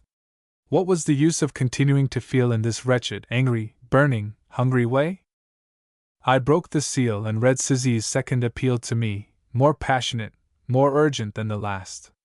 She begged me to go to her without delay, or it would be too late, a fervor of longing breathed in every line. An ironic smile came over my face as I read. This letter to me seemed like an echo of the one I had sent to Viola that morning. Well, I would wait for her answer, and then, perhaps, if she would not return to me, I would go to Frisco. In any case, I would send a few lines to Suzy with the money for her purchase. It would be best to cable it to her, and I went out again to arrange this. 5 wretched, listless days went by, followed by nearly sleepless nights, and then came Viola's answer, apparently by the postmark from some place in France. My whole body shook as I opened it, and for many seconds I could see nothing on the paper but a mass of dancing black lines. Yet the immense comfort of being again in touch with her after these dreadful days of isolation seemed to flow over and through me like some healing balm. At last I read these lines. "I am terribly, unutterably grieved, my own dearest one, to hear how much you have suffered, but my return to you now would not undo that, and only give you the pain in addition that I went away to avoid for you. Go, dearest, go out to Frisco, and let the thought of me lie in your subconsciousness for a year, a little chrysalis of future happiness. Do not think of me, do not let your mind dwell on me. Fill up your life with joy and work. I have a conviction that we cannot ever really separate in this life. Therefore I do not fear, as you seem to do, that anything will be strong enough to keep us apart if we both will to be together. Only, for a time, let me sleep in your soul in a chamber where none other can enter, and the year will soon pass for you, though slowly, as a winter night for me. Your Viola. A great numbness seized me as I came to the end. A year without her. It seemed like eternity itself. I sat for many hours motionless with her letter in my hand. Then I went out into a ticket office in Piccadilly, and got a through ticket to Frisco. Chapter 9 in Frisco. During the voyage to New York and the subsequent journey across America to San Francisco, I was very wretched. The mystery of Viola's disappearance and her flight from me stood before my mind perpetually, worrying and harassing it. I felt no joyful anticipation of reaching Frisco and meeting Suzy, though I recognized in a dull way that some sort of distraction and companionship would be the best thing to stop this incessant pondering on the same subject. I slept little at night, and in the short intervals of rest such vivid dreams of Viola would come to me, that awakening in the morning brought a fresh anguish of despair and disappointment with it each day. This sort of thing could not go on. I must let her lie asleep in my subconsciousness for a year, as she put it in her letter, for to forget her was impossible, or my reason would go down under the strain.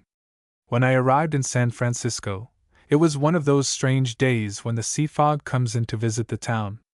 It rolled in great thick billows down the streets from the sand dunes, obscuring everything, damping everything, filling the air with the salt scent of the open sea. I went to one of the big hotels, and they gave me a bedroom and sitting room to myself. The rooms were adjoining and comfortable, but oh, what a blankness fell upon me as I sat down in one of the chairs and the bellboy, having deposited a jug of iced water on the table, shut the door. I had been so much with Viola that it seemed strange to me now, hard to realize that I was alone. How many rooms such as these she and I had come into, shared together, and how bright and gay her companionship had always been, how she had always laughed at the discomforts or the difficulties of our travels. Surely we had been made for each other. What strange wave of life was this that had broken us apart? I looked towards my bedroom, dull and cheerless and empty. From the open window the warm, wet, yellow fog was streaming in its soft wreaths through both rooms. The roar from the stone-paved streets, crowded with incessant traffic, came up to me muffled through the fog. After a time I rose, closed the windows, unpacked my things, and changed my clothes. Then I went down at 6 to dine, as I wanted a long evening. Some champagne cheered me, and as I sat in the long, crowded dining room, alone at my small table, my heart began to beat again warmly at the thought of the new venture before me. Tonight? What would it bring forth? Should I find her? The vitalizing breath of excitement began to creep through me.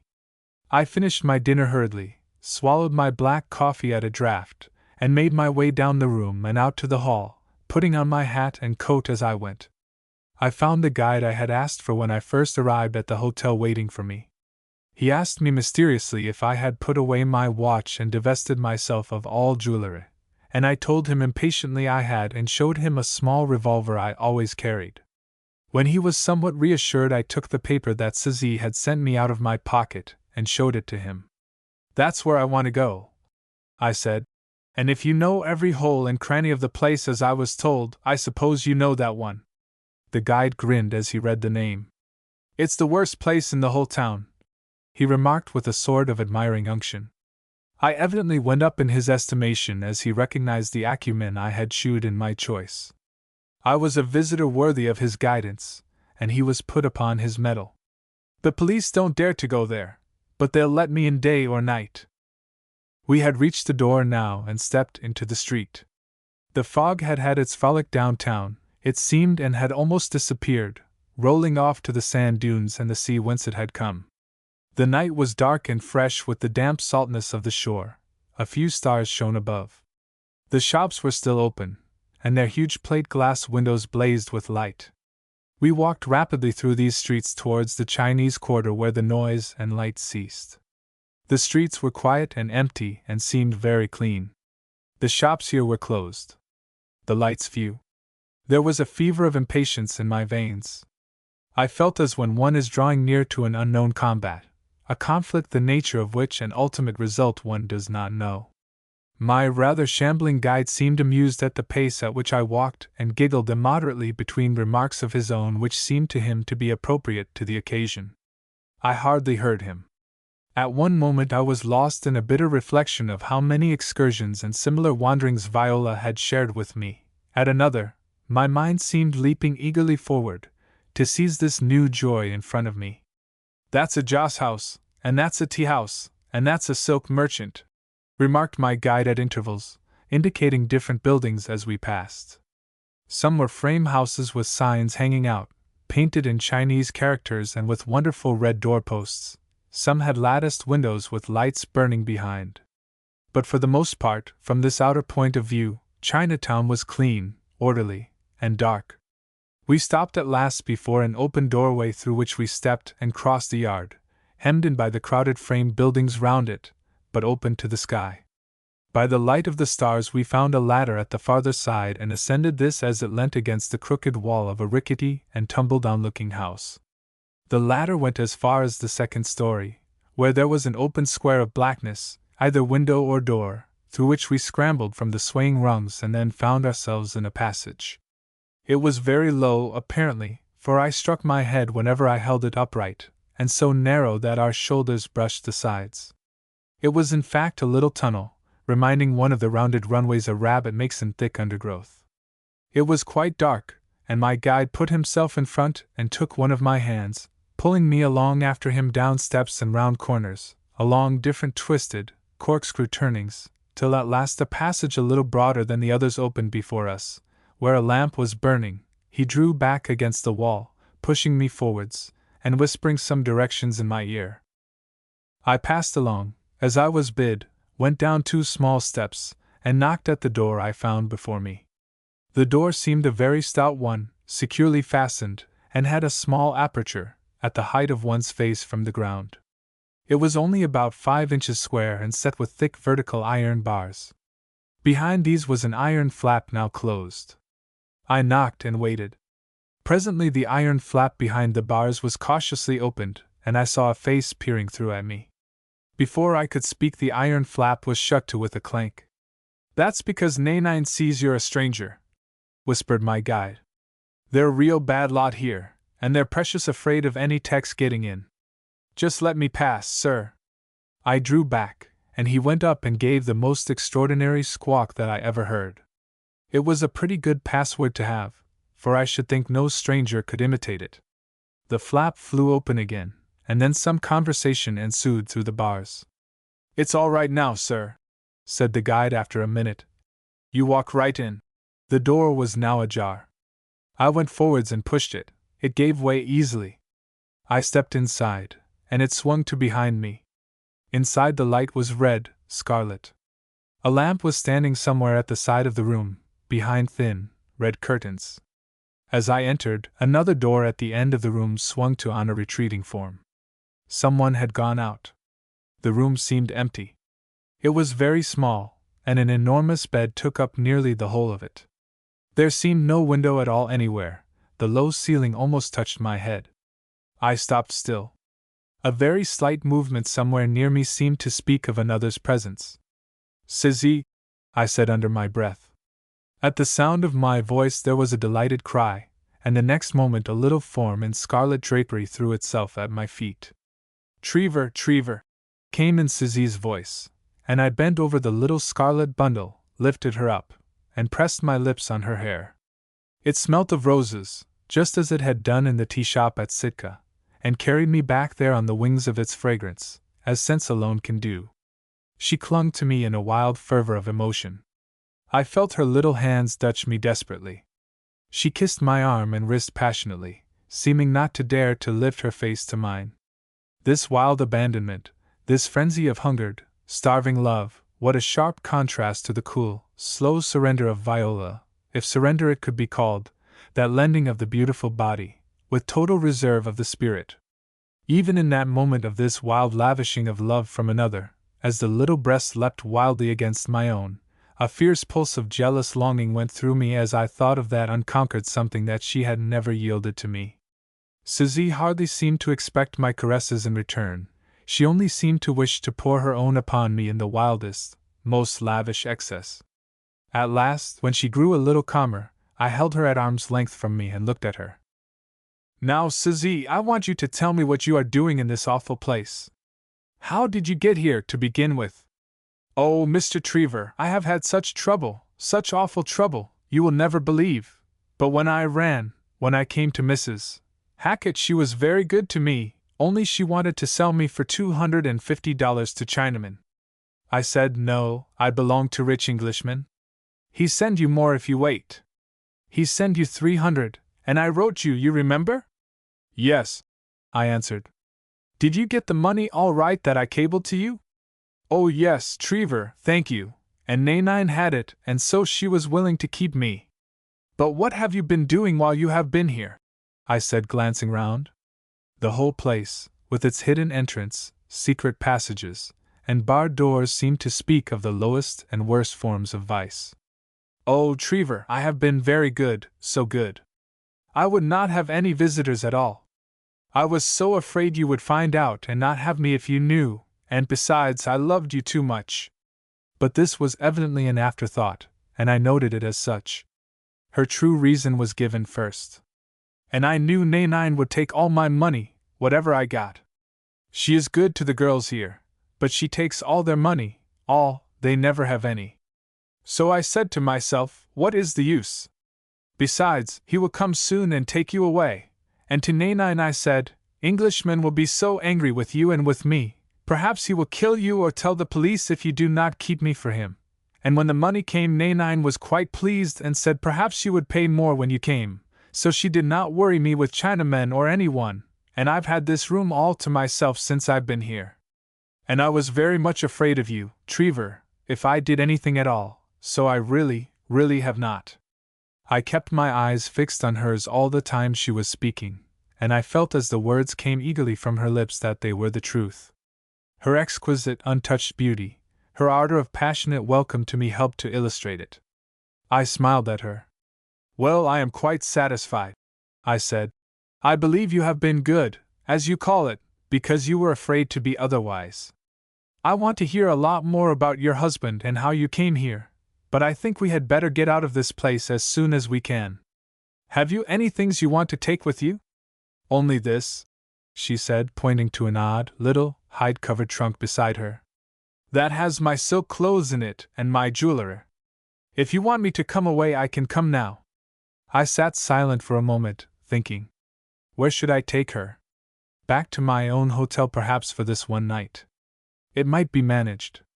It was getting late, most of the people in the hotel would be in bed when we got there. Tomorrow or the next day we could start for Mexico, where I had made up my mind to go with her. Very well, I said aloud. Shut up your trunk and put something round you, and we'll go now. You will see Nanine? You will speak to her? Let me call her, said Suzy rather anxiously. And as I assented she slipped out of the room and reappeared with a fat, coarse-looking woman who grinned amiably as she saw me.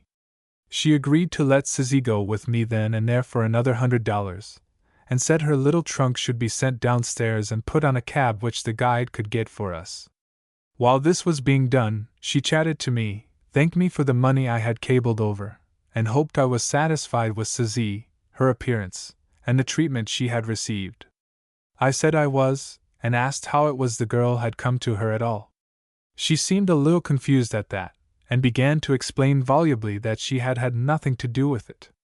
Suzy had come there one night and begged to be taken in, and as she had known some of the girl's people who had formerly lived in Chinatown, she had done so out of pure pity and charity and love of humanity. I listened to all this with a smile, and, as I felt I was not getting the truth, did not prolong the conversation. When the guide came back and said he was ready for us, I paid the $100 and wished her good night. She opened the outer door of the room for us, and we went down a staircase this time which eventually led us to a door in another yard from which we gained the street. The latter way, I take it, was used chiefly as a convenient exit in case of a raid by the police. I put Suzy into the cab and jumped in myself, the guide went on the box, and we drove back to the hotel. It needed a certain amount of moral courage to drive up to the hotel with the scarlet-clad Suzy beside me, but I think possibly artists have a larger share of that useful quality than other men. Always having been different from others since his childhood, the artist is accustomed to the gaping wonder, the ridicule as well as the admiration, the misunderstanding, of those about him, and it ceases to affect him, while viewing as he does his companions with a certain contempt, knowing them to be less gifted than himself, he sets no store by their opinion. So I paid and dismissed my guide, also the driver, pushed open the swinging glass doors, and entered the lounge, Suzy beside me. We were not late enough. In another hour the hall would have been deserted. As it was, the band had ceased playing, but there were numbers of men lounging about and smoking, and groups of women still sitting in the rocking chairs under the palms. Through the hall we went, straight to the lift, but every eye was turned upon us, and I felt rather than heard the gasp of horror that our entry caused. The elevator boy almost collapsed on the ground as I motioned Suzy to go in and sit down, which she did, on the floor. However, no actual force was used to restrain our movements, and we reached my rooms without any hindrance. It was decidedly an improvement to have her there. The rooms looked better, more comfortable, more as my rooms were accustomed to look. Suzy herself was extravagantly delighted, and shewed it in every look and gesture. Gay and radiant in her brilliant scarlet silk, she moved about under the electric light like a glowing animated picture. "What will you have to eat or drink?" I asked as I saw her look curiously into the jug of iced water that adorned my table. "I'll order some supper." "Anything, Trevor, anything you eat. I don't mind, and I never drink anything but tea." "May I get out my own tea things and make it?" "Certainly," I answered, and I watched her interestedly as she went down on her knees before her little trunk and opened it, turning out beautiful colored silks of all shades onto the floor. While we were thus innocently engaged, the hotel manager burst suddenly into the room. He looked very perturbed, and his face was a deep purple. "Now, sir, will you tell me what you mean by behaving like this in a respectable hotel?" He caught sight of Suzy sitting on the ground and started. The girl stared up at him with a look of astonishment in which I thought recognition blended. "Come outside," I said mildly, "and take a turn in the corridor with me." And we both went out and shut the door. I talked with him for 15 minutes and explained it was unwise and unnecessary to make a great fuss and turn a good customer into the streets at this late hour. We were going in any case as soon as we could get off. In the meantime, the engagement of the next room to mine at $7 a day for Suzy would satisfy the proprieties. An artist must have models for his pictures and must put them up somewhere. Besides, I pointed out that he could put all my transgressions down at full length in the bill. This seemed to soothe him very much, and our interview ended by his unlocking the door of the next room, turning on the lights, and saying what a fine one it was. I promised Suzy should occupy it, and told him we wanted supper and some champagne he could recommend. This completely softened him, and he left me promising to send the waiter for orders. In a few minutes the same bellboy appeared with another of the inevitable jugs of iced water, and a waiter came immediately after and took my orders. All this being temporarily arranged, I went back to Suzy. She had changed in that short time from her scarlet dress into one of the palest blue, the most exquisite soft tone of color conceivable. It was all embroidered round the edge of the little jacket, and the wide falling sleeves in mauve and silver, and she had twisted some mauve flowers and heavy silver ornaments into her shining hair. Her great dark eyes flashed and sparkled, the pure tint of her skin shewed the most faultless cream against the soft blue silk, her little mouth curved redly in gay smiles as she looked at me for admiration. I was sad and heartsick really in my inner self, but the senses count for much in this life, and they were pleased and told me I had done well. "I am quite happy, Trevor," she said, as I told her she was beautiful, a vision to dazzle one. "Now see me make tea. All Chinese make it this way." On a little side table she had rigged up a sort of spirit stand, and on this a kettle steamed merrily. Set out on the table was a queer little silver box of tea and 4 delicate, transparent cups or basins, for they had no handles, of the most fairy-like eggshell china, each standing in a shell-like saucer. "Where is your teapot?" I asked, coming up to the table and putting my hand on the blue silk-clad shoulder. Chinese never have teapot. That's all an English mistake. Chinese always make tea in a cup. She took as she spoke a pinch of tea between her tiny fingers and dropped it into one of the cups, immediately filling it up with boiling water. Then she took the saucer from underneath and set it on the top. Its rim exactly enclosed the edge of the cup. Raising the saucer a trifle at one side, she poured the infusion into one of the other little bowls, keeping her finger on the saucer to hold it in place. The tea leaves, kept back by the saucer, remained in the first cup. The tea, a clear, pale amber liquid, filled the second. Now it is ready to drink, she said, lifting the tiny eggshell bowl and handing it to me. Don't you have any milk or sugar? I said, taking the hot basin in my hand and holding it by a little rim at the bottom, the only place one could hold it for the heat. No, anything else spoil it. You drink that and I make you another. She threw away the first leaves, put a fresh pinch of tea in, filled up the bowl and strained it off into another as before, then picked up the second by the bottom rim, drained it, and repeated the process with marvelous rapidity. I watched her, sipping my own. Do you like it? She asked. It is real gold-tipped orange pekoe. Very good tea indeed. I drank it. It had a wonderful flavor. I told her so and took another cup, to her great delight. The waiter came in, laid our supper on the table, put the champagne in ice, and departed. I offered Sizzy the wine, but she said she had all the tea she could drink. She was willing to eat, however, and we sat down to the table. I want you to tell me all about what happened at Sitka, I said. How did poor old Hopley die? Oh, it was all such a dreadful thing, Trevor, she returned, spreading out both hands, on the wrists of which heavy silver bangles set with amethyst shone and tinkled. He went down one day to Fort Wrangell on business, and when he came back one day after, he had a fearful cough, and then he got very ill and went to bed, and I sat beside him and he got worse and worse. Oh, so bad, and the doctor came and he had very much medicine, and then his chest began to bleed, and he coughed very much blood for days and weeks, and I nursed him all that time, Trevor, all night long. I got no sleep at all. Oh, it was very, very bad. I looked at her curiously. I could not somehow picture Sizzy as the devoted nurse passing sleepless nights and never absent from the pillow of the suffering Hopley. As I looked at her, I noticed the strange thickening of the features and darkening of the skin I had noted before at Sitka, and knew the blood was mounting into the face, though she could not blush, as the English girl blushes, red. It is really true, Trevor, she said in an aggrieved tone. I am not contradicting you, I replied calmly. Go on. At last he died, she continued, though in rather a sulky tone.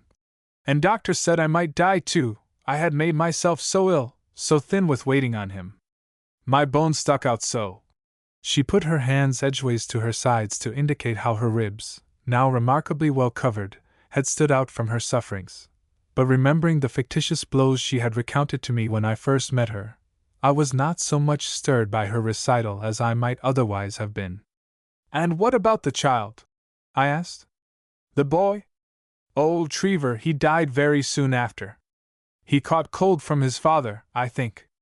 Did he die of cold and cough too, then? I asked. Yes, he coughed till he died. Oh, I cried so much when he died. My baby boy, my very big baby, I did love him so.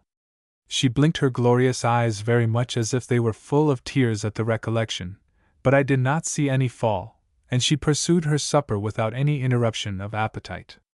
I sat back in my chair, watching her and musing. Poor old Hopley.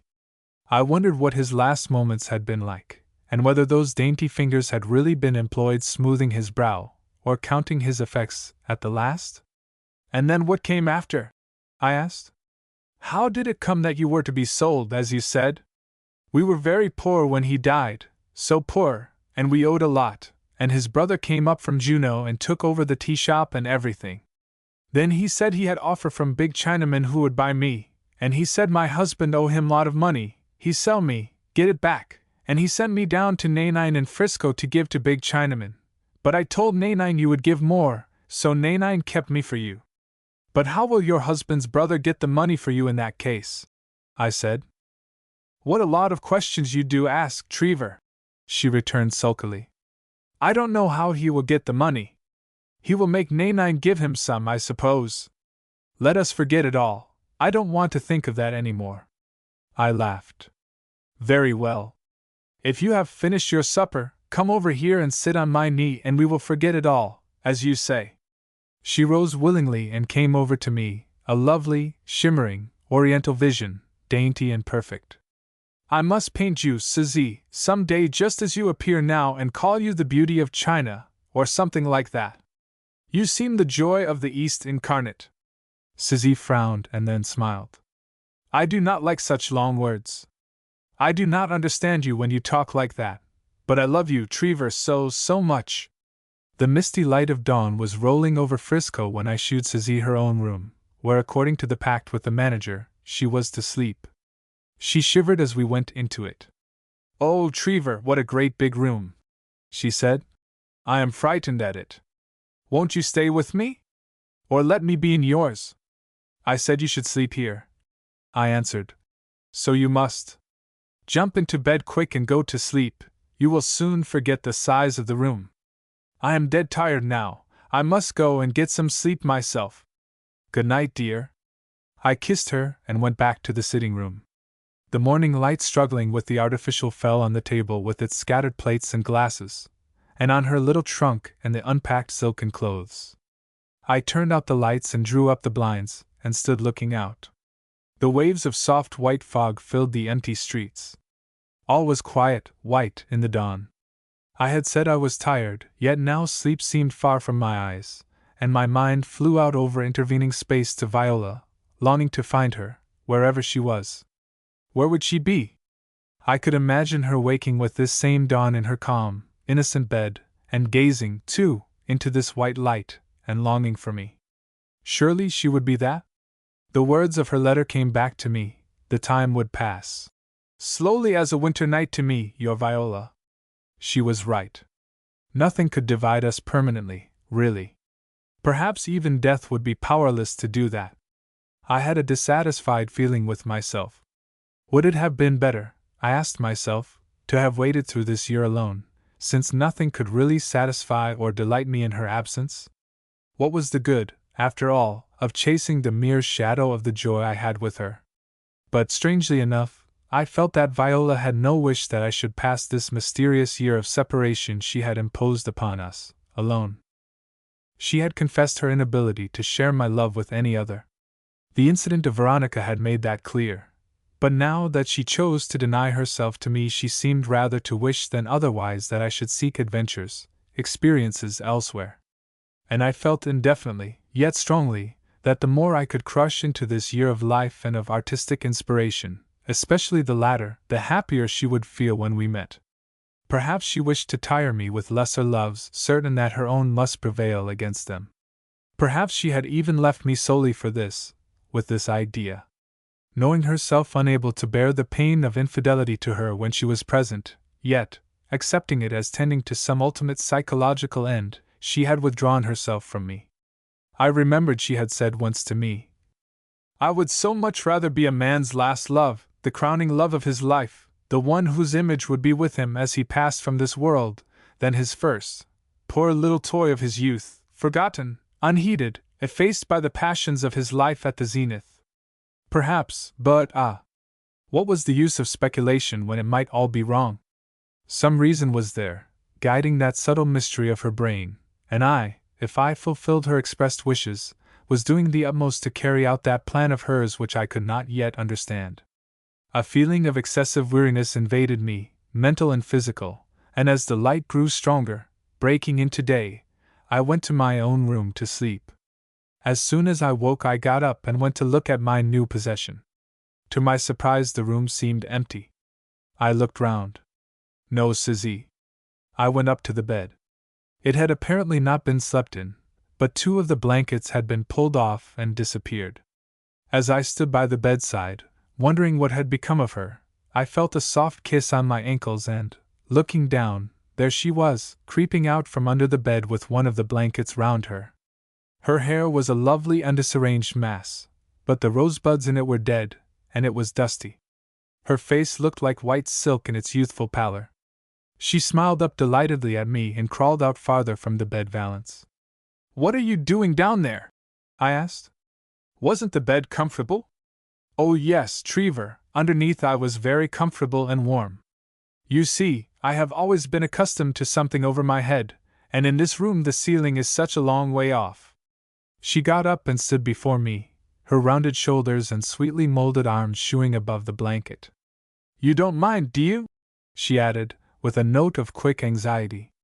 I laughed as I remembered the low ceilings, almost on one's head, that are the rule in Chinatown, and caught her up in my arms. "No, I don't mind," I said. "Only get into bed now, and don't shew that you have slept underneath instead of inside. I am going to order breakfast and I will call you in a minute or two." I threw her on to the bed, into which she rolled like a kitten, kissed her, and went back to my own room. When we had had breakfast, I took Suzy with me on the car, and all the eyes of its occupants fixed upon us for the whole of the journey. This was harmless, however, and I did not mind, while Suzy sat apparently sublimely unconscious of the rude stares and ruder smiles, with the calm gravity of the Oriental who is above insults because he considers himself above criticism. At the office where I went to buy tickets for our journey, I was put to worse annoyance. I had taken tickets for 2 from Frisco to City of Mexico when the clerk, looking suddenly from me to my childish companion, said, "We can't give you a Section A, sir." "Why not?" I demanded. "Only married couples," he remarked tersely, and turned away. I told Suzy to go outside, and went to another part of the office, bought my section ticket from another clerk while the first was engaged, and then joined her. I began to realize that petty difficulties would line the path the whole way, and I must make some effort to minimize them. We went to a cafe for lunch, and after seating ourselves at a table a little away from the staring crowd, I said, "I expect it would be better if we got you some American clothes." "Very well, Trevor," she returned docilely, and leant her pretty, round, ivory-hued cheek on her hand as she looked across at me adoringly. Had I suggested cutting off her head, I believe she would have looked the same. "We must try after lunch to get some," I continued. "And don't be too submissive to me in public. You see, it's not at all the fashion with us for wives to be that way, and it makes people think you are not mine." Suzy laughed gaily. The idea seemed to amuse her. After lunch we went to one of the large stores, and Suzy, in her scarlet silk, attracted, of course, general attention. We found, however, a sensible saleswoman to whom I explained that I wanted a grey traveling costume, and she and Suzy disappeared from me entirely, into the fitting room. Left alone, I swung myself back on a chair and lapsed into thought. When Suzy at last came back, an exclamation broke from me. She was spoilt. Lovely as she seemed in her own picturesque clothing, in the rough grey cloth of hideous Western dress she looked simply a little guy. Reading my face at a glance, her own clouded instantly, and in another second she would have thrown herself at my feet had I not warned her by a look and a gesture not to. I sprang up and turned to the saleswoman. "Is this the best, the prettiest costume you have?" I asked. "Yes, sir. You see, it's so difficult to fit the young lady without any corsets, and she is really so short we have only a few skirts that will do for her." I looked at Suzy as she stood before me. The figure, so exquisite in its lines when unclothed, looked too soft and shapeless under the cloth coat. She appeared absurdly short, too, beside the American assistant, who stood at least 5 feet 11. I could not bear to see my little Suzy so disfigured. However, that she looked far more ordinary could not be disputed. She would attract less attention now, and that might be an advantage. Her head was still bare and had its Oriental character, but the color of her skin against the grey cloth lost its creaminess that it had possessed above the blue silk jacket. It now looked merely sallow. I paid 9 guineas for the hideous dress, ordered the silk clothes to be sent to the hotel, and then we went on to the millinery. Amongst these frightful edifices my heart sank still more, but I steeled myself to the ordeal, and choosing out the simplest grey one I could find, directed the giggling young shop assistant to try it on Suzy. The immense coiffure of shining black hair of the Chinese girl did not lend itself to any Western hat. Hat and hair together made her head appear out of proportion to the small, short figure. At last, in despair, I said, "You must alter your hair and do it in a different way. Could you take it down now and roll it up small at the back, do you think?" Susie gazed on me in mild surprise. "Take my hair down, here and now? Why, it's done up for a fortnight," she answered simply, while the shopgirl turned away to replace a hat and hide her titters. "Do you only do your hair once a fortnight?" I inquired, surprised in my turn. "Yes, that's all. It's such a bother to do. It was done just before you came. I thought it would do for a month, I took such pains with it." A month! So that beautiful, scented, shining coiffure was only brushed out once a month. A sudden memory of Viola and her gleaming light tresses swept over me, as I had seen them at night lying on her shoulders. But had I not often waited for her till I was deadly sleepy, and when at length she came to the bedside and I had asked her what she had been doing all that time, had she not generally said, "Brushing her hair"? Perhaps, after all, a coiffure that never detained its owner at night except once a month might have its advantages. By the time these reflections had swept over me, Susie herself had found a little gray velvet hat that looked less dreadful than the rest. I had only to pay for it, which I did, and she walked away with me in her Western clothes. At the glove counter things went well, and she triumphed over her civilized sisters. Her tiny supple hands were easily fitted by number 5, and tired and thirsty with our efforts we left the store and found our way to a tea shop. The change in dress made matters easier. She did not attract much notice now, and unless anyone looked very closely at her, she would pass for any little ordinary, unattractive European girl. It rather ruffled my vanity to think she should look like this, but I consoled myself with thinking of the evening, when the hideous disguise could be laid aside and she would appear again in her amber beauty and I could pose her in 100 ways.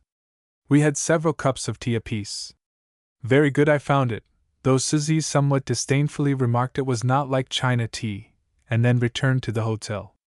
As I passed through the swing doors with my reclothed and much altered companion, the proprietor came hastily forwards with protestation written on his face.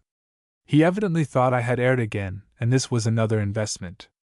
He was about to impart vigorously his opinion of me when a hasty glance at Susie's face and my bland look of inquirer stopped him.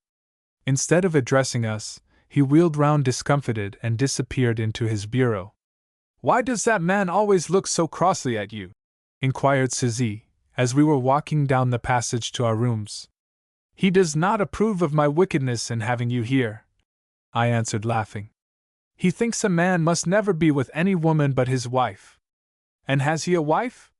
"Yes, that great creature you saw sitting in the glass desk downstairs." Susie threw up her chin and pursed up her soft blue-red lips. "I know that man by sight quite well. He was always down with the girls in Chinatown. He was one of Nanine's best customers." I laughed as I put the key in and opened our door. "That accounts, then, quite for his terrific propriety in his hotel," I answered. "It's always the way. You can tell the really vicious person by his affected horror of vice." We dined upstairs, and directly after dinner I got her to pose for me that I might catch the first idea for my picture. The Joy of the East. She still shewed an apparently unconquerable objection to any undraped study, so I did not press it, but told her to dress as she had been dressed the previous night, in blue and mauve with silver ornaments, and I would take her in that. While she was arraying herself I sat back in my chair thinking. How strange it was that a girl like Viola, who I believed would have been burned alive rather than let an untruth pass her lips, who could not possibly have done a dishonorable action, had posed for me so simply and fearlessly, viewing the whole matter from that artistic standpoint which is so lofty because so really pure, and this girl, whose soul, as I knew, was full of trickery and treachery, and whose lips were worn with lies, clothed herself about with this ridiculous prudery and imagined it was modesty. She came back presently, wonderfully lovely in the bizarre oriental costume, and I wanted her to stand on tiptoe, leaning towards me and laughing. But she was not a good model. She soon grew tired and failed to keep the same pose or expression. She fidgeted so that at last I laid the paper aside. "Your expression won't go with that title," I said. "What is the matter?" Can't you stand still and look happy for 15 minutes? It's so tiring to stand quite still, she said crossly, and my heart reproached me as I thought of Viola and the hours she had stood for me without a word of complaint in the London studio. Well, I'll try another picture. I shall call it The Spoiled Favorite of the Harem. Throw yourself into that chair and look as cross as you like. Sizzy sat down opposite me. I put her head back against the chair. Her right arm hung over the side. In her left hand she held a cigarette. One foot was bent under her, the other swung listlessly to the ground. Her expression, restless and dissatisfied, her attitude, weary and enervated, gave the idea of the title admirably, and I made a good sketch. She was sitting down now so she could keep still without much difficulty, and her air of ennui suited this theme well enough. As soon as I had finished the sketch and told her she might get up, she was delighted. She did not seem to take much interest in the picture, however, but rather regard it grudgingly as it took up my attention. She was only happy again when I took her on my knees and caressed her, telling her she was the loveliest Eastern I had ever seen. The following day we started on our journey southward. Footnotes. Footnote A. Sleeping berth for 2 persons in the Pullman car. Chapter 10. In the shadow of the volcano. The journey down to the City of Mexico, in itself, was a delight to me, and I felt how infinitely more I could have enjoyed it had Viola been with me. My present companion did not seem able to appreciate any but physical beauty. If a good-looking man came on board the train, she glanced over him, demurely enough, but with the eye of a connoisseur. The glorious beauty, however, of the painted skies and magnificent stretches of open country we were passing through affected her not at all. For 4 days, on either side of the train, America unrolled before us her vast tracts of entrancing beauty, from which I could hardly tear my gaze, and this little almond-eyed doll sat in a lump on the seat opposite me, yawning and fidgeting, or else reading some childish book, or spent the time at the other end of the car playing with some American children on board the train. I did not intend to have my journey spoilt by her, so I gave my own attention to the scene and told her to go and play, if she wished, or buy oranges and pictures from the train vendors, do anything she liked, in fact, as long as she did not disturb me and prevent my taking a pleasure in the beauty she could not see.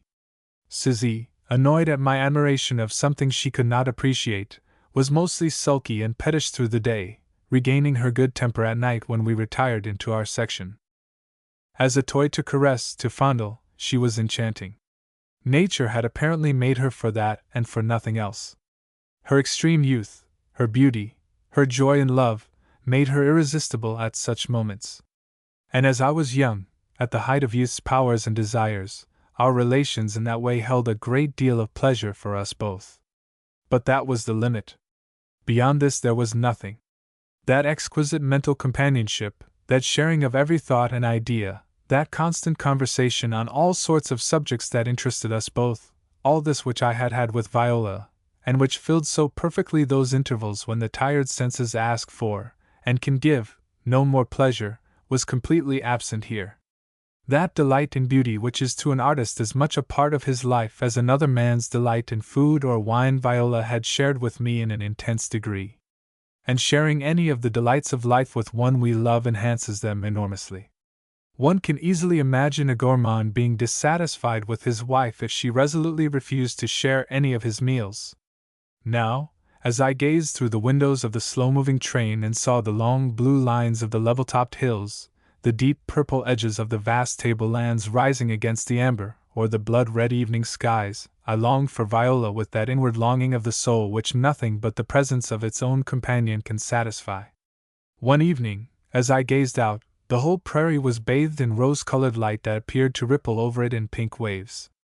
The tall grass, tall as that of an English hayfield, seemed touched with fire. Far on every side stretched the open plain, absolutely level, bounded at last in the far distance by that deep purple wall of mountains, flat-topped, level-lined also, against the sky, the great mesas or tablelands of Mexico.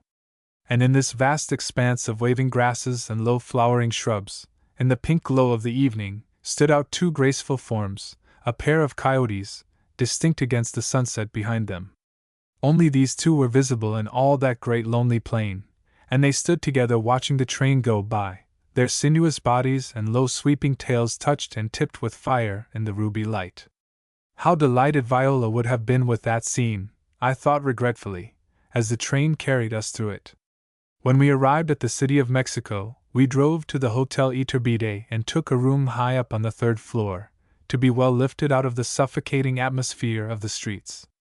Susie was a little overawed by the height of the long, narrow room that we had assigned to us in this, at one time, palace, but when she saw that the bed was comfortable, and there was a large mirror before which she could array and rearray herself, she was satisfied. I saw the room would be a very difficult one to paint in, for it was dark in spite of the tall window which opened on to an iron balcony running across the front of the hotel. The window was draped with thick red curtains and had a deep, handsome cornice hanging over it. Susie went on to the balcony immediately and was delighted with the incessant stream of gaily dressed people passing underneath. This was the main street of the city. Not very wide, flanked with lofty, old, picturesquely built houses on each side, of which the lower part was often shop or restaurant, it presented somewhat the same heavy, gloomy appearance as the streets in Italian towns. The air was thick, dust-laden, and evil-smelling, for the City of Mexico, though at an elevation of 8,000 feet, has none of the crisp, healthful clearness usually to be found at that altitude. Built over the bed of an enormous dried-up lake, in the center of an elevated tableland, it is, even at the present day, badly drained and unhealthy. We had some tea brought up to us and took it at a little table drawn close to the window, Susie chattering away to me of the delights of this new big city. As big as Frisco, she thought. And what gay hats the women wore! She saw them passing underneath. Would I not take her out to the shops and buy a great big white muslin hat like theirs, covered with pink roses? I promised I would, watching her with a smile. She was certainly very lovely just now. She seemed to have bloomed into fairer beauty than she had possessed at Sitka. Doubtless her gratified passion and happy relations with me helped to this result, for a woman's beauty depends almost wholly on her inner life, the life of her emotions and passions. After tea we went downstairs, hired a carriage, and drove to the Paseo, or laid-out drive, which is the thing to do in Mexico at that hour, and to follow the custom of the country you are in is the first golden rule of the traveler who would enjoy himself.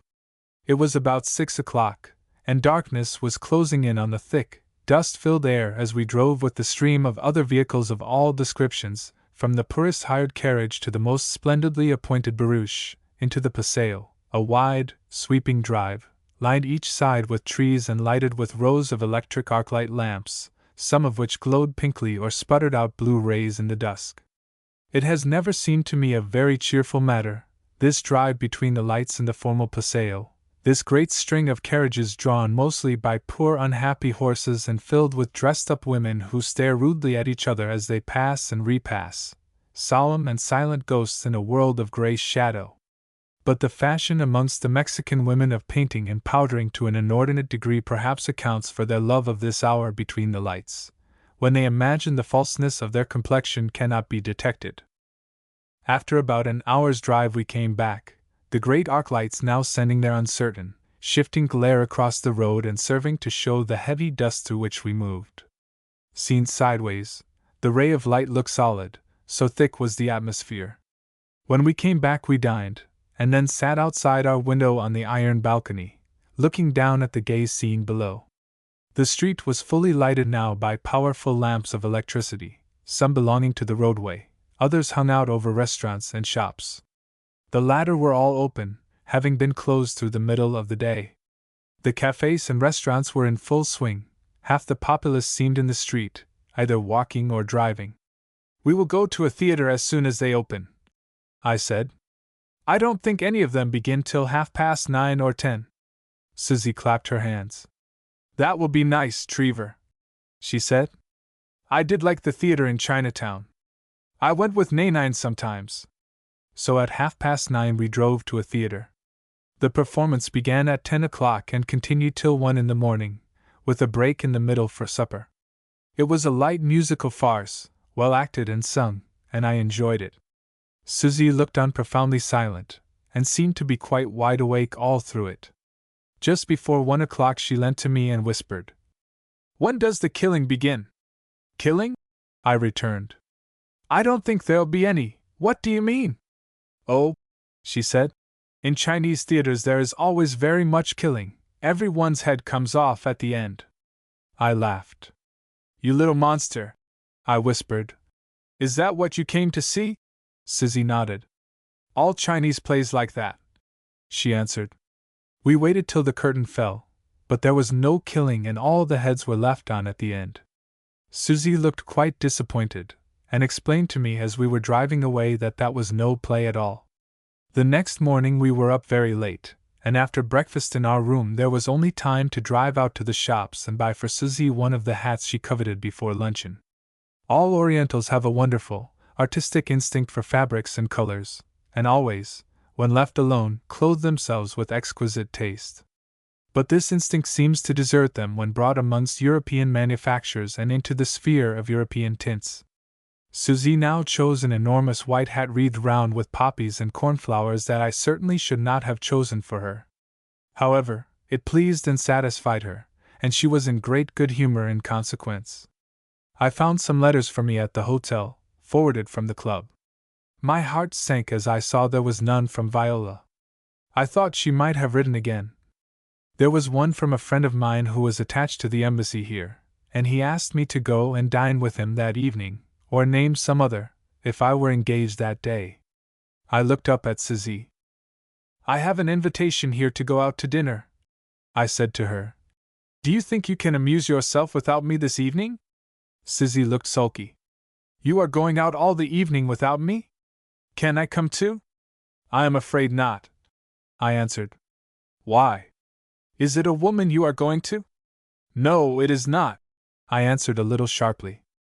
How different this sulky questioning was from Viola's bright way of assenting to any possible suggestion of mine for my own amusement or benefit.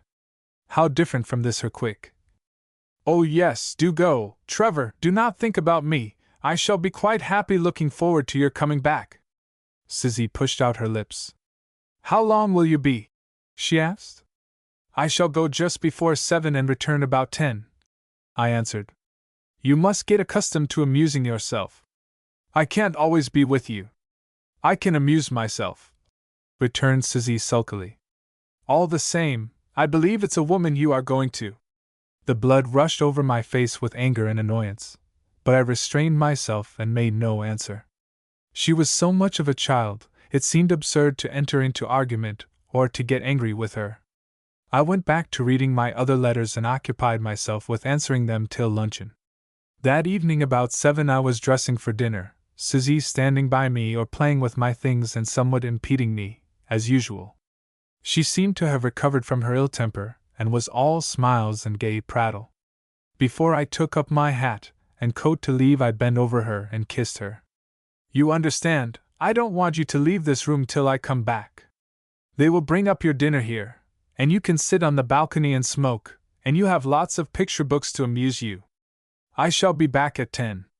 She kissed me and smiled and promised not to leave the room, and I went out. I really enjoyed the evening with my friend. It was a relief to talk again with one who possessed a full-grown mind after being so long with a childish companion, and the time passed pleasantly enough. 9:45 seemed to come directly after dinner, and my companion was astonished at my wanting to leave so early. I explained the situation in a few words and, of course, caused infinite amusement to my practical friend. The idea of you living with a Chinese infant like that! He exclaimed.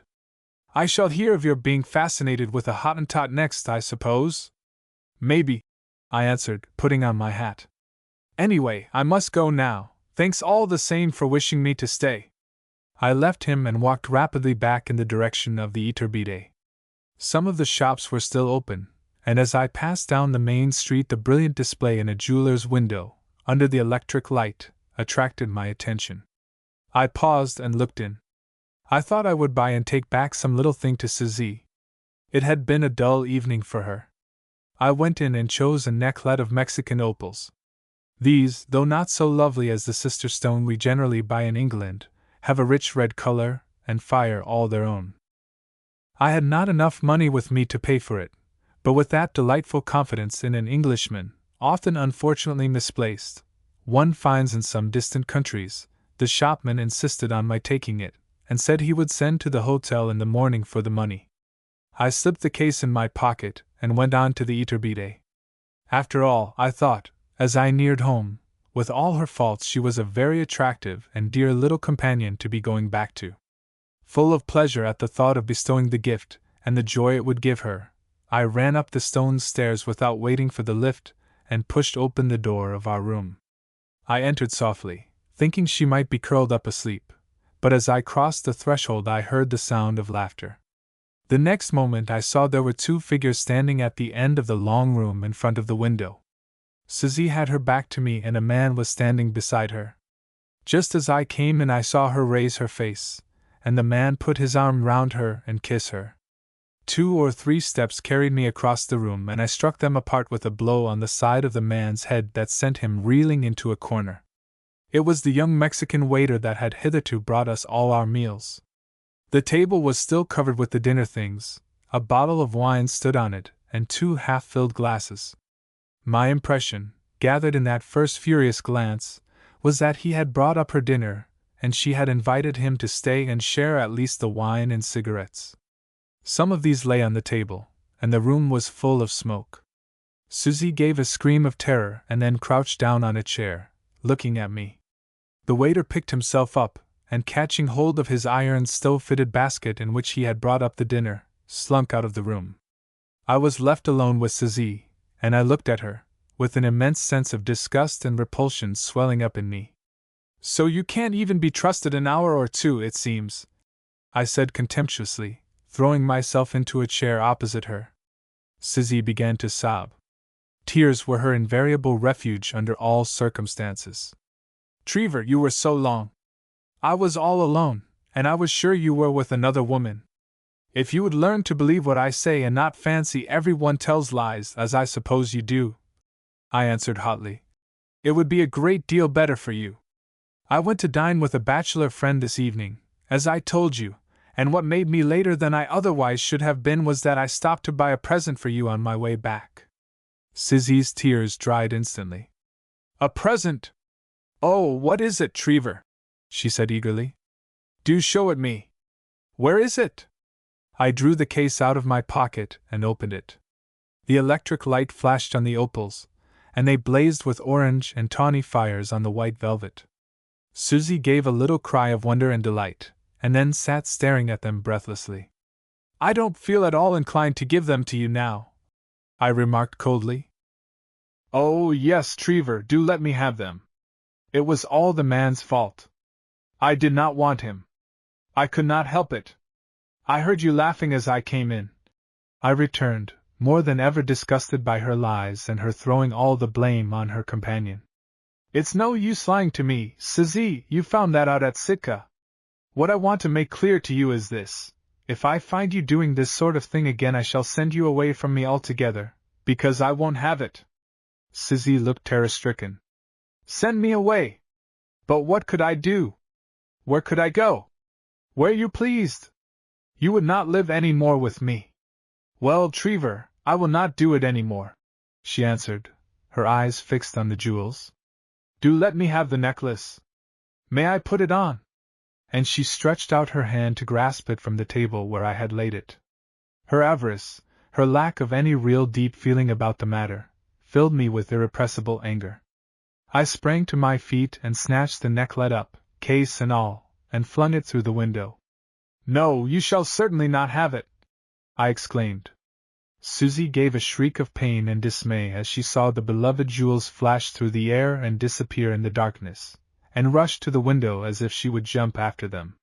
Fearing she might call to the passers-by below, and create a disturbance, I took her by the shoulder and pulled her back into the room. Then I shut the window and bolted it above her head. I walked over to the door of the room.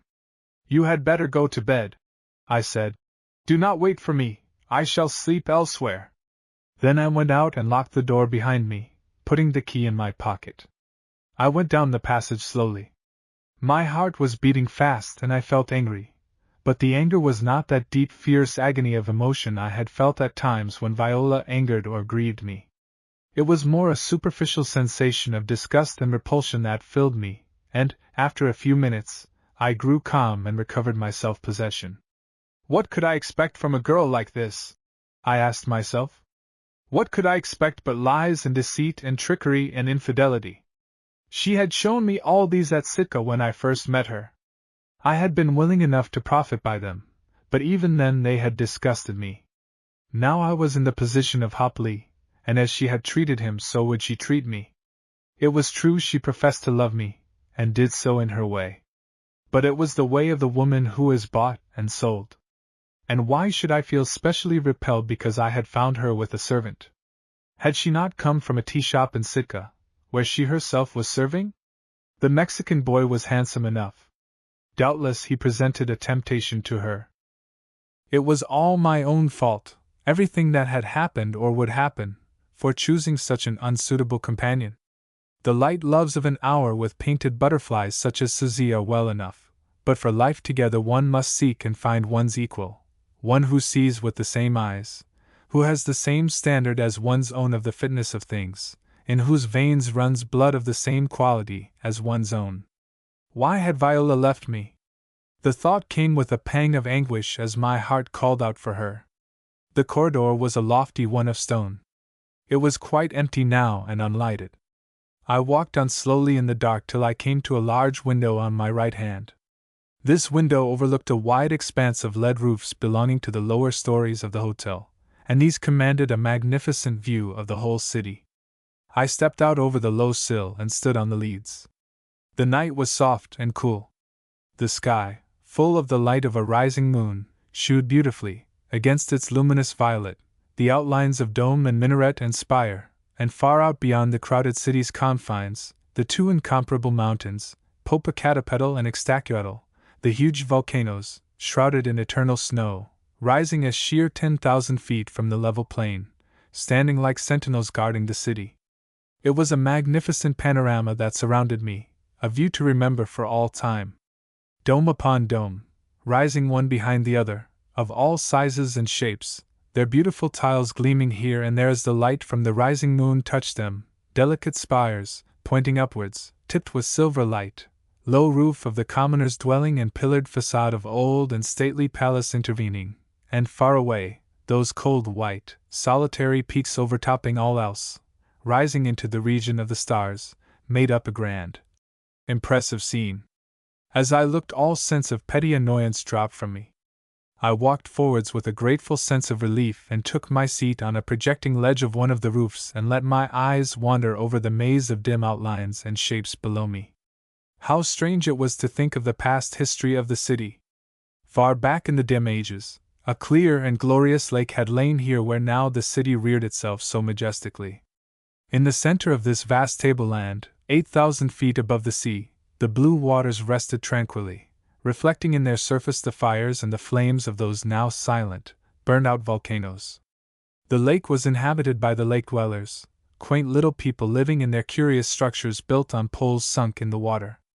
There they fished and made their nets and traded with each other, passing backwards and forwards in their tiny dugouts, whole crafts made from a single hollowed-out log, on the gleaming waters, secure from the raids of wild beasts or savages that the black, impenetrable forests on the shore might harbor. Then came the Toltecs and the Aztecs with their refinement, their civilization, and the lake dried gradually through the years, and causeways were built across the swamp, and one by one dwellings appeared on the hardest, driest places, and step by step there grew to be a city. Then came the Spaniards in later days, with the flaming pomp of religion and the loathsome spirit of cruelty. They killed the people by thousands with torture, and set up their churches to peace and goodwill.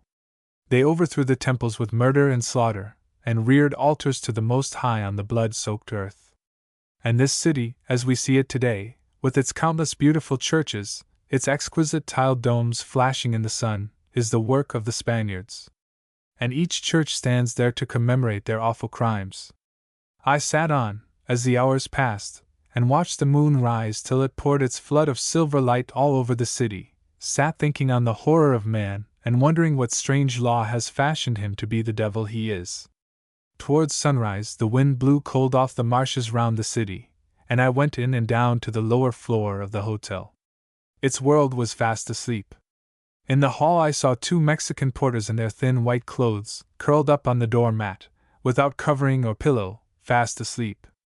I made my way to the little-used reception room, found my way across it to a wide old couch, threw myself upon it, and closed my eyes. The couch smelt musty and the room seemed cold, but I was accustomed to sleep anyhow and anywhere, and in a few moments, with my thoughts on Viola, I drifted into oblivion. At breakfast time the next day I went to the administrator and told him to send up ours by another waiter, and never to allow the former one to come into our room again. Then I went upstairs to Suzy. As I unlocked the door and entered I saw she was up and dressed. She came to me, looking white and frightened. "Oh, Trevor, do forgive me, I never will again. Only say you forgive me. I was so frightened all last night, I thought you had locked me up here to starve." Again the absence of deep feeling, of any ethical consideration prompting her contrition, jarred upon me. She would be good because she did not want to starve or be otherwise punished. That was her view of it, and that alone. I bent over her, took her hand, and kissed her. "We needn't think of it any more," I said gently. "Only you must remember if such a thing occurs again, we cease to live together, that's all." Suzy reiterated her promises with effusion, and presently an old, gray-haired waiter appeared with our breakfast. I could not repress a smile as I saw the administrator had determined to be on the safe side this time. Suzy was extremely amiable and docile all that day. Most women who do not shew gratitude for kindness and consideration, when the man retaliates or shews any harshness, begin to improve wonderfully, while a delicate nature like Viola's, that responds to love and gives devotion in return, would meet that same harshness with passionate resentment. Suzy sincerely mourned her lost jewels and gazed wistfully and furtively down into the street where they had gone in the darkness. I paid the bill for them that day, but I never knew what became of them, nor whose neck they now adorn. The following day was Sunday, the day appointed by the Prince of Peace, and dedicated here by his followers, the Christians, to the torture and slaughter of their helpless companions in this world, the animals. Sunday, throughout Mexico, is the day most usually fixed for a bullfight, and today there was going to be one, and Suzy had begged me to take her to see it. I had hesitated, but finally given in, and taken seats for it. I felt a strong disinclination to witnessing what I knew would be merely another example of the loathsome barbarity of the human race, but it was my rule in life to see and study its different aspects, to add to my knowledge of it whenever possible, and so I consented with a sense of repulsion within me. Suzy was in the wildest delight. She had talked to the waiter, it seemed, and had heard from him wonderful stories of the big crowds of gaily dressed people in the large ring, of the music, of the gaily dressed toreadors, of the clapping of hands and the shouting. "And you feel no sympathy with the bull that is going to be killed or the unfortunate horses?" I asked, looking across at her as we sat at luncheon. Suzy looked grave. "I didn't think of that," she said. "The great fault of the less guilty half of humanity. It does not think, and the other half thinks evil." "Well, think now," I said sharply. "Would you like to have your inside torn out for a gaping crowd to laugh at, to be tortured to death for their Sunday diversion? For that is what you are going to see inflicted on the animals this afternoon." Suzy regarded me with a frightened air. Presently she said glibly, "Of course not, Trevor, and I am very, very sorry for the poor animals if they are going to be hurt." "Of course they are," I said shortly. "That is what the whole city is going to turn out to see." I felt she had no real appreciation of the subject, and that any sympathetic utterance would be made to please me. How I hate being with a companion who automatically says what will please me. A servile compliance that one knows is false is more irritating to a person of intellect than contradiction. How different Viola had always been! In physical relations she had accepted me as her owner, master, conqueror.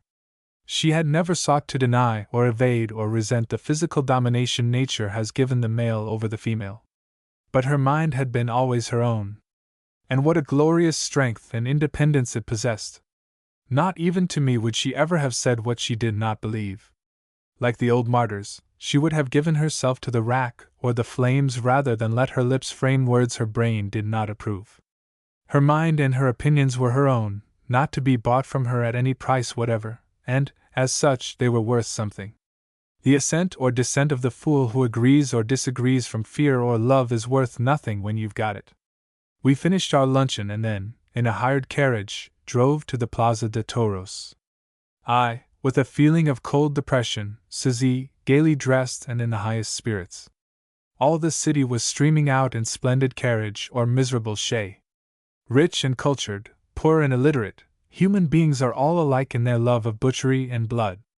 We reached the great ragged stretch of open ground, hideous and bare enough, and the structure of the bullring reared itself before us, a sinister curve against the laughing blue of the sky. It seemed to hum like a great hive already. There was a crowd of the poorer class about it, and men came continually in and out of the little doors in its base. We dismissed our carriage at the outer edge of the ragged ground, the driver insisting he could drive no farther. And the moment we had alighted, he turned his horses' heads and started them at a furious gallop back to the city in the hope of catching another fare. We walked forwards towards the principal of the wickets through which already the people were passing to their seats. In approaching the bullring, we had to pass by a circle of little buildings, low dens with small barred windows and closed doors. Blood was trickling from under some of these over the brown and dusty earth, and the low, heavy breathing and groans of a horse in agony came from one or another at intervals.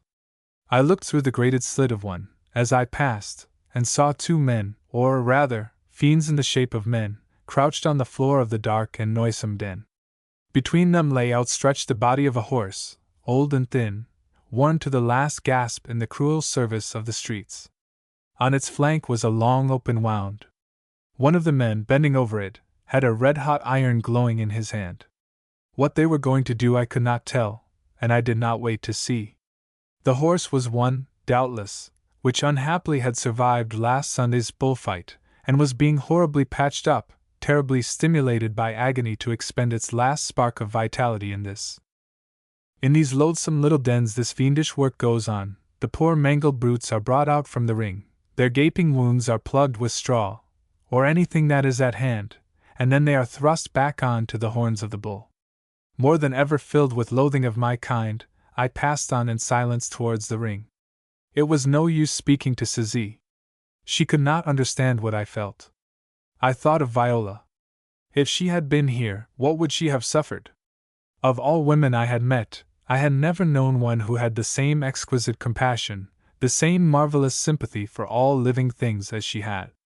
We shoot our tickets, passed through the wicket, and were inside the vast circle. The impression on the eye as one enters is pleasing, or would be if one's brain were not there to tell one of the scenes of infamy that take place in that grand arena. Wide circles, great sweeping lines have always a certain fascination, and the form that charms one in the Colosseum is here also in these modern imitations. The huge arena, empty now and clean, sprinkled with fine white sand, and with circle after circle, tier after tier of countless seats rising up all round, cutting at last the blue sky overhead, is in itself impressive. We passed our seats, which were a little low down, not much raised above the level of the boarding running round the arena. They were on the coveted shady side of the ring, where the sun would not be in our eyes. On the left of us was the president's box, opposite, the seats of the common people, let cheap, because the sun's rays would fall on them through all the afternoon. These were already full. Occupied by women, largely women, dressed in their gayest, with handkerchiefs in their hands ready to wave, with brightly painted fans, they sat there laughing, talking, eating sweets, making the ring in that quarter a flare of color. Women! Ah, what a pity it is that there should be such women as these, stony-hearted, stony-eyed, deaf to the dictates of mercy, of pity. Women who can congregate with delight to see a fellow creature die. For what are the animals but our fellow creatures? With the same life, the same heartbeats as our own. With whom, if we acted rightly, we should share this world in kindly fellowship and love. The other seats in the shade were filling quickly. Soon the whole mass of dizzy circles, one above the other, flamed with brilliant color under the Mexican sun. Suddenly, with a great crash, the music burst out, and a triumphal march rolled over the arena as the president and his party arrived and took their places in their box. The people cheered and the handkerchiefs were waved, for the president is popular. Sizzy sat in the greatest glee beside me. The vast concourse of people, the lavish color, the loud, gay, strident music, the sea of faces and clapping hands and waving kerchiefs pleased her childish little soul. After a few moments the music changed, and to a slow, almost solemn march, the toreadors filed slowly into the arena and bowed before the president's box. A burst of applause greeted their appearance, and Sizzy watched entranced these men parading in the ring, in their various red, blue, and green velvet costumes fitting tightly their fine figures, with their gorgeous cloaks of red velvet thrown over one arm and the flat round hats of the toreadors sitting lightly above their bold handsome faces.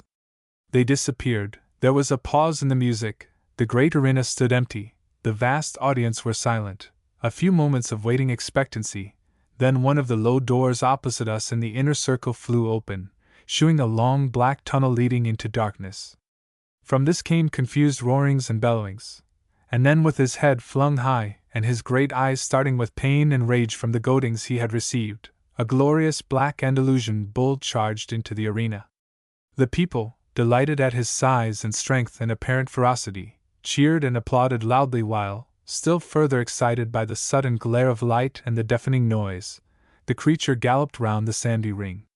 Jet black, sleek-coated, and with a long pair of slender, tapering horns, sharply pointed, crowning his great head, he was a magnificent animal, far finer in make and shape than any of these brutes round him who had come to see him die.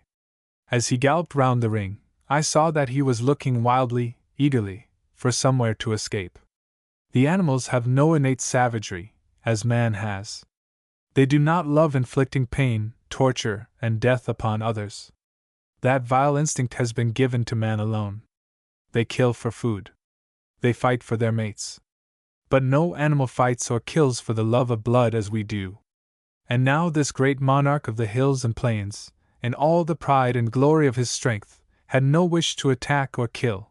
He bounded round and across the sandy space hoping to find some outlet, longing to be again upon his wild Andalusian hills he was never to see again. Another burst of music, a great fanfare of trumpets, and then slowly in triumphal procession the picadors, mounted bullfighters with lances, entered the ring.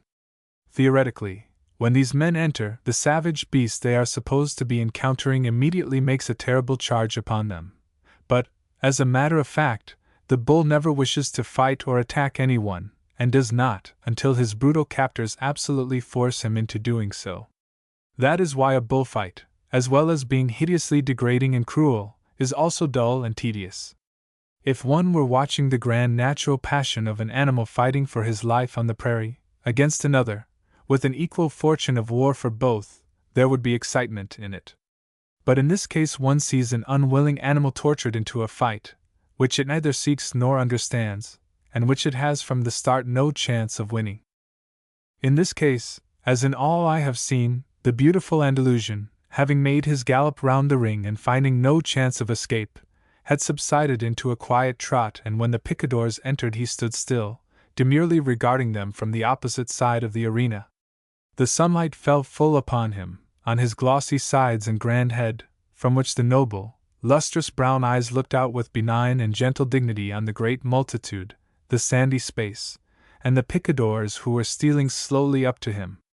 It is a difficult matter for the picador to approach the bull, for the horses shrink from the awful fate awaiting them, and only by plunging great spurs into their sides can their riders get them to advance. Anything more unutterably cowardly and despicably mean than the picador can hardly be imagined. Riding a poor, aged horse, generally one that has been wounded in a previous combat, and that is absolutely naked of all protection from the bull's horns, he is himself cased from head to foot in metal and leather, so that by no possibility can he be scratched. He comes into the ring with the deliberate intention of riding his tottering, naked horse on to the horns of the bull, and the greater number of these helpless creatures he can get mangled and disemboweled under him, the greater and finer picador he is, and the more the people love him. Such is humanity. On this afternoon the bull eyed the horse's approach with no ill will. He seemed to be reflecting, "Perhaps these are friends of mine and will show me the way out." But when at last the picador, having spurred his flinching horse close up to the bull's side, jabbed at his glossy neck with his lance, and the pain convinced the great monarch they were hostile. He threw up his head with a snort, and in a lithe, agile bound he passed by them and trotted quietly away. This enraged the people, and screams of "Coward! Coward!" went up from all parts of the ring. How they can twist into any semblance of cowardice the benignity of an animal that scorns to take any notice of what it sees as a feeble and puny opponent is amazing, a fit illustration of the weakness of the human intellect. As the bull continued his gentle trot, unmoved, the audience grew furious, and then began that tedious and utterly sickening chase of the unwilling bull by the faltering and unwilling horses. The bull, conscious of his great strength and absolutely fearless, had all that chivalry which seems inherent in animals and which is quite lacking in man in his attitude to them. As the unfortunate horses were ridden up to and across the face of the bull, he did his best to avoid them. Over and over again the picadors stabbed him with their lances and thrust their naked horses at his head, but his whole attitude and manner said plainly, "Why should I toss these poor old, trembling horses? I have no quarrel with them. I could kill them in a minute, but I don't want to." The screaming fiends above him yelled and cursed and tore pieces of wood from the seats to throw at him. Insults and invectives were showered on the picadors, until at last one of them, stung by the filthy abuse of the mob, drove his spurs so deep into his horse that the animal reared a little. The picador then, with spur and knee, almost lifted him on to the long pointed horns of the bull, who, forced back against the hoarding, had lowered his head in anger as the blood streamed from the lance wounds in his neck. Then there was the horrid, low sound of grating horn against the ribs of the horse, the ripping of the hide. The animal was lifted into the air a moment, then fell. There was a gush of blood on the sand, blood and entrails. With a groan it staggered quivering to its feet, made a step forwards, trod on its own trailing, bleeding insides, fell again, groaning with anguish, quivering convulsively. The people were delighted. They shouted and screamed and stood up on their seats and waved their kerchiefs, especially the women. The picador, who picked himself up unhurt, indeed cased in armor, he could not well be otherwise, was cheered, and bowed and smiled and took off his cap and swept it to the ground. And the band crashed loudly to drown the terrible groaning of the dying horse, struggling in agony on the sand. The bull, sorry rather than otherwise apparently, walked away to another part of the ring, tossing his head in pain as the blood dripped from it. The people clapped delightedly. Susie, seeing all the women about her doing so, put up her little hands and clapped too. I bent towards her, and caught them and held them down in her lap.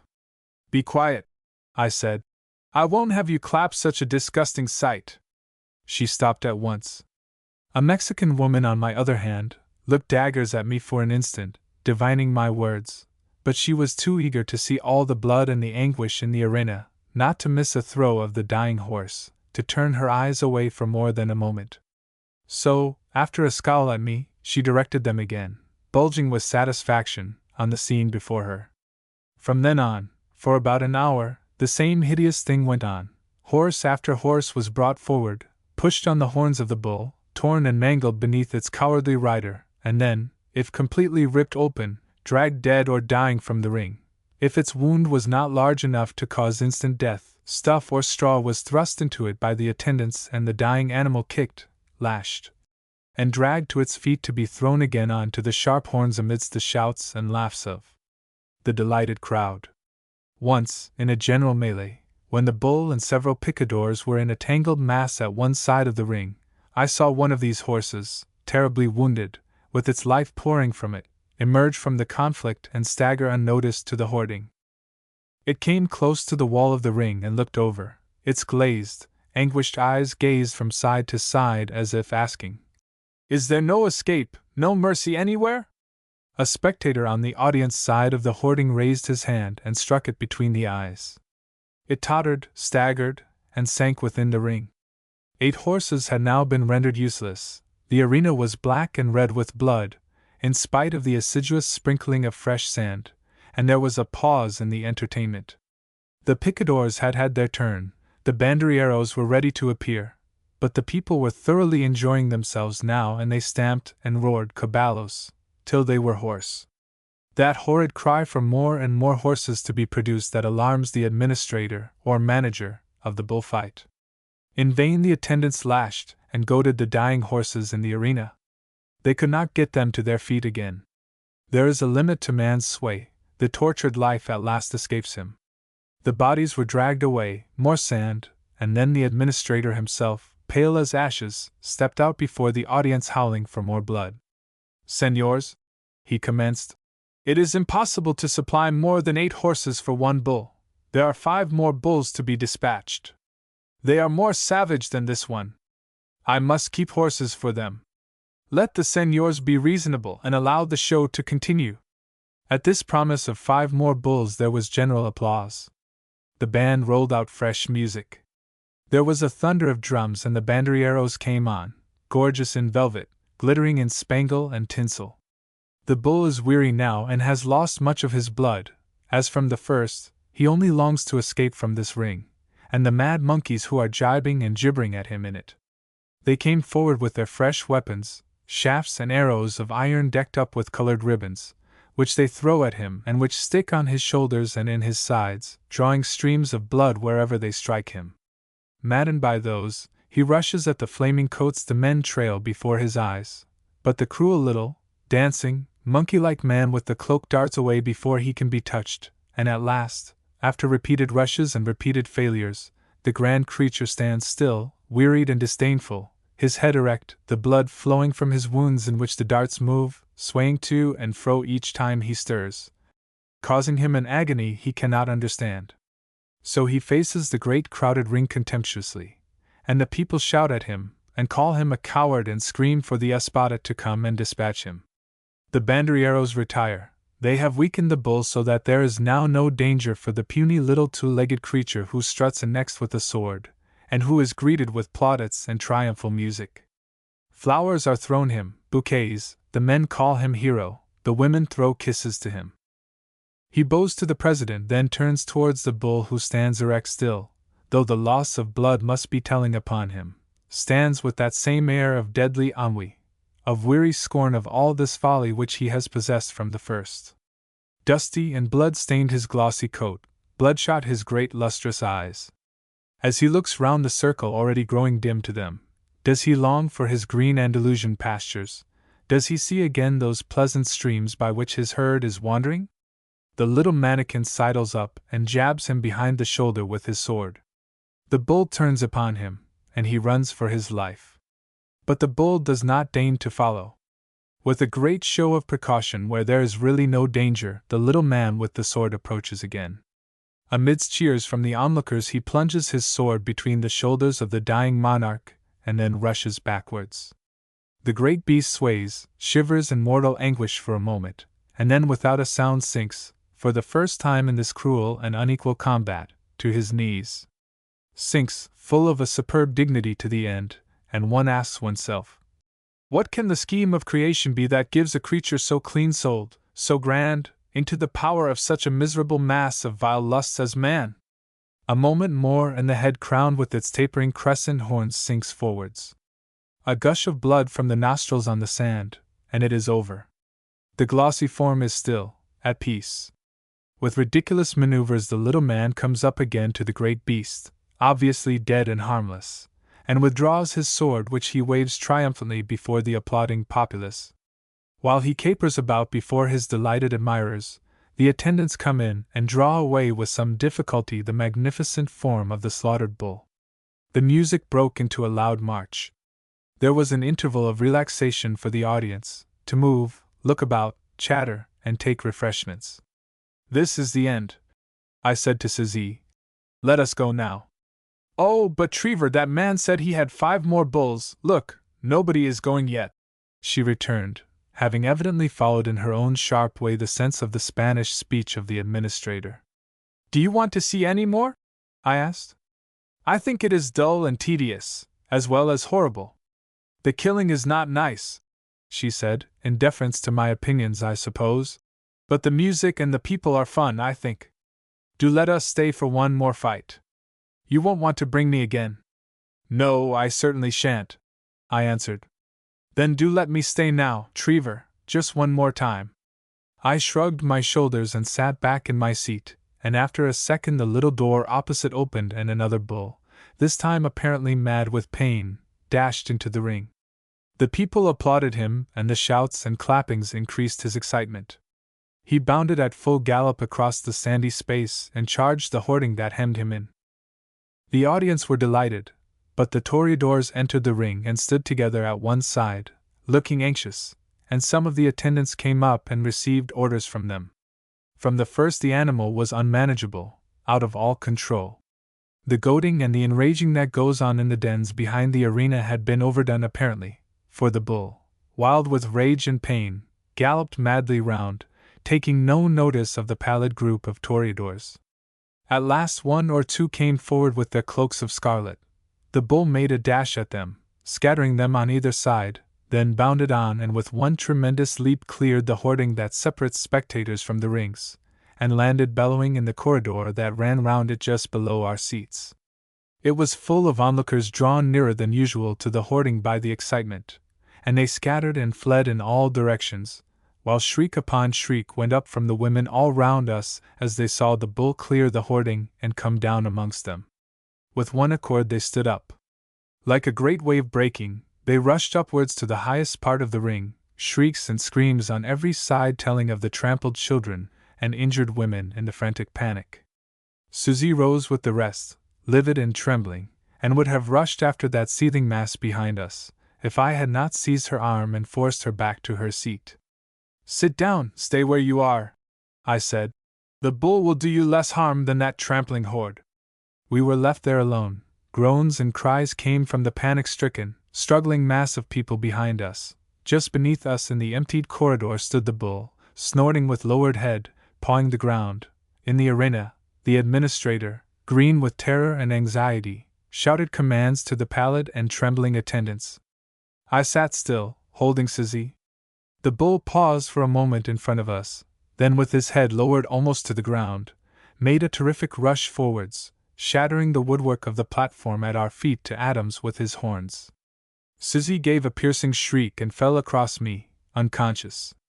The animal, startled by the scream, raised its head. In its rolling eyes I saw nothing but the madness of pain and terror. As it drew back for a second charge, in its mad effort to dash through the woodwork to liberty, I slipped sideways with the dead weight of Susie on my arm, into the seats on one side. It was not an instant too soon. The next, the bull rushed forwards and our seats were falling in splinters about his head. Along, sideways, over chair after chair, I slipped, dragging and supporting Susie as best I could. I heard screams of terror and suffering all round us as the panic spread amongst the people and they forced themselves in an ever-increasing mass upwards, fighting their way to the exits at the top of the ring. My mind was made up. All before me was clear and open, the seats deserted. Below me ran the corridor leading to the entrance by which we had come in. For that I would make. There was some slight risk, for the bull, tired now of his futile efforts to destroy the wooden barriers in front of him, had turned back into the corridor and started on a mad gallop down it round the ring. I must drop down into the corridor before I could arrive at the entrance, and unless he were stopped he might meet us in the corridor before I could reach the exit. But his arc of the circle was a long one, mine to the exit was short, and anyway, I preferred to chance meeting him to trusting myself to the mercies of my own kind. I leapt down into the passage, and lifting Susie into my arms, passed on rapidly to the wicket. There was no one there. I went through, out into the golden sunlight. Outside, the accident and the panic had not yet become known. I saw a carriage, with its driver asleep upon the box, close to the main gate. I went up to it, put Susie in and spoke to the man. "The lady has fainted," I said. "Drive us back to the Hotel Iturbide." The man, delighted at securing a fare so soon, seized the whip and reins and drove away full tilt before one of the struggling wretches in the bullring had succeeded in getting out. Susie recovered consciousness just before we reached the hotel, but when she had opened her eyes she closed them again instantly, and covered her face with her hands with a cry of terror. "Oh, Trevor, that awful bull, where is it now? It can't get at us, can it?" "No, poor brute," I answered. "You are safe enough now, Susie. You are miles away from the bull ring." She was trembling so much she could hardly walk up the stairs to our room, and when we got there I made her go to bed while I sat by her putting cold compresses on her head. She complained of such pain in it, I was afraid that the fright and shock would do her serious harm. I sat up with her through the night, and towards morning she fell into a tranquil sleep. I paced up and down the quiet room lighted only by the night light, thinking over the horrid scene of the afternoon, and when it grew to be day I was hungering so for a companion to speak to and to feel with me, that I drew out my writing case and wrote a long letter to Viola. Chapter 11 The Way of the Gods. "But, Trevor, I am so very dull when you go out, and when you are working it is as bad. I do miss my baby so to play with. You did not strike me as a very devoted mother when I saw you at Sitka," I answered. "Oh, Trevor, he was a very fine boy, and I took so much care of him." "Was he not a very large child?" "Yes, he certainly was, and with a dreadful voice and a furious temper. It's no use worrying me, Suzy, about the matter. I dislike children very much, and I do not wish nor intend to have any of my own." Suzy began to cry in the easy way she had. She seemed able to commence and leave off just when she chose. "You are a little goose," I said jestingly. "You don't know when you are well off. For months and months you would be ill and disfigured, unable to come about with me or be my companion, unable to sit to me for my painting, and afterwards the child would be an unendurable tie and burden. Besides, as I say, I have an intense dislike to children and could never live with one anywhere near me. I am afraid, if you want them, you must go away from me, to someone who has your views." Suzy came over to where I was sitting and knelt beside my chair, clasping both hands round my arm. "Trevor," she said, almost in a whisper, "you are so beautiful with your straight face, every line in it is so straight, quite straight, and your black hair and your dark eyes and your dark eyebrows. I want that for my baby. I want a son just like you. He must be just like you, and then I should be so happy." As she spoke, the lines of a poetess flashed across me, indistinctly remembered. "Beauty that women seek after, that they may give to the world again." Was this the reason of woman's love of beauty in men? Ah, not with all women. Viola loved beauty, as I did, as all artists do, as they love their art for itself alone. I stroked her smooth shining hair, gently, and shook my head, smiling down upon her. "Do you not value my love for you?" I asked. "Oh yes, yes, you know I do." "Well, then understand this, you would utterly and entirely lose it if you became a mother." Suzy shrank away from me. "But why, Trevor? Hopley was so pleased with me. Men have different tastes. And it is well they have, or the world would be worse than it is. Some men like children and domesticity and sick nursing and childish companionship. I don't. I like health and beauty, and love and intellect about me, and women who are straight and slim and can inspire my pictures. That's why, Suzy, and I don't see any reason why I shouldn't gratify my tastes as they do theirs. There are plenty of men in the world who like being fathers of families. The world can well allow an artist to give it his art instead." "Oh yes, Trevor, of course, but I am so sorry. I am so dull without a baby." We were sitting together in a light balcony of one of the hotels at Tampico, and the subject of our conversation was one which had come up many times between us lately. Some months had slipped by since the accident in the bull ring. Suzy had recovered from the shock with a few days' rest and care, and as soon as she was better we had started on a tour through the country places of Mexico, and as it grew colder we had worked downwards to the Gulf of Vera Cruz and the Tierra Caliente, or hot lands, and now were making a stay here on the coast, caught by the beauty of palm and sea and shore. Suzy, though apparently she had all that most young women covet, had been for some time restless and dissatisfied, and the reason soon appeared in conversations like that of today. "Come along," I said, getting up. "See what a lovely evening it is. Let's go for a walk along the seashore." Suzy looked round at the translucent green bell of the sky that hung over us, disapprovingly. "It's always fine weather," she said, rather sulkily. "And there's nothing to see on that old shore." "Nothing to see!" I exclaimed in sheer amazement. Then I stopped short, remembering her indifference to all I valued, and added, "There are most beautiful shells of every shape and color. Wouldn't you like to get some of those?" Susie's face brightened immediately. This idea took her fancy at once. It appealed to her keen love of material things. Beauty in air and sky was nothing to her, but something she could pick up and handle, become possessed of, like the shells, deeply interested her. She rose at once. "I had better take a basket, Trevor," she said, "to carry them back in." And while she went to get it, I leant over the balcony rail musing on that great difference in character between woman and woman, man and man. Humanity might almost be divided into those two great parts: those who love and live in ideas, and those who love, and are wholly concerned with, material things. She came back in a moment with a basket swinging in her hand.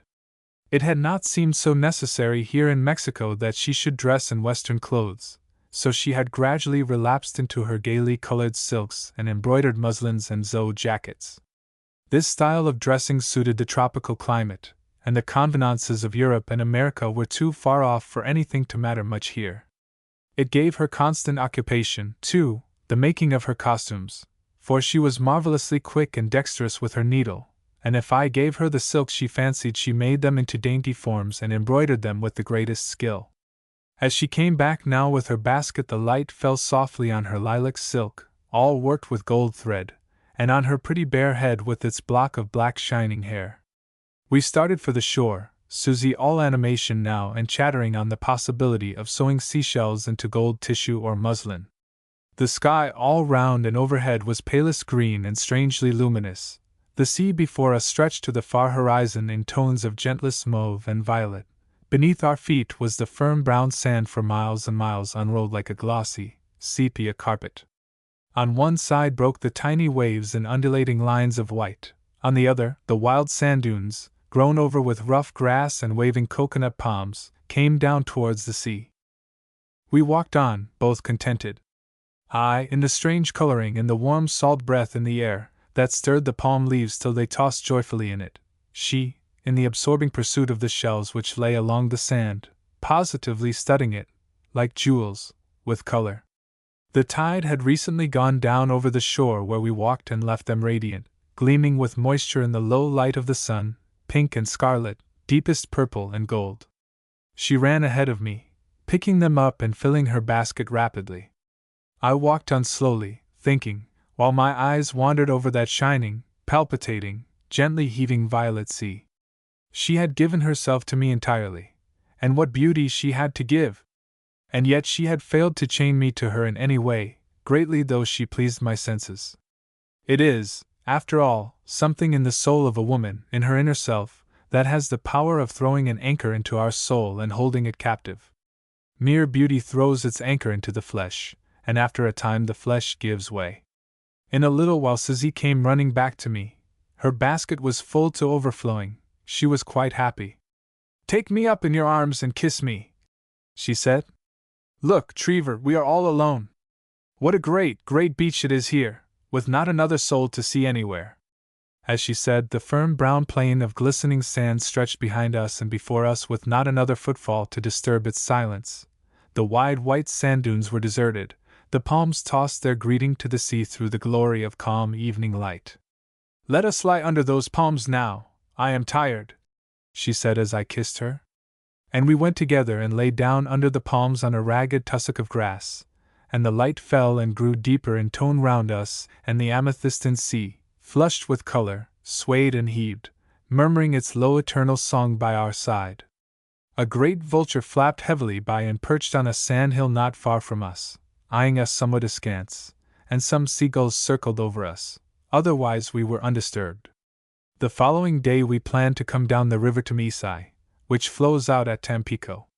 We could not go up by boat, as the river was in flood and nothing could make headway against it, but the natives were adepts at steering a boat down with the rapid current, and knew how to handle it on the top of the flood.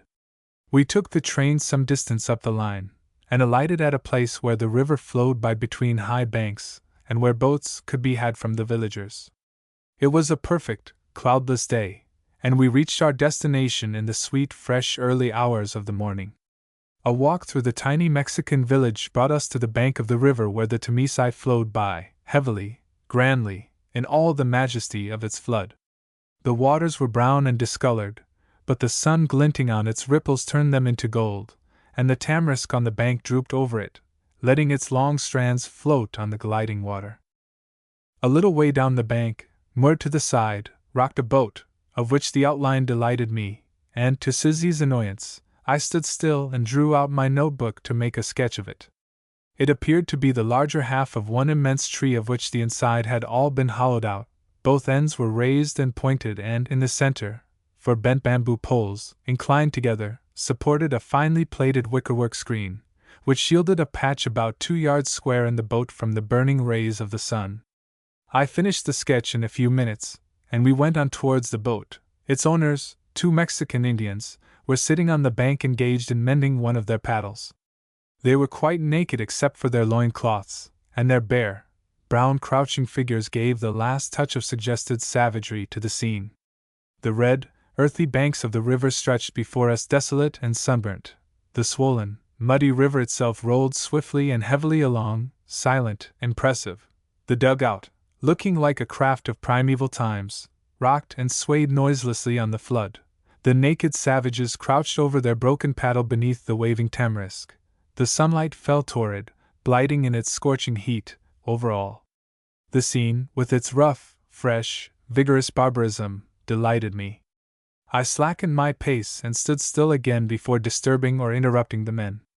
"Susie," I said suddenly, "I admire this picture before us immensely.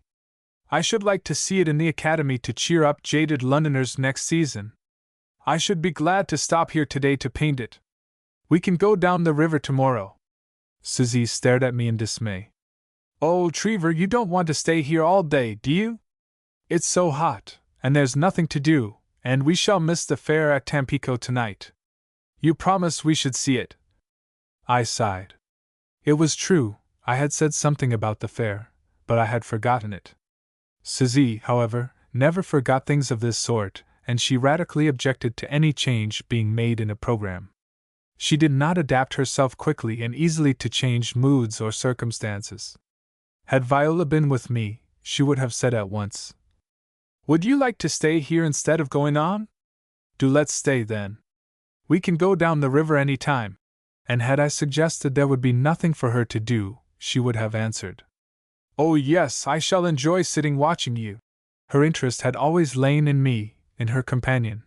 To what we did she was indifferent. Provided we were together, and I was pleased, she was content. It is just this difference in women that makes it so delightful to live with some, so impossible to live with others.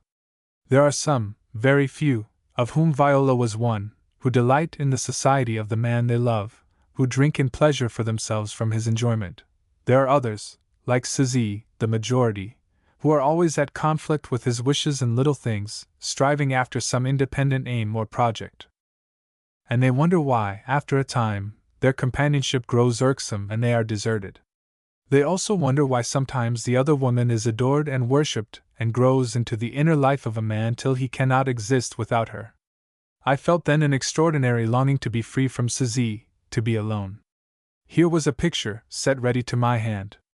A scene we had come upon accidentally and that, in its barbaric simplicity, was not easily to be found again. It was strong, striking, original. I saw it before my mind's eyes on the canvas already, with, "On the Tamisai, Mexico," written on the margin. How could she ask me to lose it? But I could not break my word, as she chose to keep me to it. I said nothing, and, after a pause of keen disappointment, I walked slowly on again towards the boat. The men were Indians, but they understood a little Spanish, and I bargained with them to take us down to Tampico, where we should arrive about 7 the same evening, in time for the fruit market and general fair held in the plaza.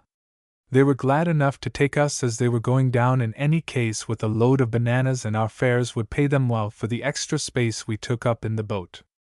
They hauled the dugout to the bank and jumped in, clearing it of old fruit baskets and arranging some rugs and mats under the shade of the wicker screen.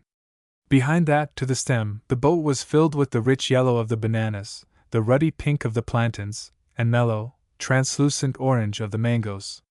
They lay there in great heaps, leaving only just space enough for the stem paddler to stand.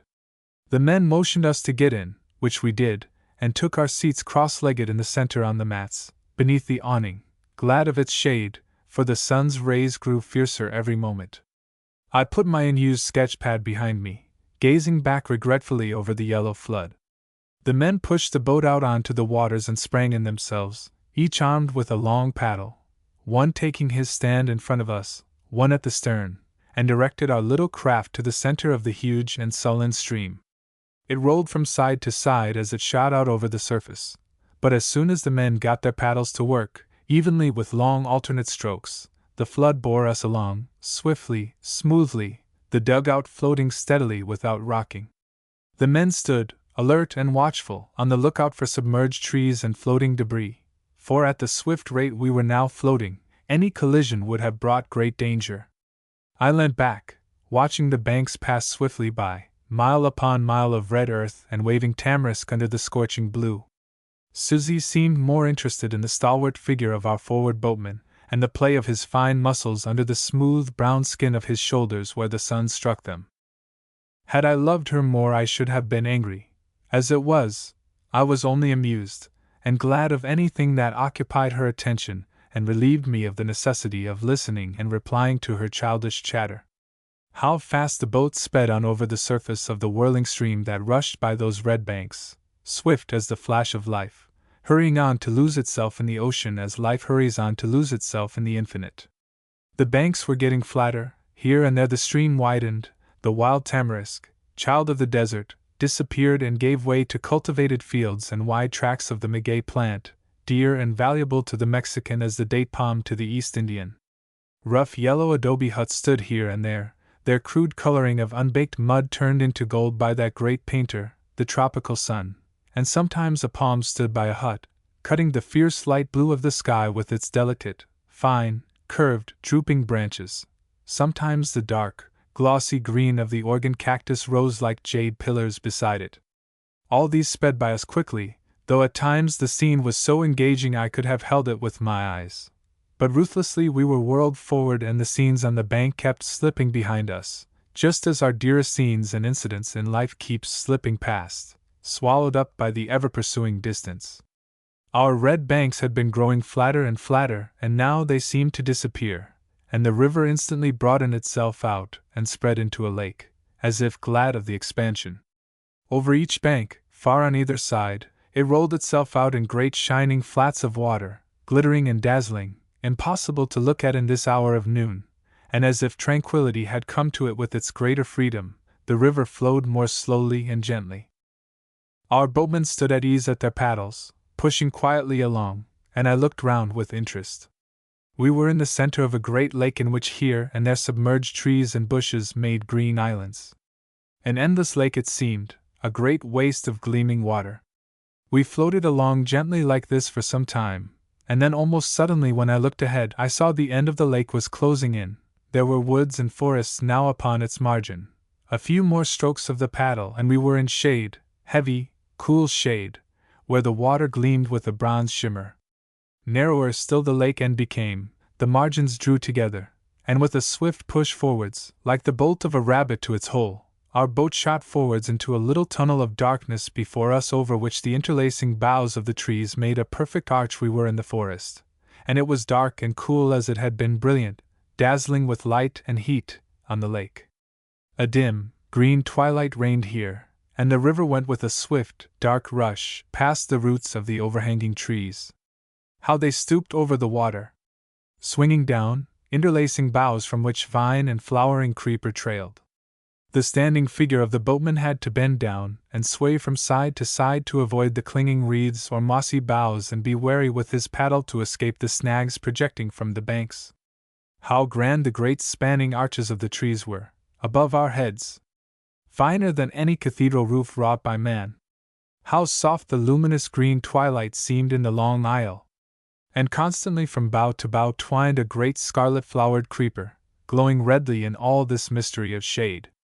The banks were thick with vegetation, one thing growing over another, with tropical luxuriance, until sometimes here and there groups of plants, weary with the struggle each to assert itself, had all fallen together over the bank and trailed their long strands wearily in the water. The stream zigzagged on before us, here darkly green to blackness, there, where the light pierced through the upper boughs, a golden bronze, then blue and silver where it caught and eddied and played round a fallen tree or a stump in the river bed. We were going fast now, and as we shot along the glimmering stream we left the thick green part of the forest behind us. The river broadened out, expanded widely on either side, and in a few more minutes we seemed on a chain of infinite lakes spreading out on every side under and through the trees, which, though they met far overhead forming a perfect and continuous roof, were bare of leaves and flowering vines beneath. Great trunks and bare brown branches in bewildering numbers now surrounded us, and the sheets of water reflected all so perfectly down to infinite depths that one lost sense of reality. Boughs and branches, all arching and curving and spreading above us in the softened light, and boughs and branches and inverted trees below us, arches and curves and twisted networks. Between, those long gleaming flats of water on which we floated silently without sense of motion, ever onwards. "It is a little like the wood at Sitka in times of river flood," Susie said to me, as we sat together watching the mirrored stems and branches glide by beneath our boat. "Yes?" I answered, smiling back upon her at the remembrance of the wood. The stream was a wide flat here, and our boatman suddenly directed the boat to the bank and brought it to a standstill. "We want to go on land here and buy mangoes," he explained in Spanish. "Very good mangoes can be got here." We looked round and saw, some distance from the margin, amongst the stems of the trees standing thickly together, an adobe building, low and flat, and some figures, not much more clothed than our boatman, squatting in front of it, counting mangoes from a great pile into baskets. He fastened the dugout to one of the many tree stems, drawing it close to the bank, and then he and his companion landed, leaving us alone in the lightly swaying boat. "We'll have lunch here, Susie, don't you think?" I asked her, beginning to unpack the small basket we had brought. "Can you make tea for us there, do you think?" "Oh yes, quite easily. They have a little kitchen here." In the forepart of the boat the Indians had fixed a piece of tin with a few bricks round it, forming a hearthstone and stove. On this they cooked their own food as their surrounding pots and kettles shewed. A few embers from their last cooking glowed still between the bricks. Susie leant over them, blew them into a blaze and then set our kettle on, getting out her little cups and saucers and ranging them on the floor of the boat. I sat back and watched her. The whole scene was a delightful one and rivaled the one I had noted at starting. The gleaming water spread itself in large flat mirrors on every side, and the trees standing in it reflected beneath, and reaching up to the lofty roof of overarching, interlaced boughs above us, gave the effect of a hall of 1,000 columns. The adobe house of the fruit seller seemed standing on a precarious island, so high had the floods risen round it, and numerous empty baskets and crates, evidently lifted from their moorings on the bank, drifted slowly about on the silvery tide. Our boat itself was a lovely object with its fairy lines, its thread of smoke going up from it, and the little oriental figure bending over the red embers in its prow. We lunched and had our tea in this cool retreat of softened light, and knew the sun was beating with its murderous noonday glare just without. The boatmen came back after an interval with a huge load of mangoes which they piled into the boat, and offered us 60 for 5 cents. I gave them the 5 cents and took 2 or 3 of the fruits for myself and Susie. Then the moorings were undone, the men jumped in, and paddled us swiftly onwards. The proprietor of the adobe hut came to the edge of his grove and saluted, as we passed by on a rapid current. Then he and hut and mangoes all glided from us, quickly as a dream, and we were borne forward through the wonderful maze of trees over the tranquil sheets of water. All through the golden Mexican afternoon we descended the river, down, ever downwards, to the sea. Sometimes in the deep green shadows of overhanging trees, passing through the heart of a forest, sometimes out in the burning open beneath the clear blue of the sky, between flat plains of open country, sometimes on the breast of wide lakes, sometimes between high banks, where the boat went dizzily fast and the waters passed the paddles with a sharp hiss as we rushed on, and each of those moments was a delight to me. And even Susie seemed affected by the beauty and the poetry of the river, for she leant against me silent and absorbed, and her eyes grew soft and dreaming as the visions on the golden banks swept by, fields of sugar cane and maguey, coffee plantations with their million scarlet berries, waving banana and palm, masses of delicate bamboo rustling as the warm breeze stirred them. As the day melted into evening, the sky flushed a deep rosy red and seemed to hang over us like a great hollowed-out ruby glowing with crimson fires. The waterway of the river before us turned crimson, and all the ripples in it were edged and flecked with gold. The great lagoons, when we passed through them now, reflected the peace of the painted skies, and the marsh lilies floating on their surface became jewels set in gold as the water eddied round them. In half an hour the glory faded, leaving a transparent lilac sky over which the darkness closed with all the swiftness of the tropics. As we neared the sea and the warm salt breath came up to us, we saw the light over the market square in Tampico, and the masses of soft shadow of the trees in the plaza. Frail, wooden boathouses, with shaky landing stages built out over the water, lined the banks on either side, and at one of them our boatmen suddenly drew in, and we disembarked in the soft darkness, suffused with the red light from the square and vibrating with the music from a band playing there behind the trees. We got out and walked along the river bank towards the seashore, where the sea lay calm and still, its black, gently heaving surface reflecting the light of the stars. Where the river debouched, there was a sheltered cove of fine white sand, and here every species of gaily painted craft was drawn up. The light from the market square, ablaze with lamps, reached out to it, and shewed boat after boat of fantastic shape and color, with striped awnings fixed on bamboo poles over their center, lying in the shelter of the palm trees that fringed the cove. We rounded the slight promontory on our left hand and came full into the light of the animated town. The fair was in progress, and numbers of fruit sellers from all the country round, from the adobe hut and the large hacienda, or estate, of the Mexican gentleman, alike had brought down their load of fruit to sell in Tampico. Not only was the plaza itself filled to overflowing with fruit and other stalls, but they reached down almost to the shore, and very rich and oriental the scene looked, framed in deepest shadow from the plaza trees on one side, and the smooth, black, starlit darkness of the sea on the other. Each stall had its own light, a bowl of flaming naphtha mounted on a bamboo pole, and the light fell over the golden fruit, mango, plantain, and banana piled high upon it, and also all round the vendor's feet as he stood by his stall in town costume of one long white muslin robe. There were other stalls where they sold Mexican drawnwork, carved leather and filigree silver, others again with chairs set round where one could have iced fruit drinks or coffee, and the band played sonorously and the crowd, good-natured, laughing, gaily dressed, men, women, and children of all sizes, strolled amongst the stalls, buying, looking, chattering, flirting, in the soft, damp heat of the night. Susie was enchanted and stared about her with bold, lustrous glances, pleased at the admiring looks of the men on her strange pretty face. She steered me up to the silver filigree stall, and there had all the vendors' wares put out for her inspection. She was keen enough where her own particular interests were concerned, and the sellers of artificial jewelry tempted her with their sparkling gewgaws not at all. Real solid worth was what she intended to obtain, and her taste in choosing the silver was excellent. Would I buy her this? Would I buy her that? And I assented to everything. I only wished I could buy myself pleasure as easily. She chose a necklet, a brooch, and numberless bangles for her arms, all the smallest she could find, those generally made for children. When these loaded her little arms and the necklet was clasped round her throat, she was happy, and the curious, interested Mexicans gathered in a little knot round us, looked on with interest and evident approval at the Englishman's money being spent amongst them. We stayed in the square buying to her heart's content till 11, and then, after supper at a little table beneath the plaza trees where the band played loudest, for Susie loved music when it meant noise, we went back to the hotel and to bed.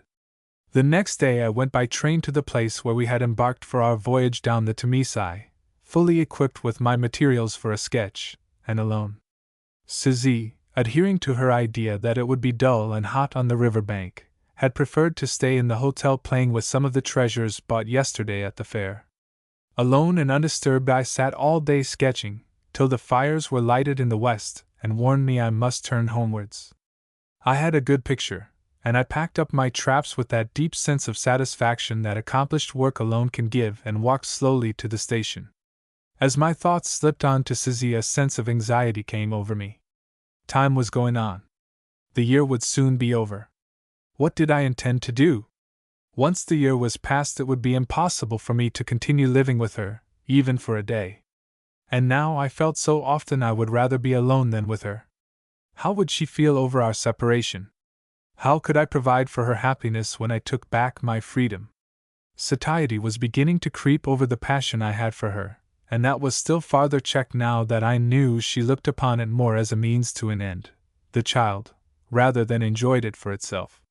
It worried me greatly, this thought of her future and how I was going to provide for it, and it seemed sometimes as if it might be better to give in to her. Perhaps without me she would be happy if she had a child as she wished, provided I could make, as I could, a good allowance to both.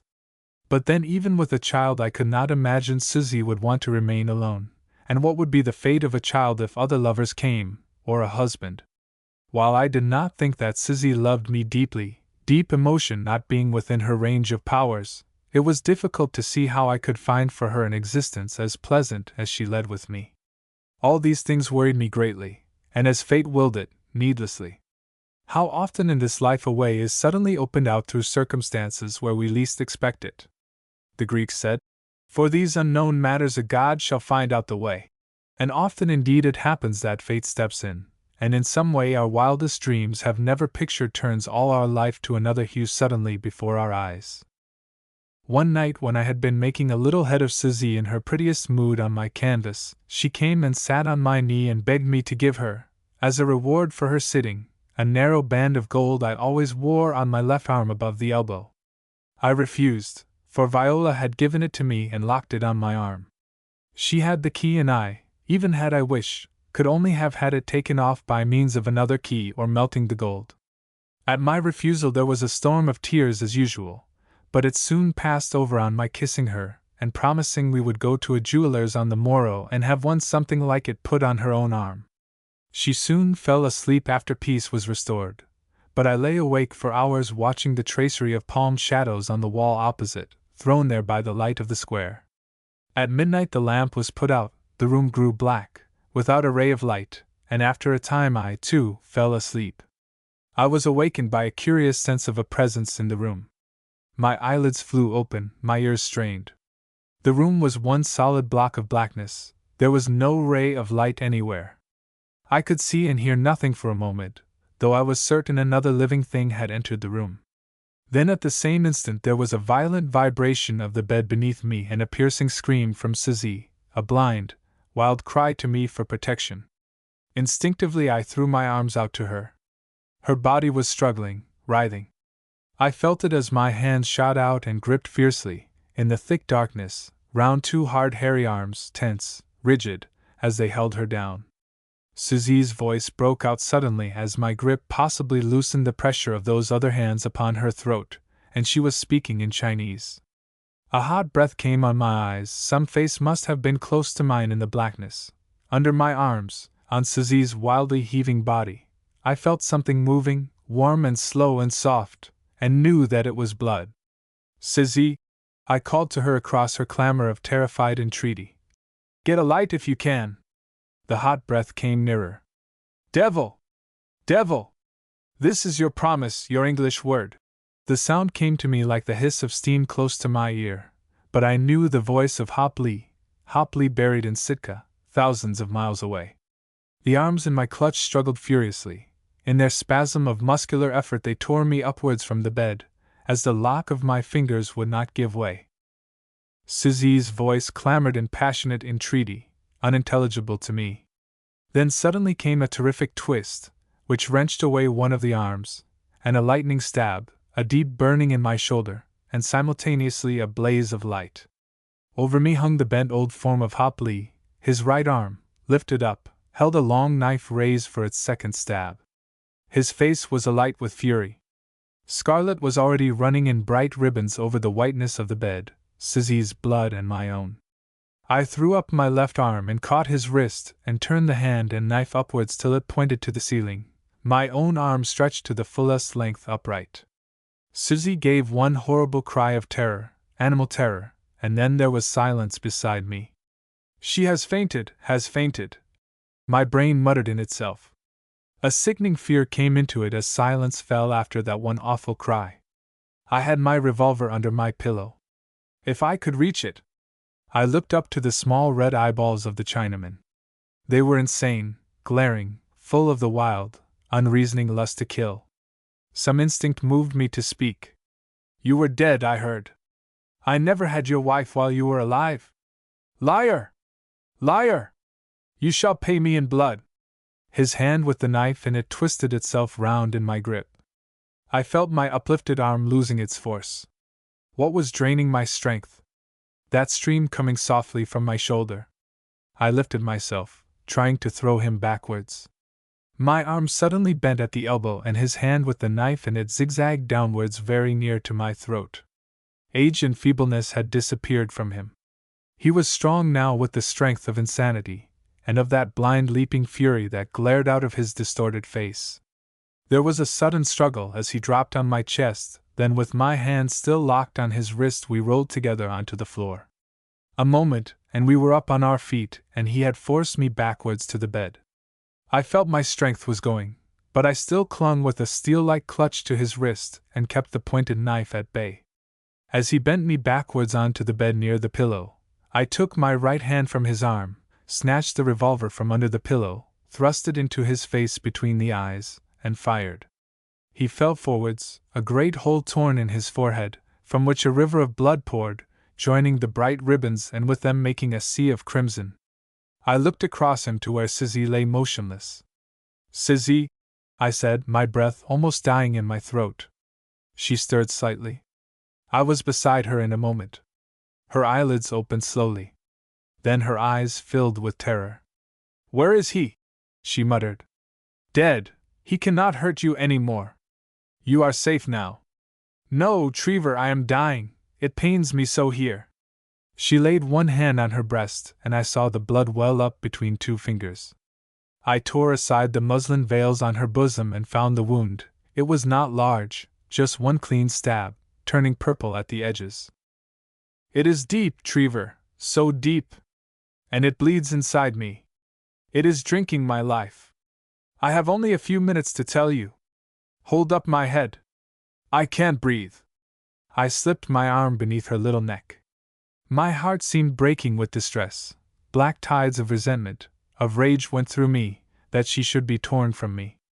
Listen, Trevor. It was I that lied to you. I told you he was dead, and the child.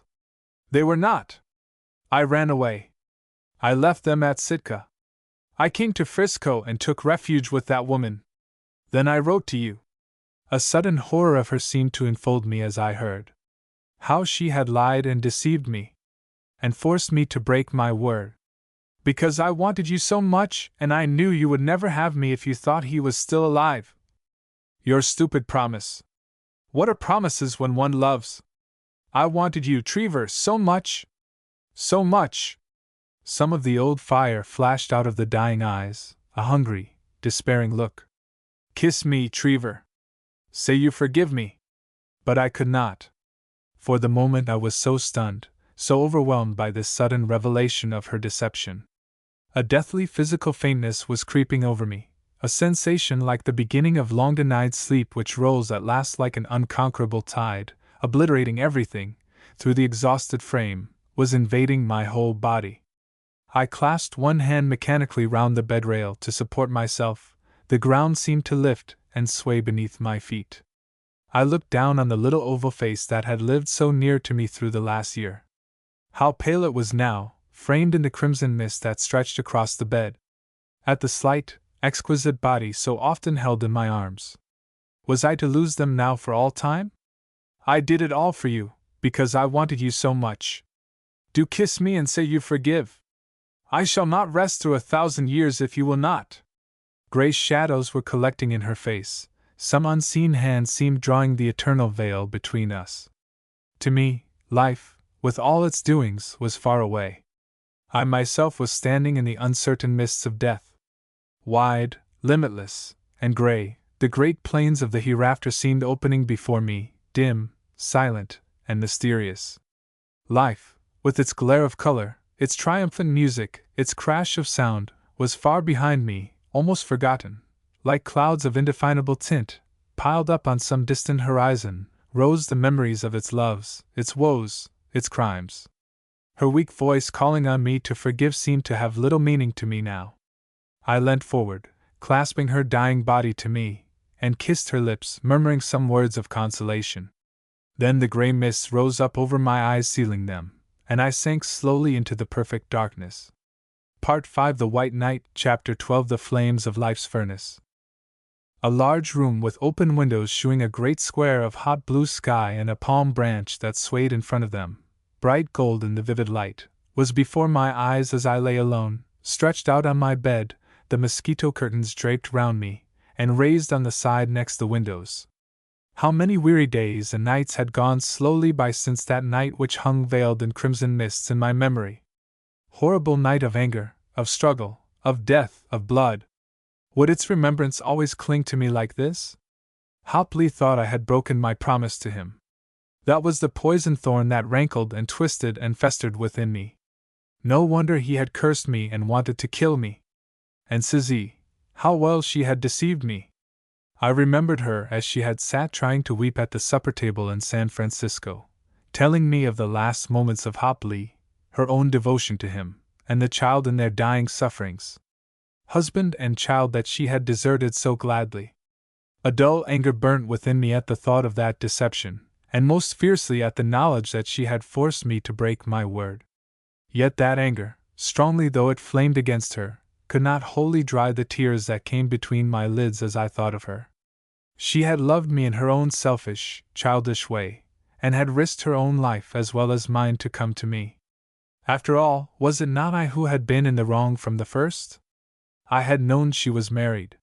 Why had I ever looked at her with that admiration which had stirred her passion for me? Morley had warned me. Now it had ended like this, and nearly cost us all our lives. But I, the most guilty of the three, had escaped, and they were both dead. I appeared to have broken my promise, and now, after already injuring him so much, one who had never injured me, I had killed Hopley. I had taken his wife, who, he had said, was more than his life. Not satisfied with that, I had taken his life, too. How horrible it all was! I felt suffocated beneath the weight of it.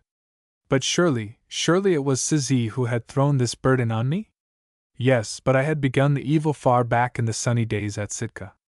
Truly, as I had said to Morley, one never knows in life. I had killed him, a poor harmless, defenseless old man who had trusted me. One thing after another had gradually pushed me on to this climax, all having their origin in those careless glances exchanged in the Sitka tea shop. They had thought I should die, too, all the people who had rushed into the room and found us that night. Myself unconscious, and the others dead. The cold voice of the doctor had been the first I had heard as sense came back to me with the damp night air from the window blowing on my face. "He's done for, I should say. You'd better take his depositions if he can speak." I had opened my eyes and seen some men carrying out the body of Hopley and the tiny pliable form of dear little Suzie that I should never see or clasp again.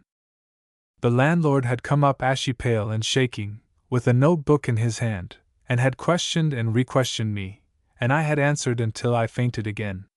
Next, after a black gap, I came to beneath the surgeon's probe which he was thrusting into my wound, as he would a fork into cold meat. "He won't get through, I should think. He has too much fever," he was saying, in the regular callous professional voice. "But I'm going to try the effect of this new antiseptic dressing. I want to see if it does harm or not." I opened my eyes and looked up at his hard, thin-lipped face, and he seemed somewhat disconcerted, but only jabbed his probe in a little deeper and remarked jocularly, "Ah, I see, you're tougher than I thought." More oblivion, and when I next came to I knew that they had both been carried away from me and buried, Hopley, and his wife beside him, and that chapter in my life was, forever and ever, closed. Now I was in charge of a hospital nurse. A horrible creature she was, lean and hard-faced, with a straight slit across her face for mouth, and little gray, cruel eyes. Like a nightmare she hung round my bed, preventing me from getting better. All the fiendish tortures and cruelties that she had witnessed within the hospital walls had, I suppose, made her the thing she was. Days had passed, and very slowly a little strength had crept back into me, enough for me to see I was not getting well as quickly as my youth and strength would let me if there were no drawback. I drew all my forces together to try and understand this, and then I noticed that regularly after each dose of physic I went back a little. More fever, more pain in my shoulder, more delusions before the brain. Each morning when the vitality within me had struggled through the evil effects of my medicine I was better, then came the harpy-faced nurse to the pillow, my dose, then pain and illness again. The look on the face of the woman as I drank it was extraordinary. A sly, pleased look, as one sees on the face of a schoolboy dismembering a living fly. One day I took the glass as usual from her, but instead of raising it to my lips, turned it upside down through the window. The woman turned red, and then livid. "What does that mean, sir, may I ask?" "Simply that I am not going to take any more medicine, thank you," I replied quietly, "as I now wish to get well." "My orders from the doctor are that you shall take it," she said grimly, "and I'll make you." She poured out another glass of the medicine and approached the bed, with the intention, it seemed, of opening my mouth and pouring it down.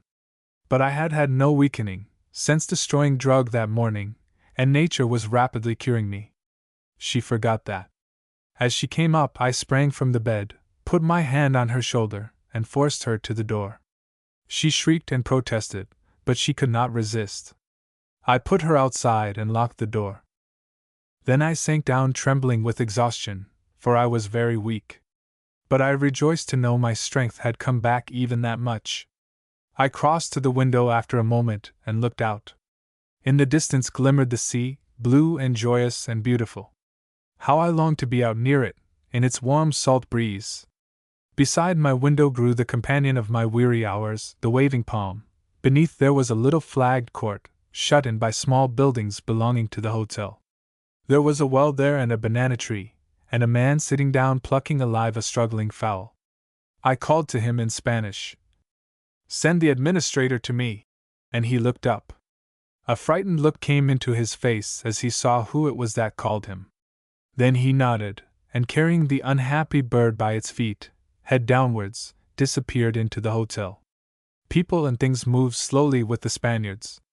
I waited an hour, gazing out into the amethystine distance, wondering if Susie's glad, careless, irresponsible little spirit was dancing there in the sunbeams, and then a knock came at the door. I walked to it and said, "Who is there?"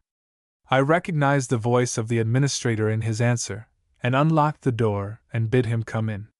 He did so, with an alarmed aspect. "Have you seen the nurse?" I asked. "Yes," he replied. "She told me you were again delirious and had refused to take your medicine, and that she must refuse all responsibility for you." "I am not at all delirious, as you see," I answered. "I simply want to get well, and each time I take their stuff I get worse, so I am going to cease taking it. Now what I ask you to do is to keep that woman and the doctor and the surgeon out of my room. All I want is to be left alone, to be quiet. The surgeon took all the stitches out yesterday. There is no need for him to see me again, and the others I won't have in here. But the responsibility, really, senor," the man muttered, looking all ways at once. "And the good doctor, such an amiable man. What object could he have in not curing the senor quickly?" "The object of prolonging his fees," I answered, smiling. "I should think. When I get well, his fees stop." Then it occurred to me this man had also an object in keeping me here, since my hotel bill would certainly stop, like the doctor's fees, when I got well, so I added, "What day of the month is it? The 20th? Well, listen to this. If I am well, perfectly well by the end of the month, I will give you a check for £50 in addition to my bills, just to show my goodwill." Now £50 is much to a Mexican, and over this man's face spread a look as of one who has a glimpse of paradise. He looked down immediately, however, and said deprecatingly, "How can I influence the senor's getting well? These things are as the good God wills. I can hire a sister to pray for the senor. That I can do."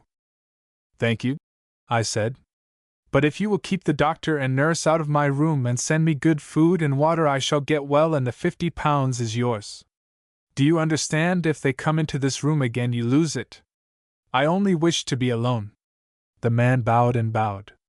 "As the Senor wishes, but the good amiable doctor, what should I say to him?" "What you please, only don't let him come near me. And when the Senor is well, there are many little matters to settle. The consul and the magistrate." I stopped him. "Not now. I am to have 10 days in peace and alone, or you don't get the money." The man stood bowing and shuffling and muttering for some minutes. Then the thought of the £50 came before him, too dazzling to resist, and with a final, "It shall be exactly as the Senor wishes," he withdrew. And so now I lay alone. Ah, what a comfort solitude is! Freedom and solitude.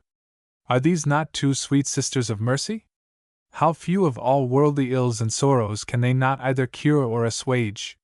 Or rather, perhaps, ought one not to call them mates, from which the child, content, is born? I lay there, weak and suffering still, but a balm seemed poured all over me, for now I was alone. I fell asleep after a time and did not wake till it was dark. I felt stronger, better. Sleep had nursed me in her own way through all the afternoon. A lamp had been lighted on the table beside me and only needed turning up. There was a tray of food there and a carafe of water. I took a little of both and felt life stirring in all my veins, now that the paralyzing grip of the deadly drugs they had been giving me was lifted off. I lay still, gazing about the large, shadowy room and into the violet dusk of the square beyond the window, and then gradually sleep came over me again. In less than an hour I started up from my bed, wide awake. I thought I had been with Hop Lee. I looked round the room. All was just as I had seen it last. I sank back on my pillow.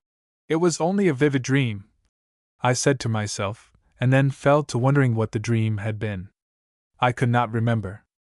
It seemed some communication had been made to my brain while I slept, that it had received very clearly, but now that I was awake it could not retain nor understand it, but it could, and did remember that I had dreamed of Hop Lee, and that it was a pleasant dream. Yes, the man I had murdered had been with me, had spoken to me, and the impression was that of rest, of calm, of some aching self-reproach being appeased. Just a dream, of course, I said to myself. But how odd that I cannot remember at all what he said. An hour perhaps passed by while I lay quiet, strangely comforted by the dream I had forgotten, and then I lapsed back into sleep, and again Hop Lee was with me, speaking, telling me something earnestly, exhorting me gently, and again I woke with a feeling of gratitude, of peace, but I could recall nothing of what had been said to me. The light burned steadily beside me, and I sat up and thought. The feeling of tranquility that spread through me, so different from the feverish self-reproach that had gripped me ever since I had killed Hop Lee, was so marked, so wonderful in its effect on me, that I could not feel it was the result of a dream. No, the spirit of the old man had been there, absolving me of my broken word, absolving me of his murder. The fact that I could not remember, could not recall or understand when awake my dream or his words, seemed to shew that in sleep a mysterious message from a hidden source had been conveyed to me, which, from its nature and the nature of my ordinary material brain, could not be received by the latter. From that hour I began to get well rapidly. Often and often in the long nights or the lonely quiet days I tried to call up a dream to me, a vision of either of them again. Often I longed to speak to Susie once more. But never again did any shade come to my pillow. He had come that once, of that I was convinced. To others it would always seem as if I had dreamed that night. I knew, by some inner sense, I had been spoken to by the soul of the old dead Chinaman, and forgiven. The time passed evenly in that calm solitude. Sometimes still I was burnt with fever and racked with pain and got but poor food, and often longed for a hand to give me water in the dark nights. And I longed, how I desired infinitely, to send to Viola, tell her, and ask her to come to me. I felt she would come then, that she would fly to me once she heard I was ill, in actual need of her. But my pride refused to let me do this. I had begged her to come in the name of our love, appealed to her through our passion. I would never appeal to her pity. Besides, I could not bear that she should see me now, wrecked in strength, a shadow, a skeleton of myself. Fever had reduced me to the last thin edge of existence. As I stretched out my arms before me, they looked like some grim, ghastly strangers. I did not recognize them. No, she should come back to me when I had regained the full glory of my health and strength that I knew she delighted in. So I waited with all the patience I could command, and sleep and nature nursed me between them till I was quite well. Then came long drawn-out procedure in the Mexican courts. I had documents to write and sign, affidavits to make out, interrogations to answer, but finally the law was satisfied. I was acquitted. I heard the decision with a curious feeling. How little it seemed to matter beside the inner knowledge of my heart, that Hopley himself had been with me, and knew and understood. One afternoon then, after the satisfying of nearly endless claims upon me, I looked at the long, flat, rolling sea with its reefs of palms for the last time, and took the train northwards away from Tampico. The year was not yet over, but I was going back to be in London, or very near it. For would she not write first to my club? And here it took at least 3 weeks for my letters sent on from the club to reach me. I did not wish to live actually in town yet till Viola joined me, to advertise our separation, unnecessarily, to our friends, but I thought I would live practically hidden somewhere near, so that letters could reach me from London the same day. Within a month I was back in London and went first of all to call for letters. Amongst them I recognized instantly there was not one from Viola. And, depressed and disappointed, I went down into the country to work. Work, the dear mistress of an artist's life, the one that never leaves him but is there always waiting to receive him back to her, to console him in her arms for all the wounds that love has made. Month after month went by and I worked at the painting, turning into finished pictures the many sketches life with Suzy had given me. As I worked on some of these a wave of sad reflection would sweep over me, of memory of her, but the recollection of the deceit and lies in which her love for me had been always cloaked came with that memory and blunted the poignant edge of it. Then suddenly one morning came a letter from Viola, and my heart seemed at the sight of it to fly upwards and forwards to the future, as a swallow let out of a darkened room flies upwards and outwards with a swift rush to the open light. Blechner's Hotel, Paris. If you wish, you may come to me. That was all, but it was enough. Within a few moments I was ready for departure. For weeks a little case had stood ready packed against the wall of my room. All else was left standing. I went to town, caught the morning train to Dover, and crossed to Calais. I reached Paris finally about 6 and drove to a hotel. I dined in my traveling clothes in the restaurant, and then went up to my room to dress. What keen life I felt in all my veins! How strongly all the power of living had come back to me! Ordinarily, when we are well we get so accustomed to our health and strength we are hardly aware of either, but there are times when we become supremely conscious of both, as I was now. As I walked about my small apartment I felt a pride and joy in my strength such as a woman feels, I suppose, in her beauty when she surveys it in the mirror, a wild elation, a sense of triumph, as she realizes in it her power. The thought of the approaching meeting with Viola danced before my mind, filling it with superb delight. All my veins seemed filled with fire instead of blood. My limbs and muscles flew to do the bidding of the eager, impatient brain. I drove to Blechner's Hotel and inquired for Madame Lonsdale, and was immediately shown up to her suite of apartments. The salon I entered was empty. A door faced me at the other end. It was closed. My heart leapt up as I saw it. Was she there, just on the other side? The salon was lighted with shaded electric lamps and furnished and hung entirely in white, so that there was that dazzling effect of light I knew she always loved. I walked up and down in short quick turns, longing to go up to that tantalizing door and knock, but holding myself back. After a moment it opened and she came through it towards me. For 1 second before I rushed forward to clasp her in my arms, I stood to gaze at her, and the sweetness, the enchanting glamour of the vision was borne in upon me and locked itself into my memory forever. She was in white, some soft white tissue that fell round her closely, edged with silver that seemed like moonlight on white clouds, and there was a little silver on her shoulders and round the breast that seemed like moonlight upon snow. Her fair hair shone in the blaze of light, Her face raised to mine was pale and smiling, with a wonderful luster in the azure eyes. She seemed, as ever, the dream, the vision, the ideal, the unattainable divinity man's soul continually strives after. A moment more and she was in my arms.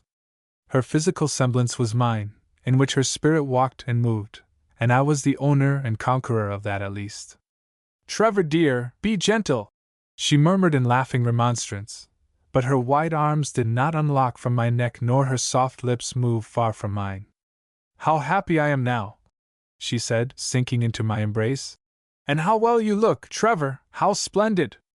So strong and gloriously full of life." "I wonder I do," I answered, "after this cruel year you gave me. How could you leave me as you did while I was asleep beside you, and what was your reason? You will have to tell me now. I believe you would be happier if I did not, if you just trusted me and never asked to know," she answered, smiling back at me. "Are we not perfectly happy now? You have me again, look at me, am I just the same as when we parted?" I looked at her intently, eagerly, my eyes drinking in all the perfect vision before me, each slim outline of the body, lying back now on the couch where we both were sitting, all the delicacy of the transparent skin, the smooth white forehead with its fine, straight-drawn eyebrows, the lovely eyes searching mine. Yes, I had lost nothing of my possession, and there seemed rather something added to that inner light and that wonderful look of intellect and power that shone through the face. "I think you are the same," I said slowly, seeking vainly to express that indefinable extra light that seemed upon her face. "Only perhaps more lovely. But tell me what your reason was. I cannot bear to think there is a dark gap between us." "You are so happy at this moment it seems a pity," she murmured softly. "You will not feel so happy when you know, and it's all over and past and forgotten. It's a thunderstorm that has rolled by and left us again in the sunlight. We are in paradise now, are we not?" I looked at her, and the triumph of delighted joy I had in her rose up to my brain, filling it, making all else seem obscure and of no account. Yet something in her words stirred my brain anxiously. Why should I mind hearing what she had to say? Was it possible that she had acted on her first letter to me, after all, and while forcing freedom on me, taken it also for herself? Was it possible she had lent my possession, herself, to another? That blind, insensate jealousy of the male in physical matters instantly flamed up through me. In that moment of extreme passion for her, of expected triumph and delight, it burned at its most furious pitch. I felt I must know, must drag the secret out of her, and if it was what I thought in that unreasoning moment, I would kill us both. I threw myself forward on her so that she could not move. "Now tell me," I said. "You shall tell me, you promised you would." Viola looked up at me with a regretful gaze but without any shrinking from my savage look and grasp. "Certainly I will," she said gently. "But you will regret forcing me to tell you. Well, I left you, Trevor, because I found I was going to be the mother of your child." "Viola!" Had she stabbed me in the breast as I leant over her, the shock could not have been more great. To me the words seemed to go straight to my heart and stop it. I could not speak beyond that one word.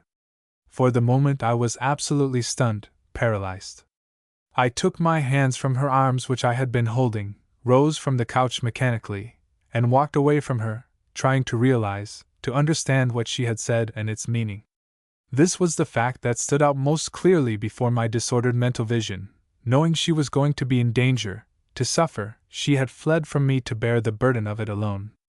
And next, that I had brought that burden and suffering on her. That spirit, so far above earthly things, as I always thought her, I had dragged down to know the common trials, share the common lot of earthly womanhood. The pain of these two ideas, the agony they brought with them to me in those moments was something almost unendurable. I felt crushed, absolutely ground into the dust before it. I sat down by the table and put both hands across my eyes, shutting out her exquisite vision, trying to shut out my thoughts. I felt as a religious enthusiast might feel who in a moment of drunken madness had outraged a sacred shrine. Viola was to me, had always been, far more than a wife or a mistress is to a man. She was also the idea to my brain, and what his idea is to an artist alone can know. But it is something he will live and die for, and count his heart's blood as nothing beside it. That she was a sacred thing, to be protected and guarded from the sordid incidents of daily life that she hated, had always been my thought. She was an artist, and as such had art's own penalties to pay: the excessive nervous strain it puts upon the body, the long weakening tension, the extreme mental and bodily fatigue that sometimes accompanies or follows an artist's flight into the Elysian fields, from which he brings back those deathless flowers of music, verse, song, or color to plant in the world. It is not fair that such a one should have to bear the common ills of life as well as pay those penalties. That had always been my view. Viola was apart from the world, a daughter of the gods, not suited for, nor designed for the common sufferings of the clay. Love she might know, or rather must know, for love is always the handmaiden to art, but motherhood, no. For those thousands and thousands of women who inhabit this world and have no divine gifts to bestow, maternity is a pleasing and natural occupation.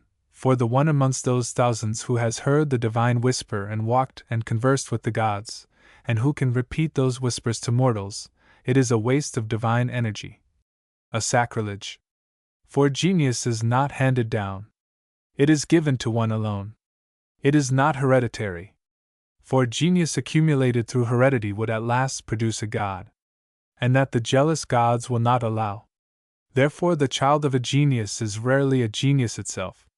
It is born with a veil across its eyes that it may not see divinity, and so return to the common type. Knowing all this and feeling it keenly to my heart's core, I had given my promise to Viola. A promise, which indeed was part of a religion to me, and this was how I had kept it. The intense humiliation of it all rolled through me, stunning me like a physical agony. I heard her voice speaking gently to me, but I could not understand what she said, could not respond. In memory, I was listening again to her voice when she had come that first night to the studio. "You will not let our love drag us down to earth, will you? Let it only inspire us more. We will go to the Elysian fields together to gather the amaranth flowers. You will not try to turn me into the ordinary married woman. I could not accept those duties and that life. I want to live in my music, in the heaven of ideas, as I do now. And to you I want always to be the vision, the dream, the spirit of your thoughts, never the wife, the mother, the keeper of the household, occupied with worldly matters." And I had promised with all the rapture and the fervor of one who understood and thought her thoughts, and who had always longed to escape from the commonplace, the trivial matters of the world, to whom, as to her, the deathless amaranth flowers of beauty, of art, of idea, of inspiration were all. But the promise had been broken. Through me she had known pain, suffering, danger, inability to work, anxiety, daily care for months and months alone. The exquisite, perfect form I had counted so sacred, had suffered the common earthly lot. And through me, my thoughts seemed crushing me, grinding me beneath them, but at last her voice penetrated to my brain, through its anguish of self-reproach. "I knew you would feel it so much, dear Trevor, that was why I kept it secret from you and went away, but now it is all over and past, you must not dwell on it. It is irrevocable. Don't reproach yourself about it. Let us be glad we are in heaven now." I rose and went over to her and knelt by the couch, raising one of her hands to my lips and holding it against me. Dearest one! You went away to endure all that misery alone, so that it should not distress me? How wonderfully unselfish you have always been to me!" "Oh, no," she answered quickly, a light color rising all over her face. "You must not think that. I went away for myself, too. I could not bear that you should see me disfigured, spoiled, as you would think. I had always been the ideal to you. I could not bear to let you see me as an ordinary woman. I was afraid I should lose your passion for me, which I value more than anything else in the world. I felt I could face everything but that. Terrifying and horrible as it all was to meet quite alone, still it was better than feeling I was losing your love and desire." "But you would not have done," I said vehemently. "Nothing could make any difference to my love for you. Not to your love, perhaps, but our passions are not in our own control. They rise under certain influences, sink and decline under others, and we can do nothing. We must look these things in the face. See now, if I were suddenly turned to an old woman, withered before your eyes, would you feel as you feel now? No, I answered slowly. I admit old age. Or hopelessly disfigured, my face rendered hideous by burns or loathsome with disease? You could not desire me then, I should not expect it. Love is unchangeable, but passion is a flame that shivers in every transient breeze. We can't help it. It is so. As I look at you now, I love you for your strength and grace, above all for your beautiful form. If you hobbled into the room, bent and lame, I should love you still, but not as I do now, quite otherwise. And I was disfigured, temporarily, I know, but it went on for months and months. I was no longer your gay, glad spirit with the radiant wings. I was broken, distorted, hideous. Don't tell me, I muttered. I can't bear it. She put one arm round my neck and her soft lips on my hair. It is over, she whispered. Do not be sorry, do not reproach yourself. It was so much better for you not to know, not to see it. It would all have preyed upon you so from day to day. I felt the long waiting. It seemed the time would never pass, and each day and night I felt so glad to know you were not there, to suffer with me, but away, quite out of reach of it all. But suppose you had died, without me? The chances were against that. And if I had, it would have still been better that you should be away, for you. I would have come to you after death, really a spirit then, and lived ever after in your soul. I put my arms round her, living, warm, beautiful in the flesh. What a lonely, terrible year for you, I said. It never occurred to me, I never dreamed, and I can't understand now. You remember the night I came back from Lauden's place to you? You were mad with jealous rage, and I am so little accustomed to resist you. Well, it was my punishment for even thinking I could leave you. At least, I have always accepted it as such. I can never forgive myself. I knew you would take it like that, and now you see I can make you soon forget it. If you had felt like this for weeks and months, it would almost have killed you. She played with my hair and her lips touched my eyebrows. Yes, she answered, looking back at me sadly and closely. Are you sorry? No, I am not sorry, I answered savagely. I thought you would not be. Are you? She sighed. I hardly know. It was so like you, Trevor, such a very beautiful boy, exactly like you in miniature. I loved it, of course, I could not help it, but it is better as it is, better that it should die. We could not foresee how it would grow up, and so many men, the majority, are such monsters, such cruel fiends, it is really a crime to bring one into the world. I was silent, thinking over that wonderful devotion and courage she had shown me. Of all the solutions to the problem of her flight from me, this had never presented itself to my mind. We are taught both by tradition and experience how most women cling to their lover at such a time. Though indifferent, even faithless to him in their beauty and health, they come to him then for protection, for assistance. For their name's sake, to save their conventional honor, they will even accept marriage with one they no longer love, or force themselves on one they know has no longer love for them. But how different this one, as always, had been! To preserve inviolate the spirit of our love, she had gone forward to meet what must to a sensitive nature like hers have been a time of horror and terror, absolutely alone, unsupported except by the thought that I was away, free, unable to share her misery. With gifts in both hands she had come to me and laid them all in mine. Then, when I had broken my trust and brought distress upon her, when she was in need and I could have been the one to give, she had fled away from love, from consolation, from any return or reparation. Proud, courageous, independent, untamable, as she had always been, she was in comparison with other women as a lioness is to a gazelle. I folded my arms round her tighter at these thoughts, for the lioness was mine and I owned her. Perhaps, after all, it was worth while to suffer that agony of self-reproach I had just now, and was suffering still, to see put in such shining light before me her courage and her worth. This was a white night, surely, as the others had been colored, for as white is the blending of all the colors into one, so in this night all the emotions of those previous nights were blended. Passion, jealousy, triumph, and an agony like death had all swept over me in these few short hours, and now from them all, blent together and burning as metals in a smelter, rose up the extreme white vivid flame of love for her like the white silken tongue of fire, the last degree of fiercest heat that the smelter can produce. I bent over her, looking down into her eyes, deep down into those living depths where I seemed to see the rays of an eternal heaven, clasping the smooth breast to me, closely, that its passionate heartbeats might answer my own, and in our veins burnt that intense white flame that melts into itself the glory of the immortal spirit, the wonder of the hereafter, and all the joys of the world.